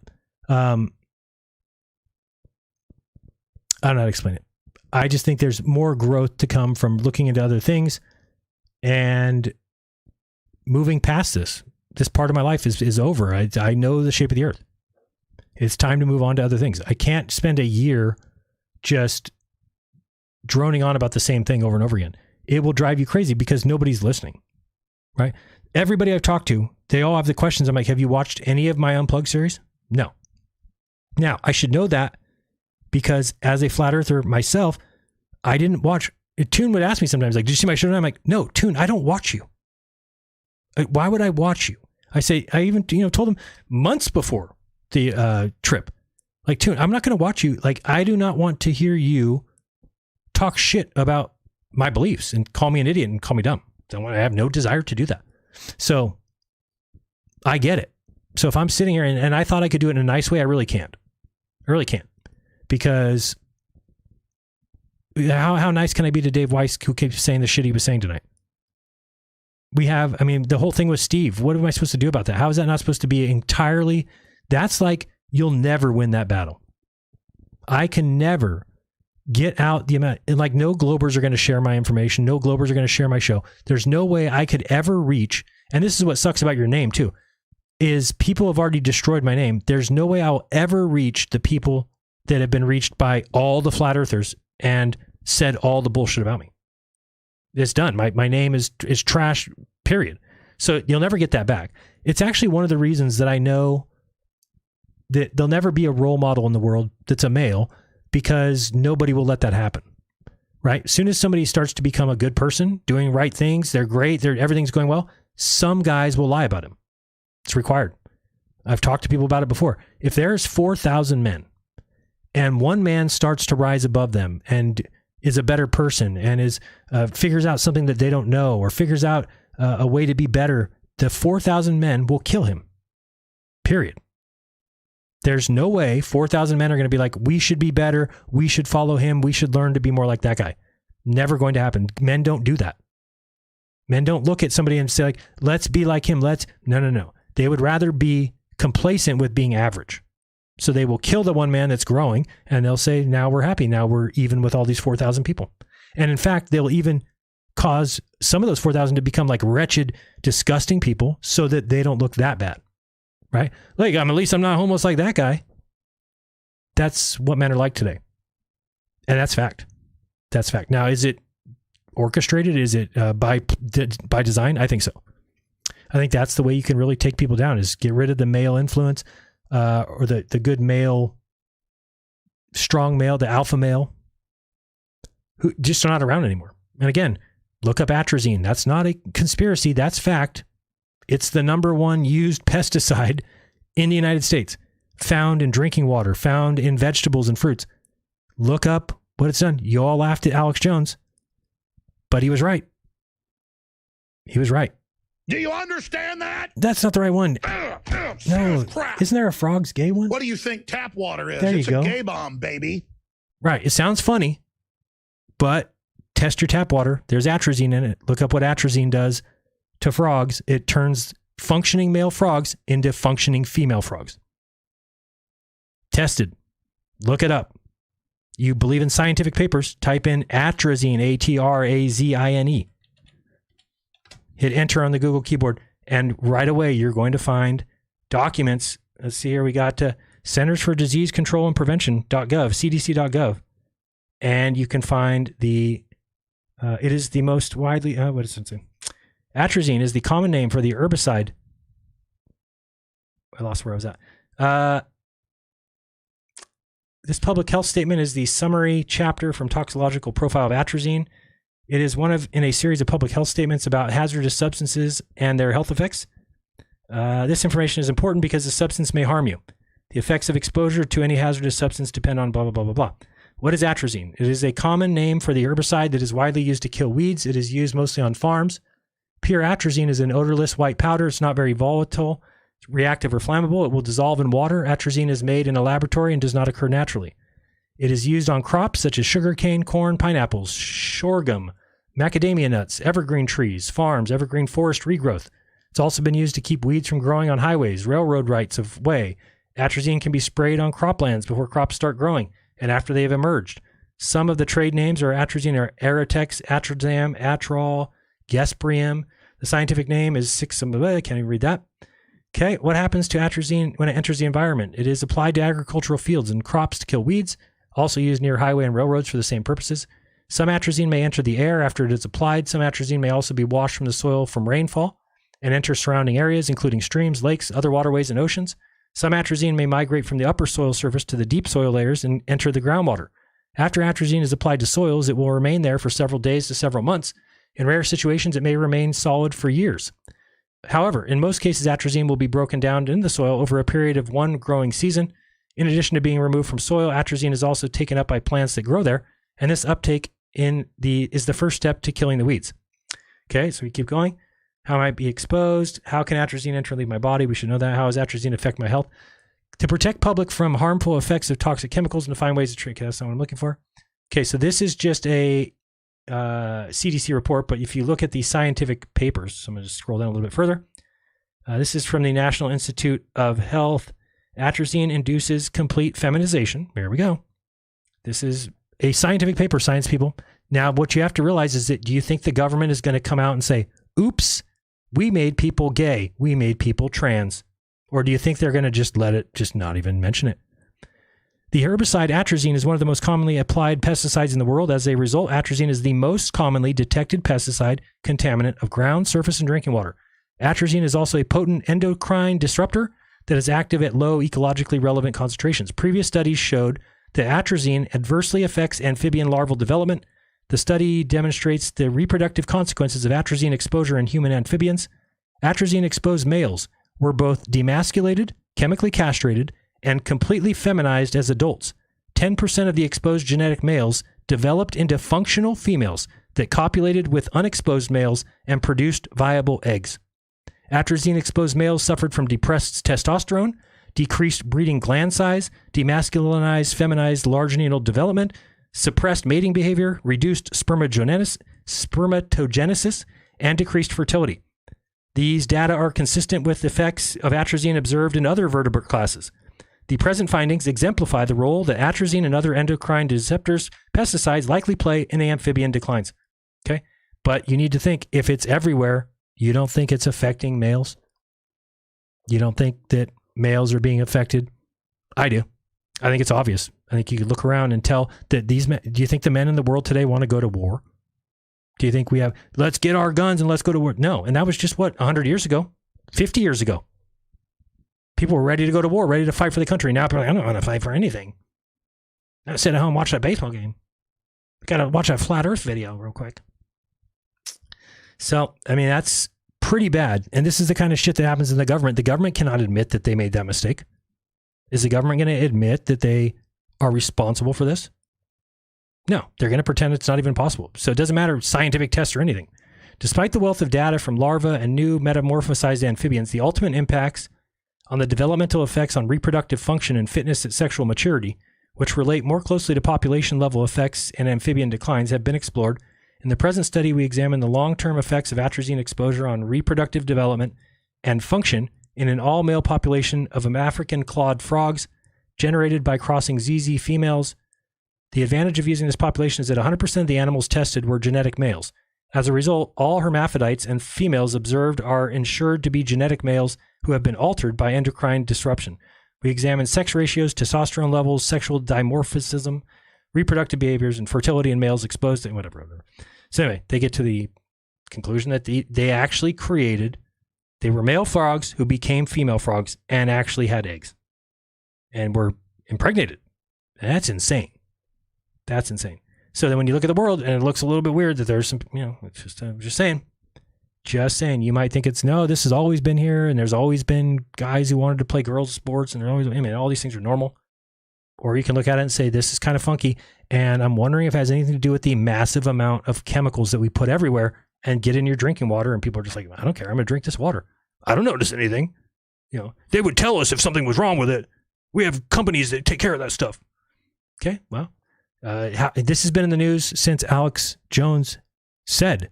What do you think tap water is? It's a gay bomb, baby. How many of those do we have in a row? Do you understand that? Oh. Serious crap. I'm laughing at the names. What is this one? Is this making fun of Asians? It's not nice to my wife. Come on. How are you doing? Would you like rice? Oh, you could do. Oh, tang, tang, tang, tang, tang, tang. All right, Alex, that's funny. Alex Jones, everybody. Alex Jones. You're going to get cancer and you're going to die. All right. That's funny.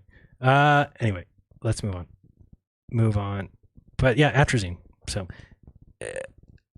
in my mind, there's a lot of things like that we just don't know about. People are not going to bring that to your attention. Nobody's going to claim, you know, if we found out that there's some red dye number 6, or if we found out that 5G was causing things or whatever, you're not going to hear about it. It's not going to hear about it. So you can have people say, oh, 5G, say everything's safe. Everything's safe. Okay. You could say that. I've taken steps since 2007 to make sure some things don't happen to me. And I suggest you should do the same.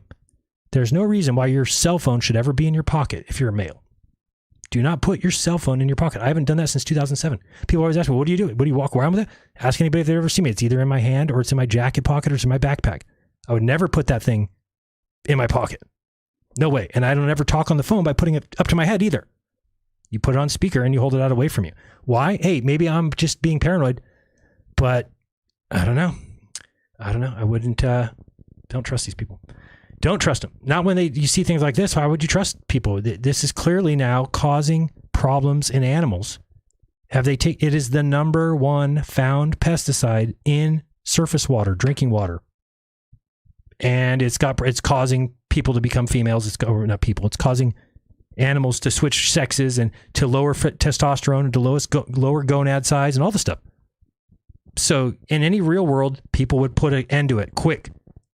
Stop. If that's happening, end it. Destroy it. Get rid of it. We don't ever use it again. In this world, nobody says a fucking thing. Science is great. Keep doing it. Can't be anything that would hurt us. We would know. They would tell us. Science would tell us. So, again, you can order it. I'm looking here. There's Amazon. Atrazine. St. Augustine weed killer. I want to look at how many people are buying this. Unbelievable. 1,000 plus bought last month. It's got 850 reviews. Unbelievable. Just being sold like nothing. Got to get a place. Got to grow your own food. Got to stop. Hey! I'm excited. Over here on the side of the thing, I've never even seen this before. It says, sorry, this item cannot be shipped to your selected address due to state, local laws, or Amazon policy. Please change the shipping address. I wonder why that is. What is this? New? I've never seen that on an Amazon item before. If we're unable to ship the item exceeds dimensional, the item is ineligible for shipping because it's oddly nope. The item is a restricted product. Products sold on Amazon must comply with laws and regulations. Yeah, but why are you selling it then? Certain hazmat items, including but not limited to lithium batteries. No, they sell that too. Some carriers can't deliver. Nope. We're restricted to shipping your location due to government import requirements. The seller does not offer international shipping to sellers and restricted items to your address. I don't know why, but you can just look up atrazine. I saw it on there. Southern AG atrazine, St. Augustine weed killer, specialty herbicide light tan from the company Southern Ag. 1776 for a 33 ounce can. It's not wrong. I mean, they sell way more things. Send way more things than this. So it's not has anything to do with that. It must be that it's not allowed in California or something. Spray to accurately obtain indicated coverage without overlap. Not recommended for use with hose end sprayers. So even warn people, will reduce the size of your balls. Will cause you to start liking men. Something like that. I should probably say that.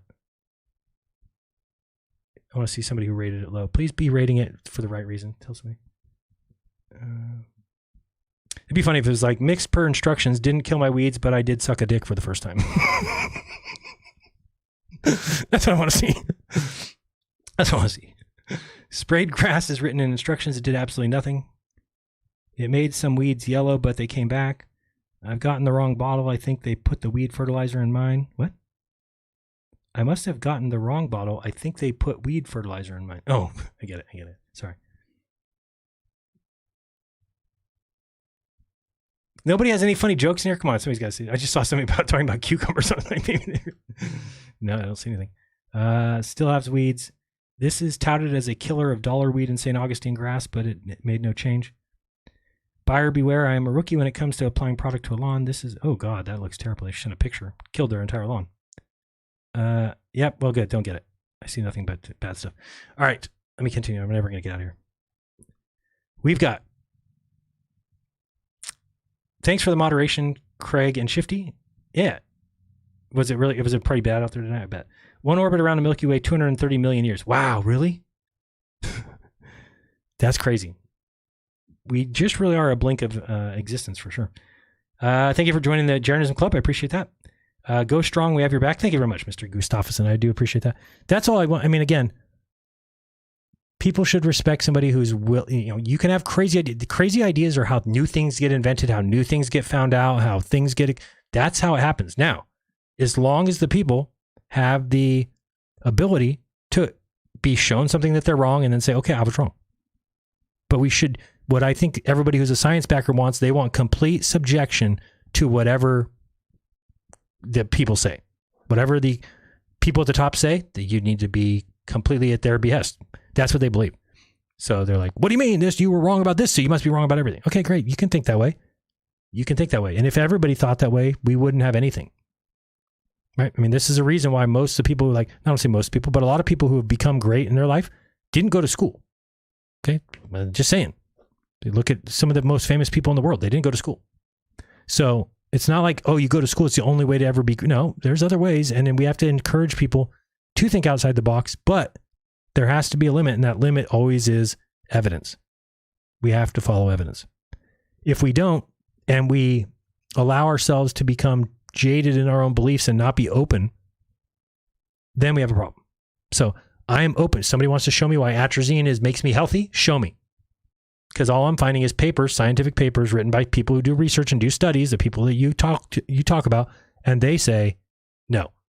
And that's something you can actually test. So this isn't a paper written about the planet Jupiter or the planet Pluto. Okay. This is a paper written about a chemical that is found in water. That's the number one most detected thing in the soil, in the products that you eat, in the vegetables, in the fruits. So you've definitely consumed it. If you think you haven't consumed it, you're way wrong. It's just a matter of have you consumed enough to start liking a little bit of the D too much. Girls, I mean, maybe it's the other way for you. I'm not really sure. I don't know how it works. I haven't done any research on it myself. Haven't. All right, I think we're done. We've got, oh, what's this going on? 1 membership, 2 members, 6 memberships, 7 memberships. Thank you guys, Scoondrel and Ken P. All right, I got to go. My wife's waiting for me. And luckily my gonads are oversized. So I had the opposite. I think I threw up any atrazine. No, I'm just kidding. All right, let's get over to here. I just want to make sure that this is good. We're good there. All right, we're going to do tomorrow. Let's set a time so you guys know when to expect me. I have this feeling that something is going on tomorrow. What could it be? Let me think for a second. It's not, we don't have a VIP day tomorrow. What was going on Saturday? Oh, I know what it is. Okay. Oh, we're good. Let's do noon tomorrow. And I'll keep it at like 2 hours. We'll get it chopped up real quickly. Point out where I see a problem. I see these are not debunks. They're excuses. There are ways that you could, we could see it this way and we could think of it this way. Yeah, but we could also see that there's one model that explains all observations. And that's the point of Occam's razor.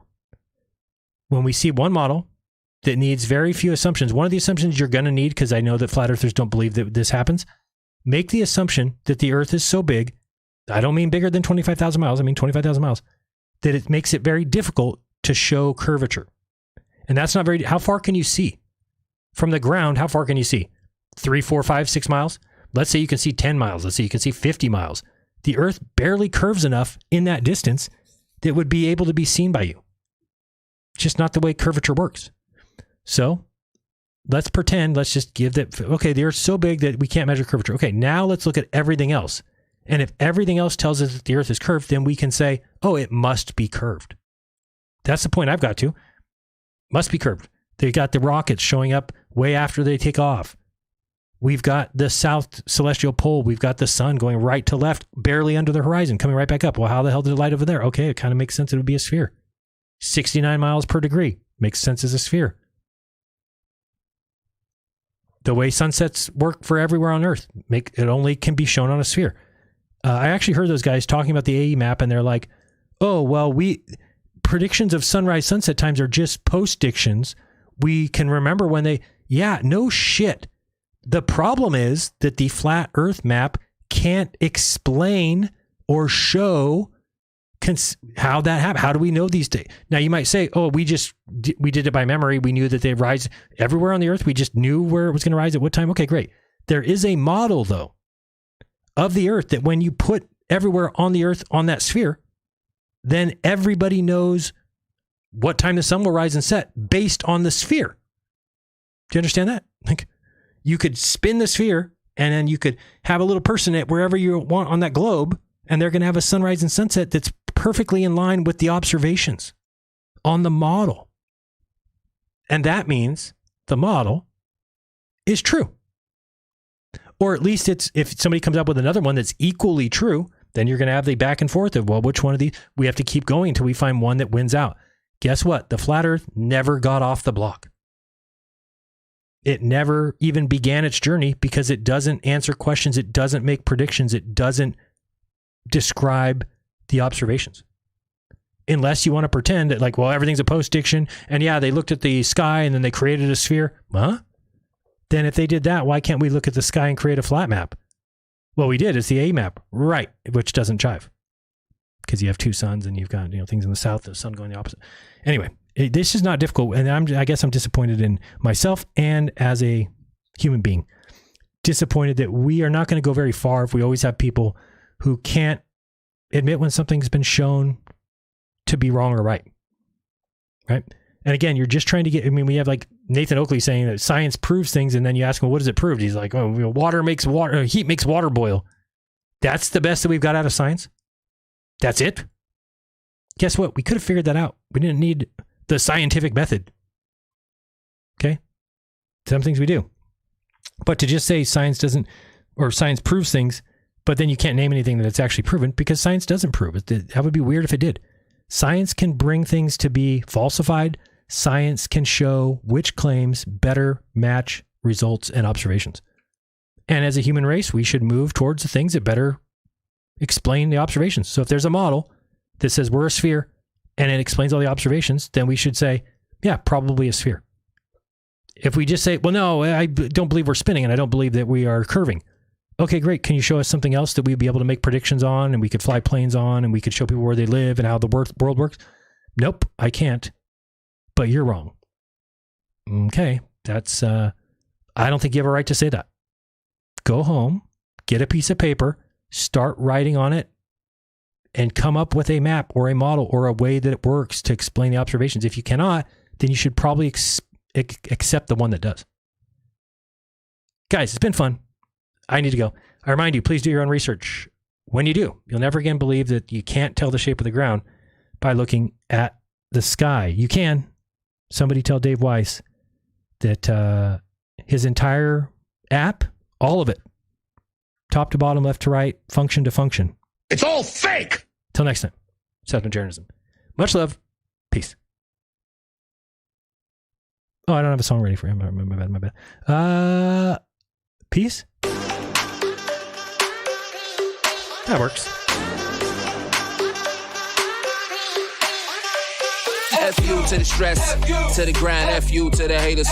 Every time F you to the drama, to the hype, F you to the mainstream, pushing lies, unplugged from the matrix. It's Friday night, unplugged with Mr. Honest, sometimes right. F you to the left, to the right, and F you to the elite parasite. F you to the noise, F you to the fakes, F you to all you weak snowflakes. Friday unplugged, unfiltered and real, are you offended?